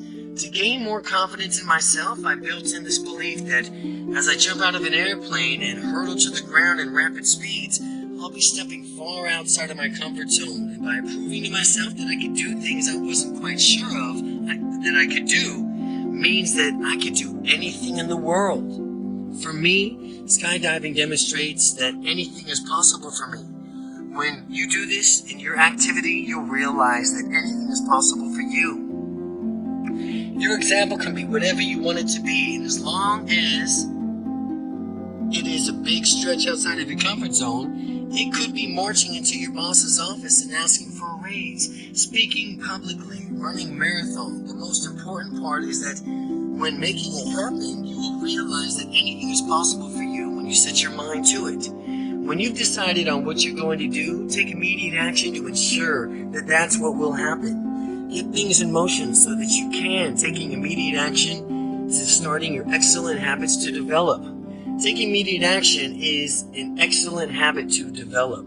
Taking immediate action. I take immediate action. Take immediate action. The most successful, unstoppably confident people take immediate action, and accordingly to manifest their dreams sooner. To anyone who is very logical or critically oriented, the belief that since I can skydive, I can do anything is not very logical at all, yet holding the belief that you could do anything will enable you to go for much, much more than those who have limited themselves with logic.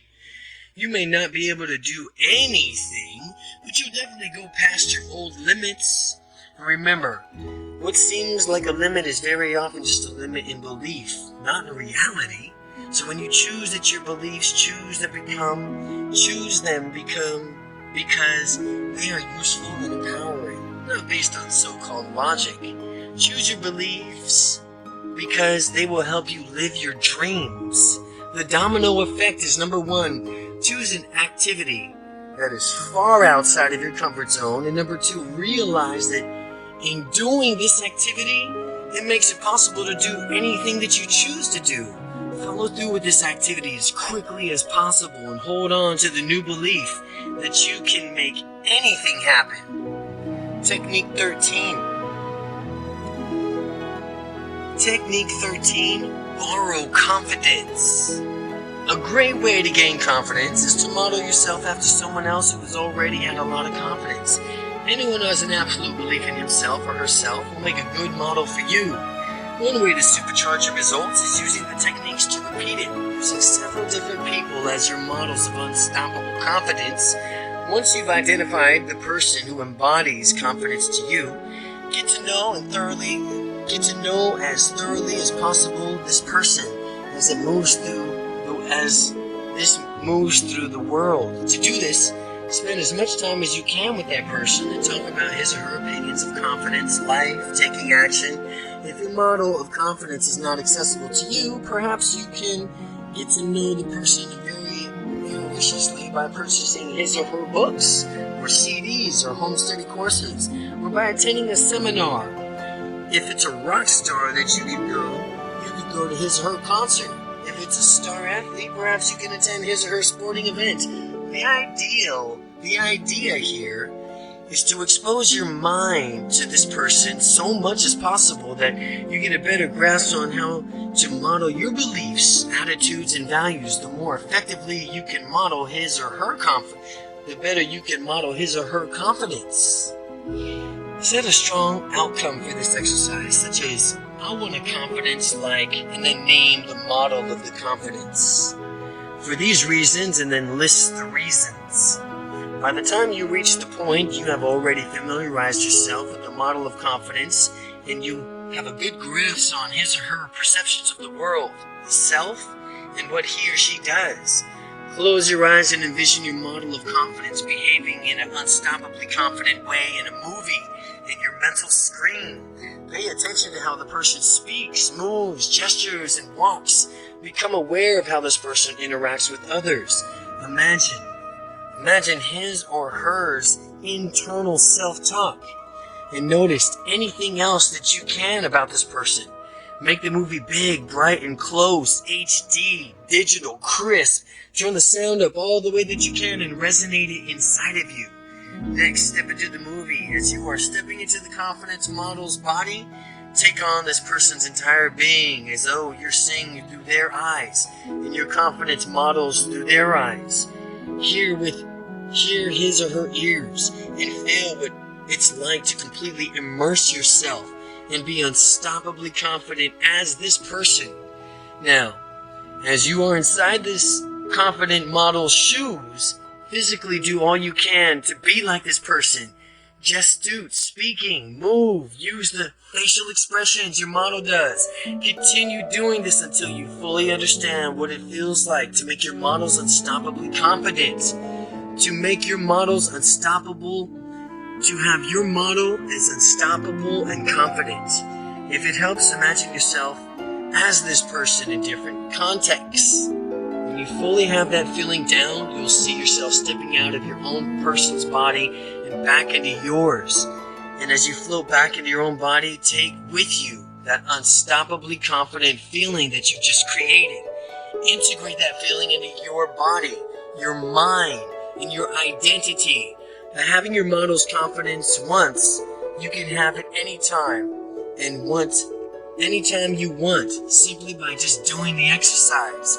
Remember to borrow confidence. Number 1. Find someone who's confident that you'd like to have for yourself. Who's confident you'd like to have for yourself.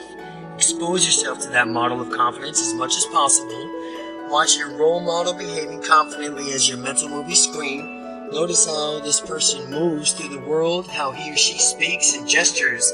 Make the imagine really compelling by turning into a visual, auditory, sensory quality. Step into the movie and become that model. Gesture, speak, and move through the world as this person does with their unstoppable confidence. Then step into a model in 5 different contexts. When you feel that you have to handle this person's confidence, the handle of their confidence, step back into the model's, step outside of the model's body and take his or her confidence back with you. Technique 14. Schedule your dreams. Successful people plan their work and then they work their plan. This technique will help you decide on what you want and focus your energy towards pursuing it. Goals are dreams with deadlines. For that reason, this technique gives you some specific deadlines for achieving your dreams. What I want you to do is imagine yourself 5 years in the future living your ideal lifestyle with a sort of job. What sort of job would you have? What have you accomplished? Where do you live? What is your lifestyle like? Focus on the answers to these questions, and once you have the answers, build what you call an expanded resume. A typical resume charts for what you have accomplished and the skills that you possess now. An expanded resume encompasses your entire life, your family life, your career, your social circle, your spirituality, your finances, and so on. Creative and expanded resumes, what will be true for you in 5 years. Reread this resume once a week and more often. If you can invest the time, and in 5 years in time, you will accomplish much, if not all, of what you put down. A similar technique for channeling your energy into a direction is to construct a future magazine cover with yourself on it. The magazine could either be real or fictitious, but it should show us succeeding in whatever area of your life that you choose. When I did this, I used a computer presentation software to import my photograph and design into a magazine cover, and inserted catchy headlines and prescribed what I would achieve.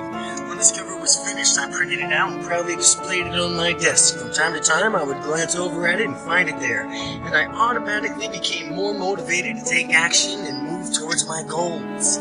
Schedule your dreams. Number 1. Scheduling your dreams, the expanded resume. Number 1, imagine where you would like to be in 5 years from now. Write down the details, family, work, leisure time, friends, and so on, and review this expanded resume at least once a week. Your future magazine cover. Well, create a real imagining magazine cover for yourself succeeding in some area of your life, and use catchy headlines, images, and describe what you want to achieve. Review your magazine cover periodically to keep you motivated in reaching your goals. Technique 15. Swish into confidence. The next technique is called the swish technique because in it, you redirect your brain as rapidly as a basketball makes the swish sound when it flies through the net. Our mind is trained to go into a certain direction. Sometimes if we have not consciously directed our minds, we tend to gravitate towards less than resourceful behaviors, such as shyness. The technique redirects the brain, in the effect telling it, not shy, confident. If you act shy, you do it out of a pattern that you've either consciously or unconsciously set up for yourself. And there are triggers that you cue to your brain with the shyness pattern. What we're going to do is take those same triggers, reframe, and retrain your mind so that when you spur towards confidence, you'll spur towards confidence instead. Think of the times when you act shy. Decide on the initial cue that lets you know that it's time to get nervous and tentative.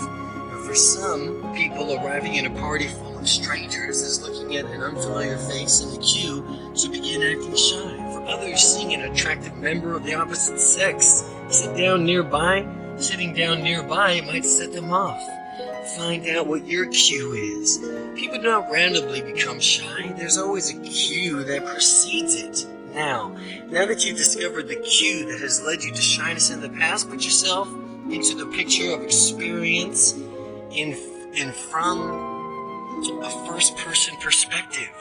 Practice making the picture of what you see smaller, darker, farther away. Take the normal picture of the cue image and make it small, dark, and really so far away that in the time it takes for you to say out loud, swish. Do this unless you feel that you can take the picture of your shyness cue and make it disappear in an instant. Any issues, make it smaller, farther away. Do it before you can say the word swish. Following that picture, an image of your ideal self, don't jump into the image yet. Picture yourself on how you would want to behave instead of how you currently do. See those strong, confident gestures, facial expressions, and postures, and make sure that when you think about your ideal self, you feel really motivated to be that way. If you don't feel a strong sense of motivation, then adjust your image of your ideal self until you do. Make this picture small, dark, and far away at first, and then practice making this picture really big, bright, close up, rapidly as you can, as fast as you can say swish. Practice the exercise until you can do it easily. Now, what we're going to do is redirect the mind so that whenever it's experiencing the cue image, it will automatically flash to your ideal self and therefore draw you into being that person. When you've done this successfully, you will see the trigger that used to make you shy and immediately experience an unconscious shift in confidence. Close your eyes and see what cue image in the forefront of your mind. See it big, bright, close up, HD, crystal clear. Just like you would if you were experiencing it for real. In the lower right corner of your vision, see your ideal self-image smaller, darker, farther away. Make the swish sound and simultaneously flip the two pictures so that you cue the image becomes small, dark, far away. An ideal self-image becomes really big, bright, and close. Remember to make the swish sound as you do this exercise because it will help you unconsciously move the pictures around. Swish. Pause for a moment, open your eyes, and then reset your picture so that you see the cue image big and close in your confident self in lower right corner. Then you can make the swish sound and it toggles the screens. So you transpose them in the same way you did previously. To continue to repeat this pursuing, resetting, and swishing of pictures until simply looking at the cue image automatically triggers your brain to gravitate towards the ideal self-image. That's how you know that you've been successful in retraining your mind. Swish into confidence. Number 1, identify the cue that's triggering your shyness. Number 2, practice making the image of that cue smaller, darker, farther away until you can do it in the time it takes for you to say swish. Now picture the idealized self smaller, darker, and smaller away. Now picture your idolized self smaller, darker, and farther away. Practice making that idolized self bright and close up again in the time it takes you to say swish. Finally, practice transposing the two pictures as if they sound of the word swish in your brain. Makes the shyness trigger from small and far away while bringing your idolized self to the forefront. Now, however you're feeling, screen it, swish. Now you're in the other image. Technique 16. Disassociate, add resources, act differently. Sometimes people feel overwhelmed by situations because they're too deeply invested in them. If someone's too close to a situation, they may be difficult for him or her to reason logically about it. For example, if you have to make a major decision and there's an overriding emotional component, that emotional component may skew your judgment. This technique helps you stand back and survey the bigger picture, then in order to make the best decision for yourself. What is the smartest decision that you can make in any given second, moment, nanosecond? The smartest decision you can ever make. What will it do? What you will do in this technique is to observe yourself in a third-person point of view. You will step outside of your body and look over at yourself, making a decision. Picture yourself on the mental movie screen, but don't jump into it yet. Just look at your on-body screen. You are a detached observer. Pretend that you are the narrator. You refer to yourself into this as third person by repeatedly using your name. Well, as Randy currently walks over here, and then Randy went this way, and think through the decisions-making processes out loud and detach the frame of mind. As you narrate your thinking process regarding to the decision, you should be sure you have confident physiology and tonality. This will help you make a firm commitment to the decision from which you are ultimately going to arrive at. As a result, your decisions will be more rational, emotionally literally giving yourself some distance from the situation. Another way to perform this technique is with the confidence resource triangle, described next. The confidence resource triangle. It's a confidence resource triangle. The main difference is that the triangle uses physical locations to represent the different states. A confidence resource triangle has 3 legs. Stuck state, location, a disassociated observer, location, and a resource location. Again, they have 3 legs. A stuck state location, a disassociated observer location, and a resource location. The stuck state is the state where a person will experience indecision and need a resource. The disassociated location is where a person can stand back and objectively look at the situation from a third-person point of view. The resource location represents a resource that will get a person unstuck from his or her indecisive state. Find 3 different spots on the floor and label one S for stuck, one D for disassociated, and one R for resource. First step onto the S location. Close your eyes if it helps you. See, hear, and feel the little element of the context where you need more confidence. Just when you're getting a taste of it, step outside of the location. Name 3 different things in the room to break your state, thus get you out of that state of stuck. Second, step onto the D location. Look at the same situation as you did in S location, but do it with a third-person perspective. Now, how different is it that you can perceive things more objectively? Think of confident resources that will help you conquer this stuck state. Third, step onto the R location, and as you do this physical step, you will mentally step into a resource by completely reliving a past time when you were confident. See when you saw, heard, and hear, and felt what it's like. Remember what it's like and crank it up. Crank up that confidence level. Now, with overwhelming confidence at your disposal, step back into what used to be the stuck state. How easily and naturally you do not get unstuck now. With all this confidence oozing from every fiber of your being, if for some reason your stuck state did not change for you as much as you would like, do this exercise again, continuing stacking up confident resources and bringing them to the stuck state until things change. Do it again, the exercise over and over until you continue stacking up confident resources and bringing them to the stuck state until things change. Disassociate, add resources, and act differently. Number 1, envision yourself in a stuck location.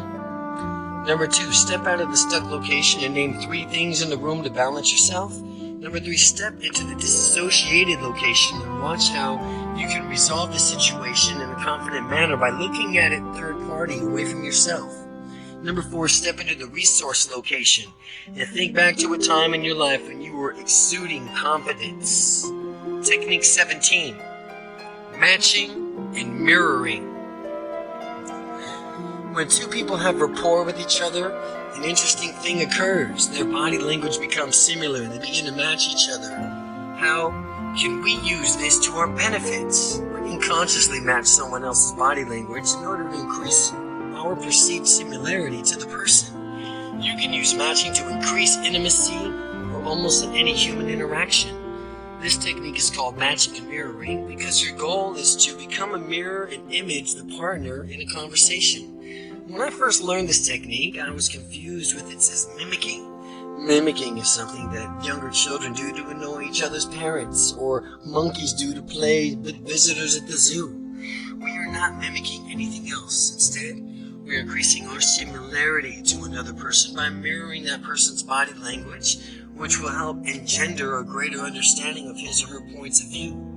The way you match and mirror someone is to adopt the same body posture that that person has. When the person moves, you must move with him or her. Be sure to allow a certain lag time so the matching does not creep into the person's consciousness awareness. The idea is to gain rapport at an unconscious level without attracting or notice that you're doing it. The intended effect is that the other person will feel that you are similar to him or her without even being quite sure why. That the rapport deepnesses, as the rapport deepens, you can trim the lag time and until pretty soon you're moving exactly with the person. Rapport is like a dance. One person leads, the other one follows. Up until this point, you've been involved in the dance and only been following. After sufficient rapport has been established, you have the opportunity to lead the dance of rapport. Begin by moving your body into a new position and seeing if the other person follows you. Now, when the person does follow you, you will know that you are now the one in charge. And if you move and the person does not allow you to go back to the matching mirroring and build up the rapport further. When you lead non-verbally, you can match and mirror people in other ways. In addition to matching body language, you can match a person's breathing too. This person will serve the unconscious synchronize.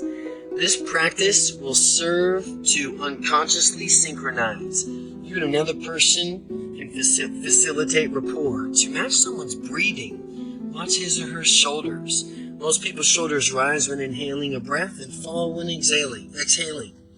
People exhale as they are talking, so remember to match someone's breathing as the person speaks, or more similarly to you and how another person, even in barely perceptible behavior, such as breathing, the deeper the rapport you will create.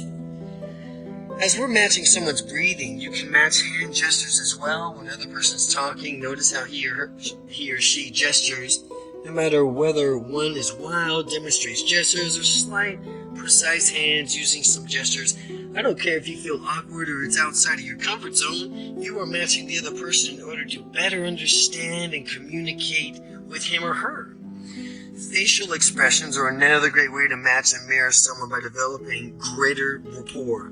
Someone frowning is raising of an eyebrow, or other facial expressions can be matched. You can even match someone's muscle tone. If a person's uptight and stressed out, you can tighten yourself up too. If the person's loose and relaxed, you can do the same way to be with him or her in the moment. Suppose that you match someone who is tense. You could develop a great rapport with the person and begin to lead the dance rapport gradually by relaxing. If the rapport is sufficient, the person will follow you and relax as well.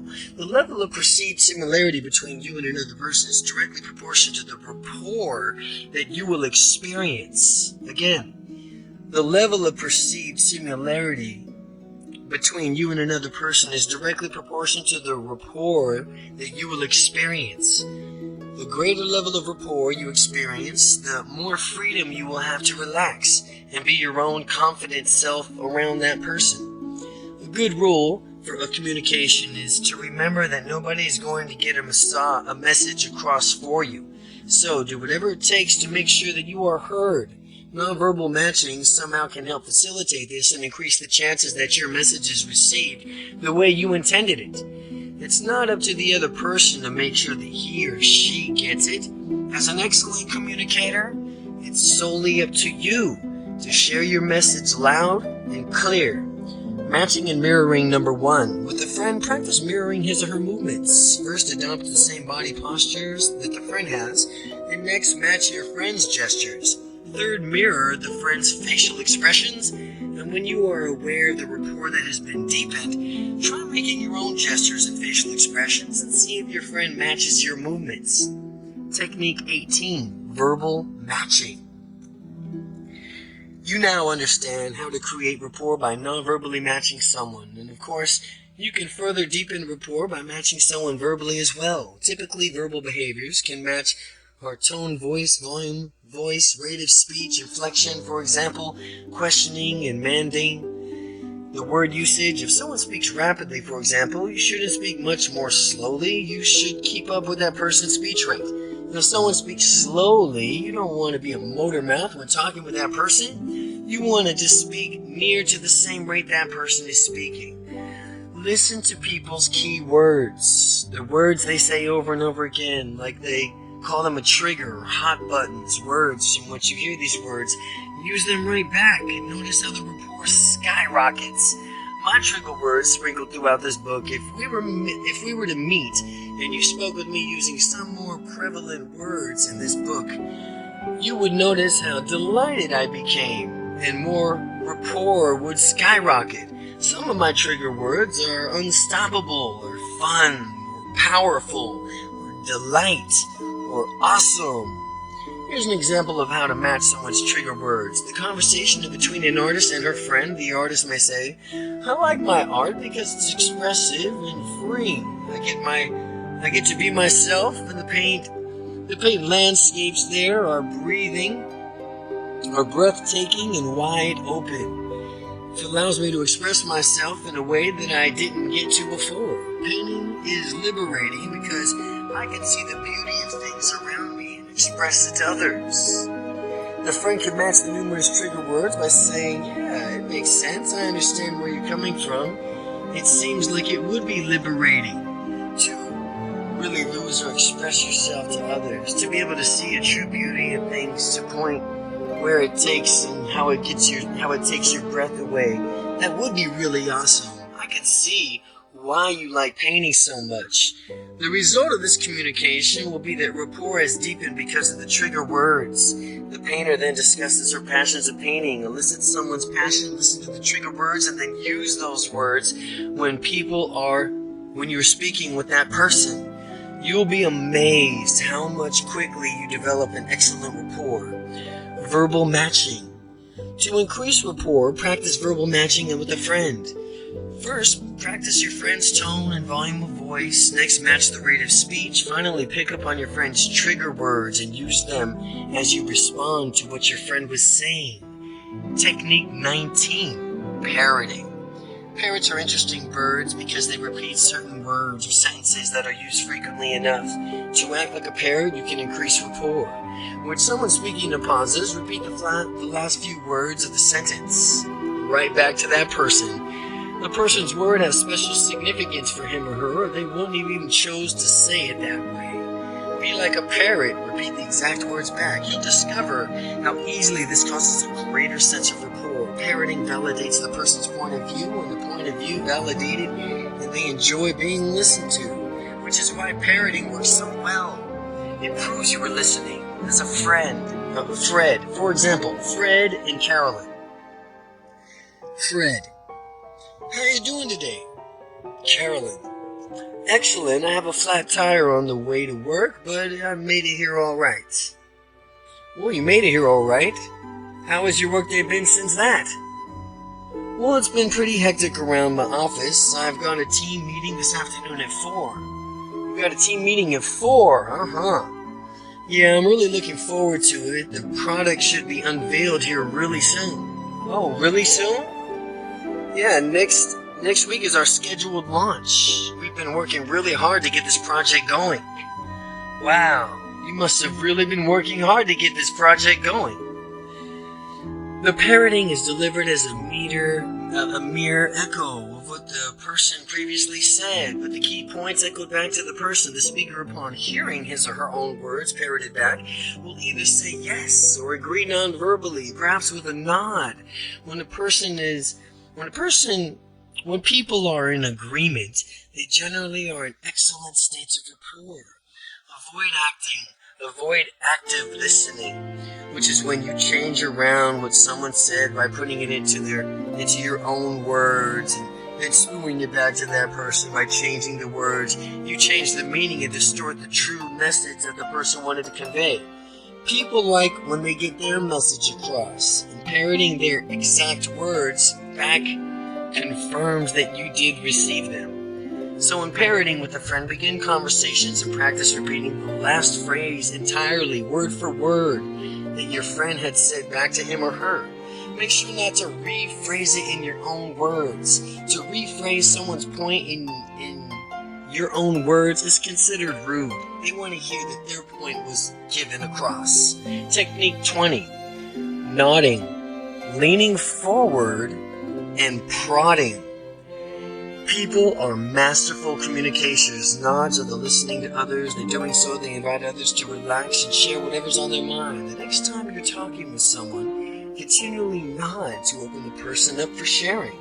To practice this, get a partner and have a conversation. Say as little as possible. Nod as often as you can, and this will effectively communicate. This is what effective communicators do. And by nodding effectively, communicators, your communication and your confidence and interpersonal skills will dramatically increase. By nodding often, disinterested communicators lean back and slouch. Excellent communicators lean forward and show that they are hanging on every word that you said. In this exercise, lean forward, and as you nod along, as you're talking with your partner, prod him or her on by throwing in the following phrases at the appropriate pauses. Again, when talking with your partner, prod him or her by throwing in the following phrases at an appropriate pause.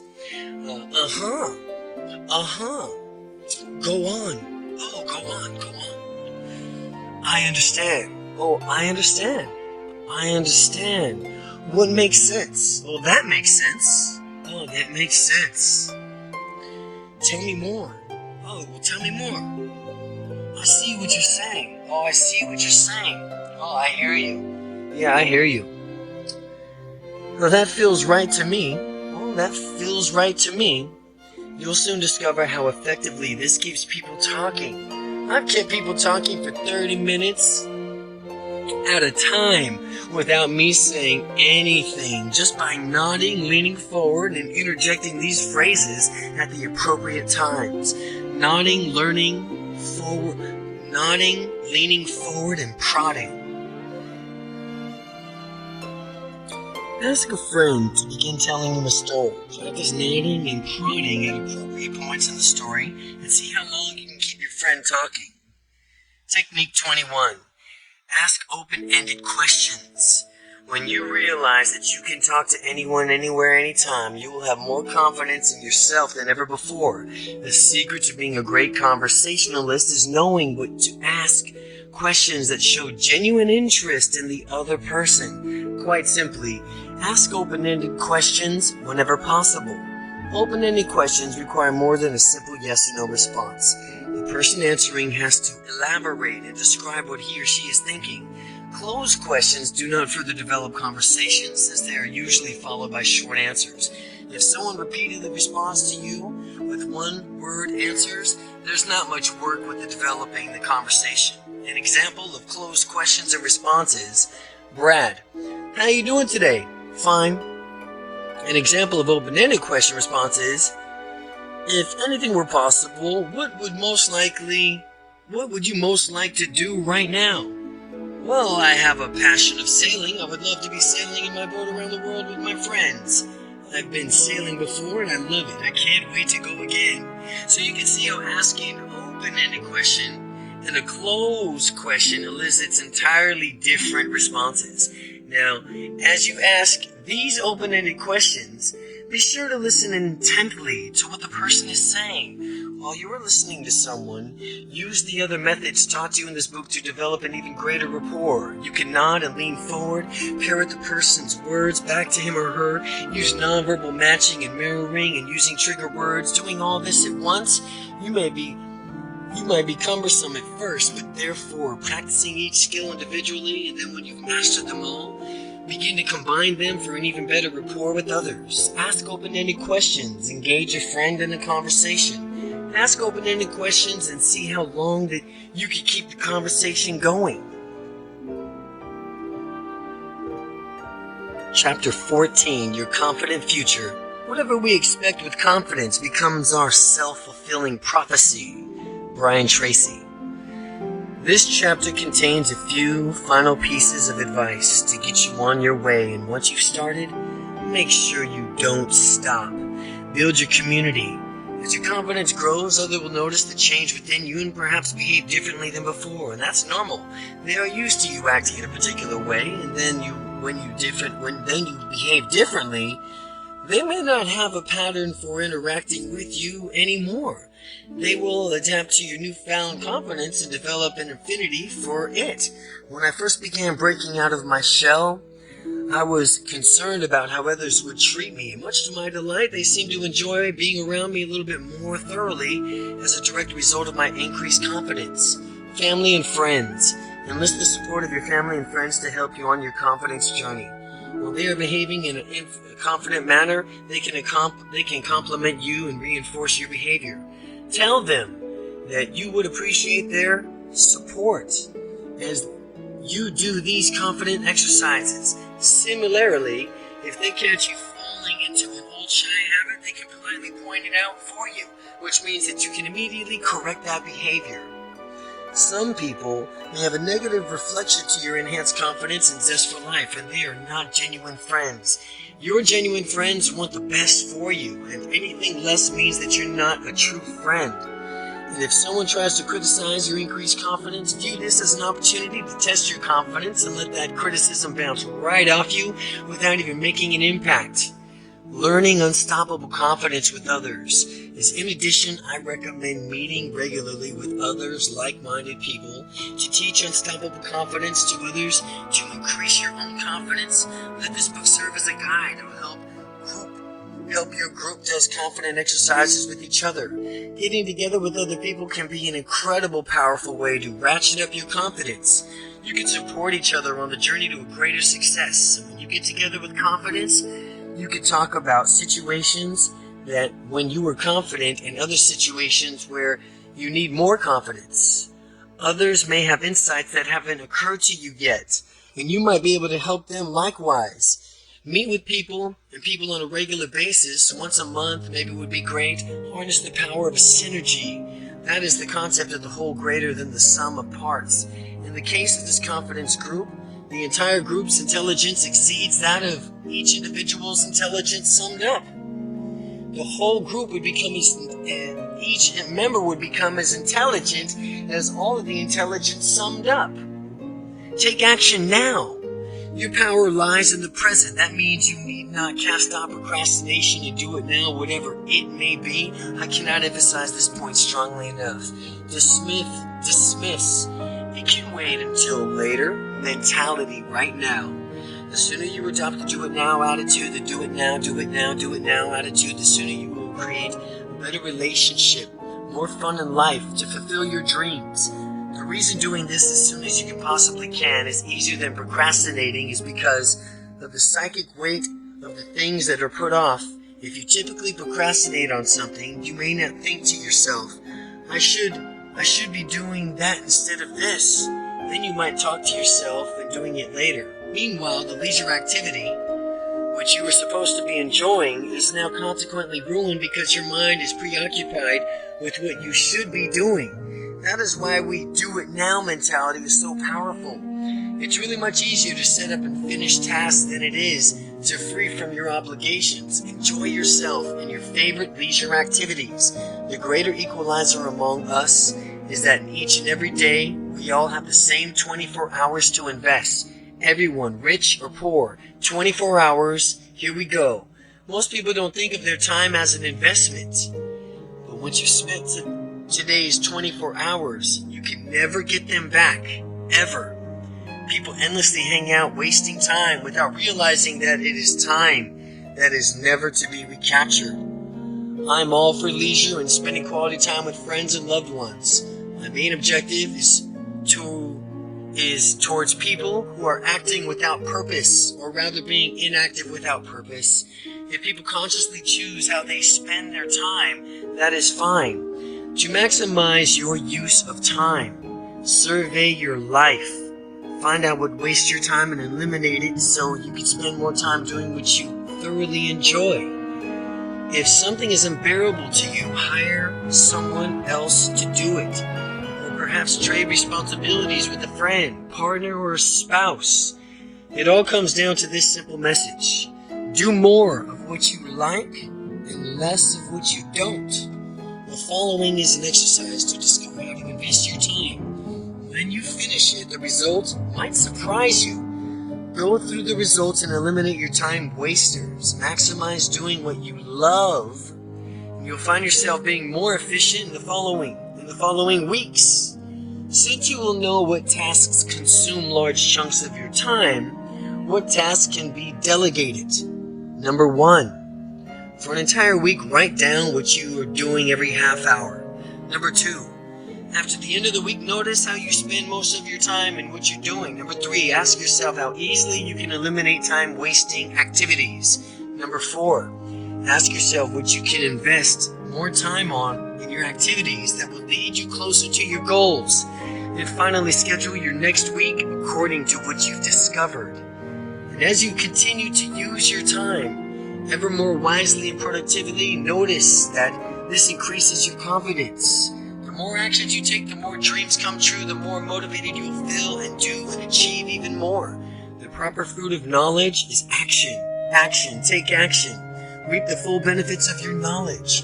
Stay on track with your confidence and practice a calendar. One method to stay on track as you develop your ability to be confident is a confident practicing calendar. You can take an extraordinary calendar, schedule which confident exercises you will do on a particular day.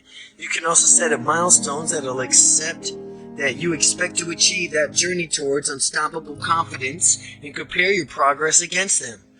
One day you could practice speaking confidently. The next day, an exercise, you'll be walking confidently.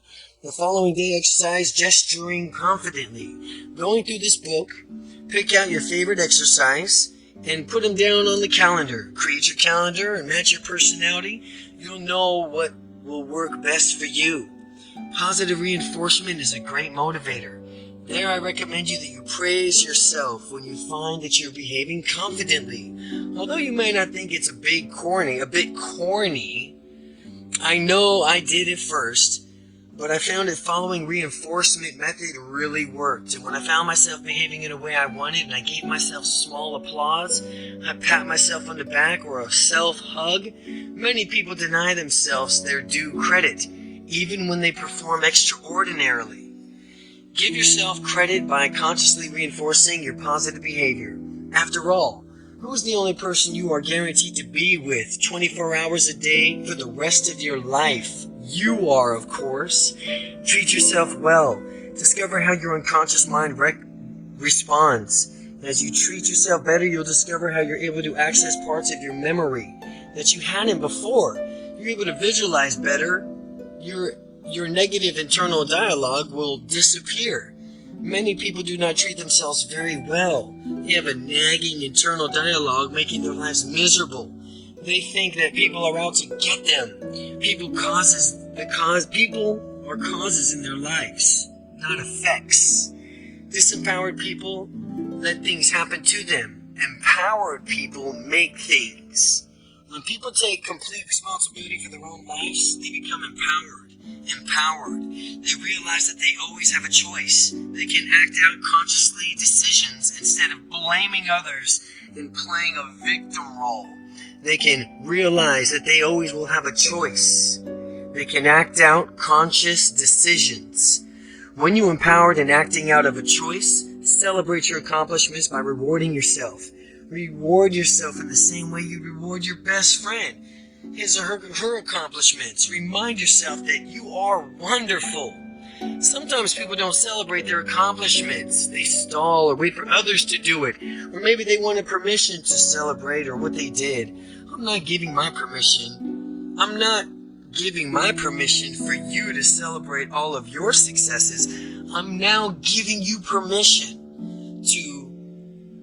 for you to celebrate all of your successes. Live a healthy life, because in order to be unstoppably confident, you must lead a healthy, fulfilling life.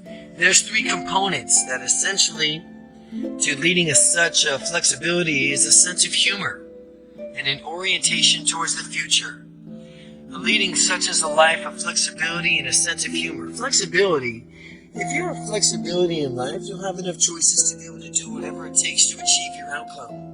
If something does not work, you'll have a wherewithal to realize that it's not working and admit your behavior. In other words, use flexibility until you eventually get your results. The more flexible people are, the more likely they will get what they want. There is a law of cybernetics, which is the science of effective organization that states the person or component with the most choices in the system wins. Take a negotiation, for example.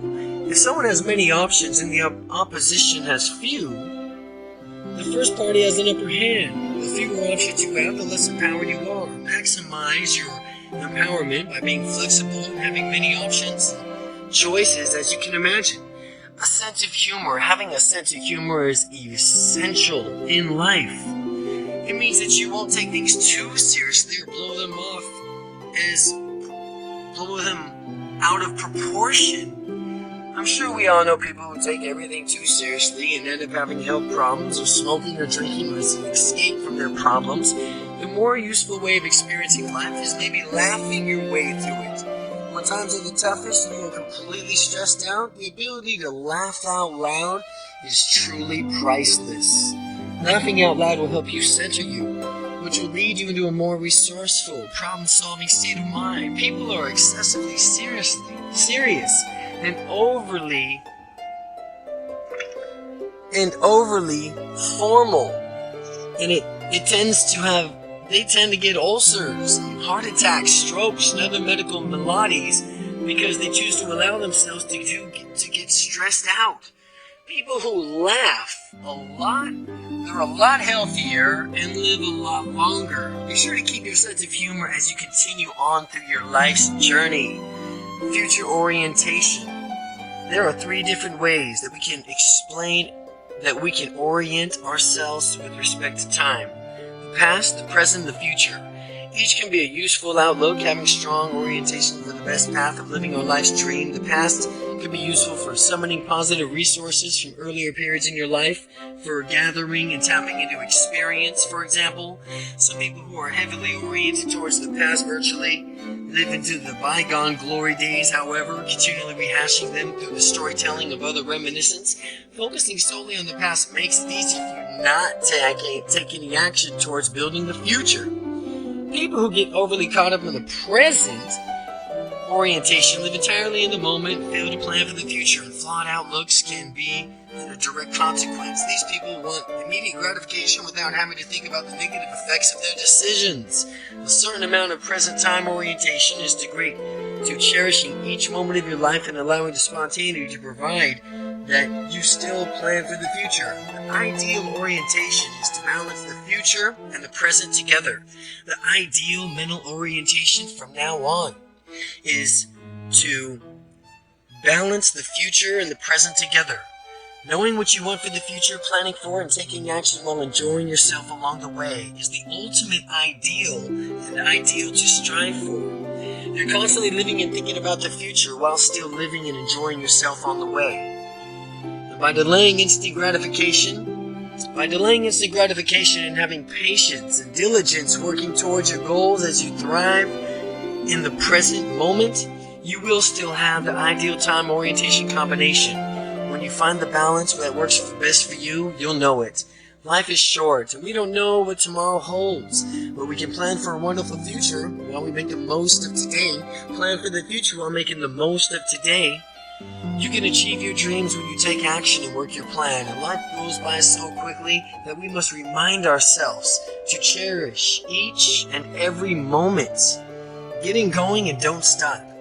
With your unstoppable confidence, you're going to want to tackle the world at once. When you consider all of what you can achieve in your lifetime, you might want to go out and do it all right now. You can tackle the world, of course, but you should do it in a progressive stages. You will have so many dreams and passions awakened that it might seem overwhelming. Sometimes, when people feel overwhelmed, they do nothing because they don't know where to begin. We'll avoid letting this happen to you. Consider your most important immediate goals and pursue those first. Remember to take action each and every day, no matter how much or how little things brings you closer to fulfilling your goals. A journey of 1,000 miles begins with a single step.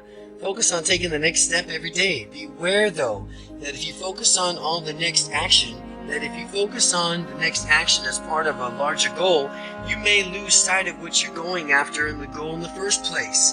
The ideal here is to have a balance. Keep the big picture in mind, remembering what's important for you and to you about the goal and why you're even doing it, as you focus on small steps that actually get you there, taking action each and every day. Being unstoppably confident means being proactive. Decide what you want, go after it, and get it. Some people say, someday it'll happen for me. No. Or, I'm waiting for my lucky break. The problem is that those reactive people are waiting forever. Resourceful people make it happen. Luck is where preparation meets opportunity. Be prepared for relentlessly pursuing the opportunities that you'll surprise yourself at how lucky you become. Go out there and make it happen, because you are unstoppable.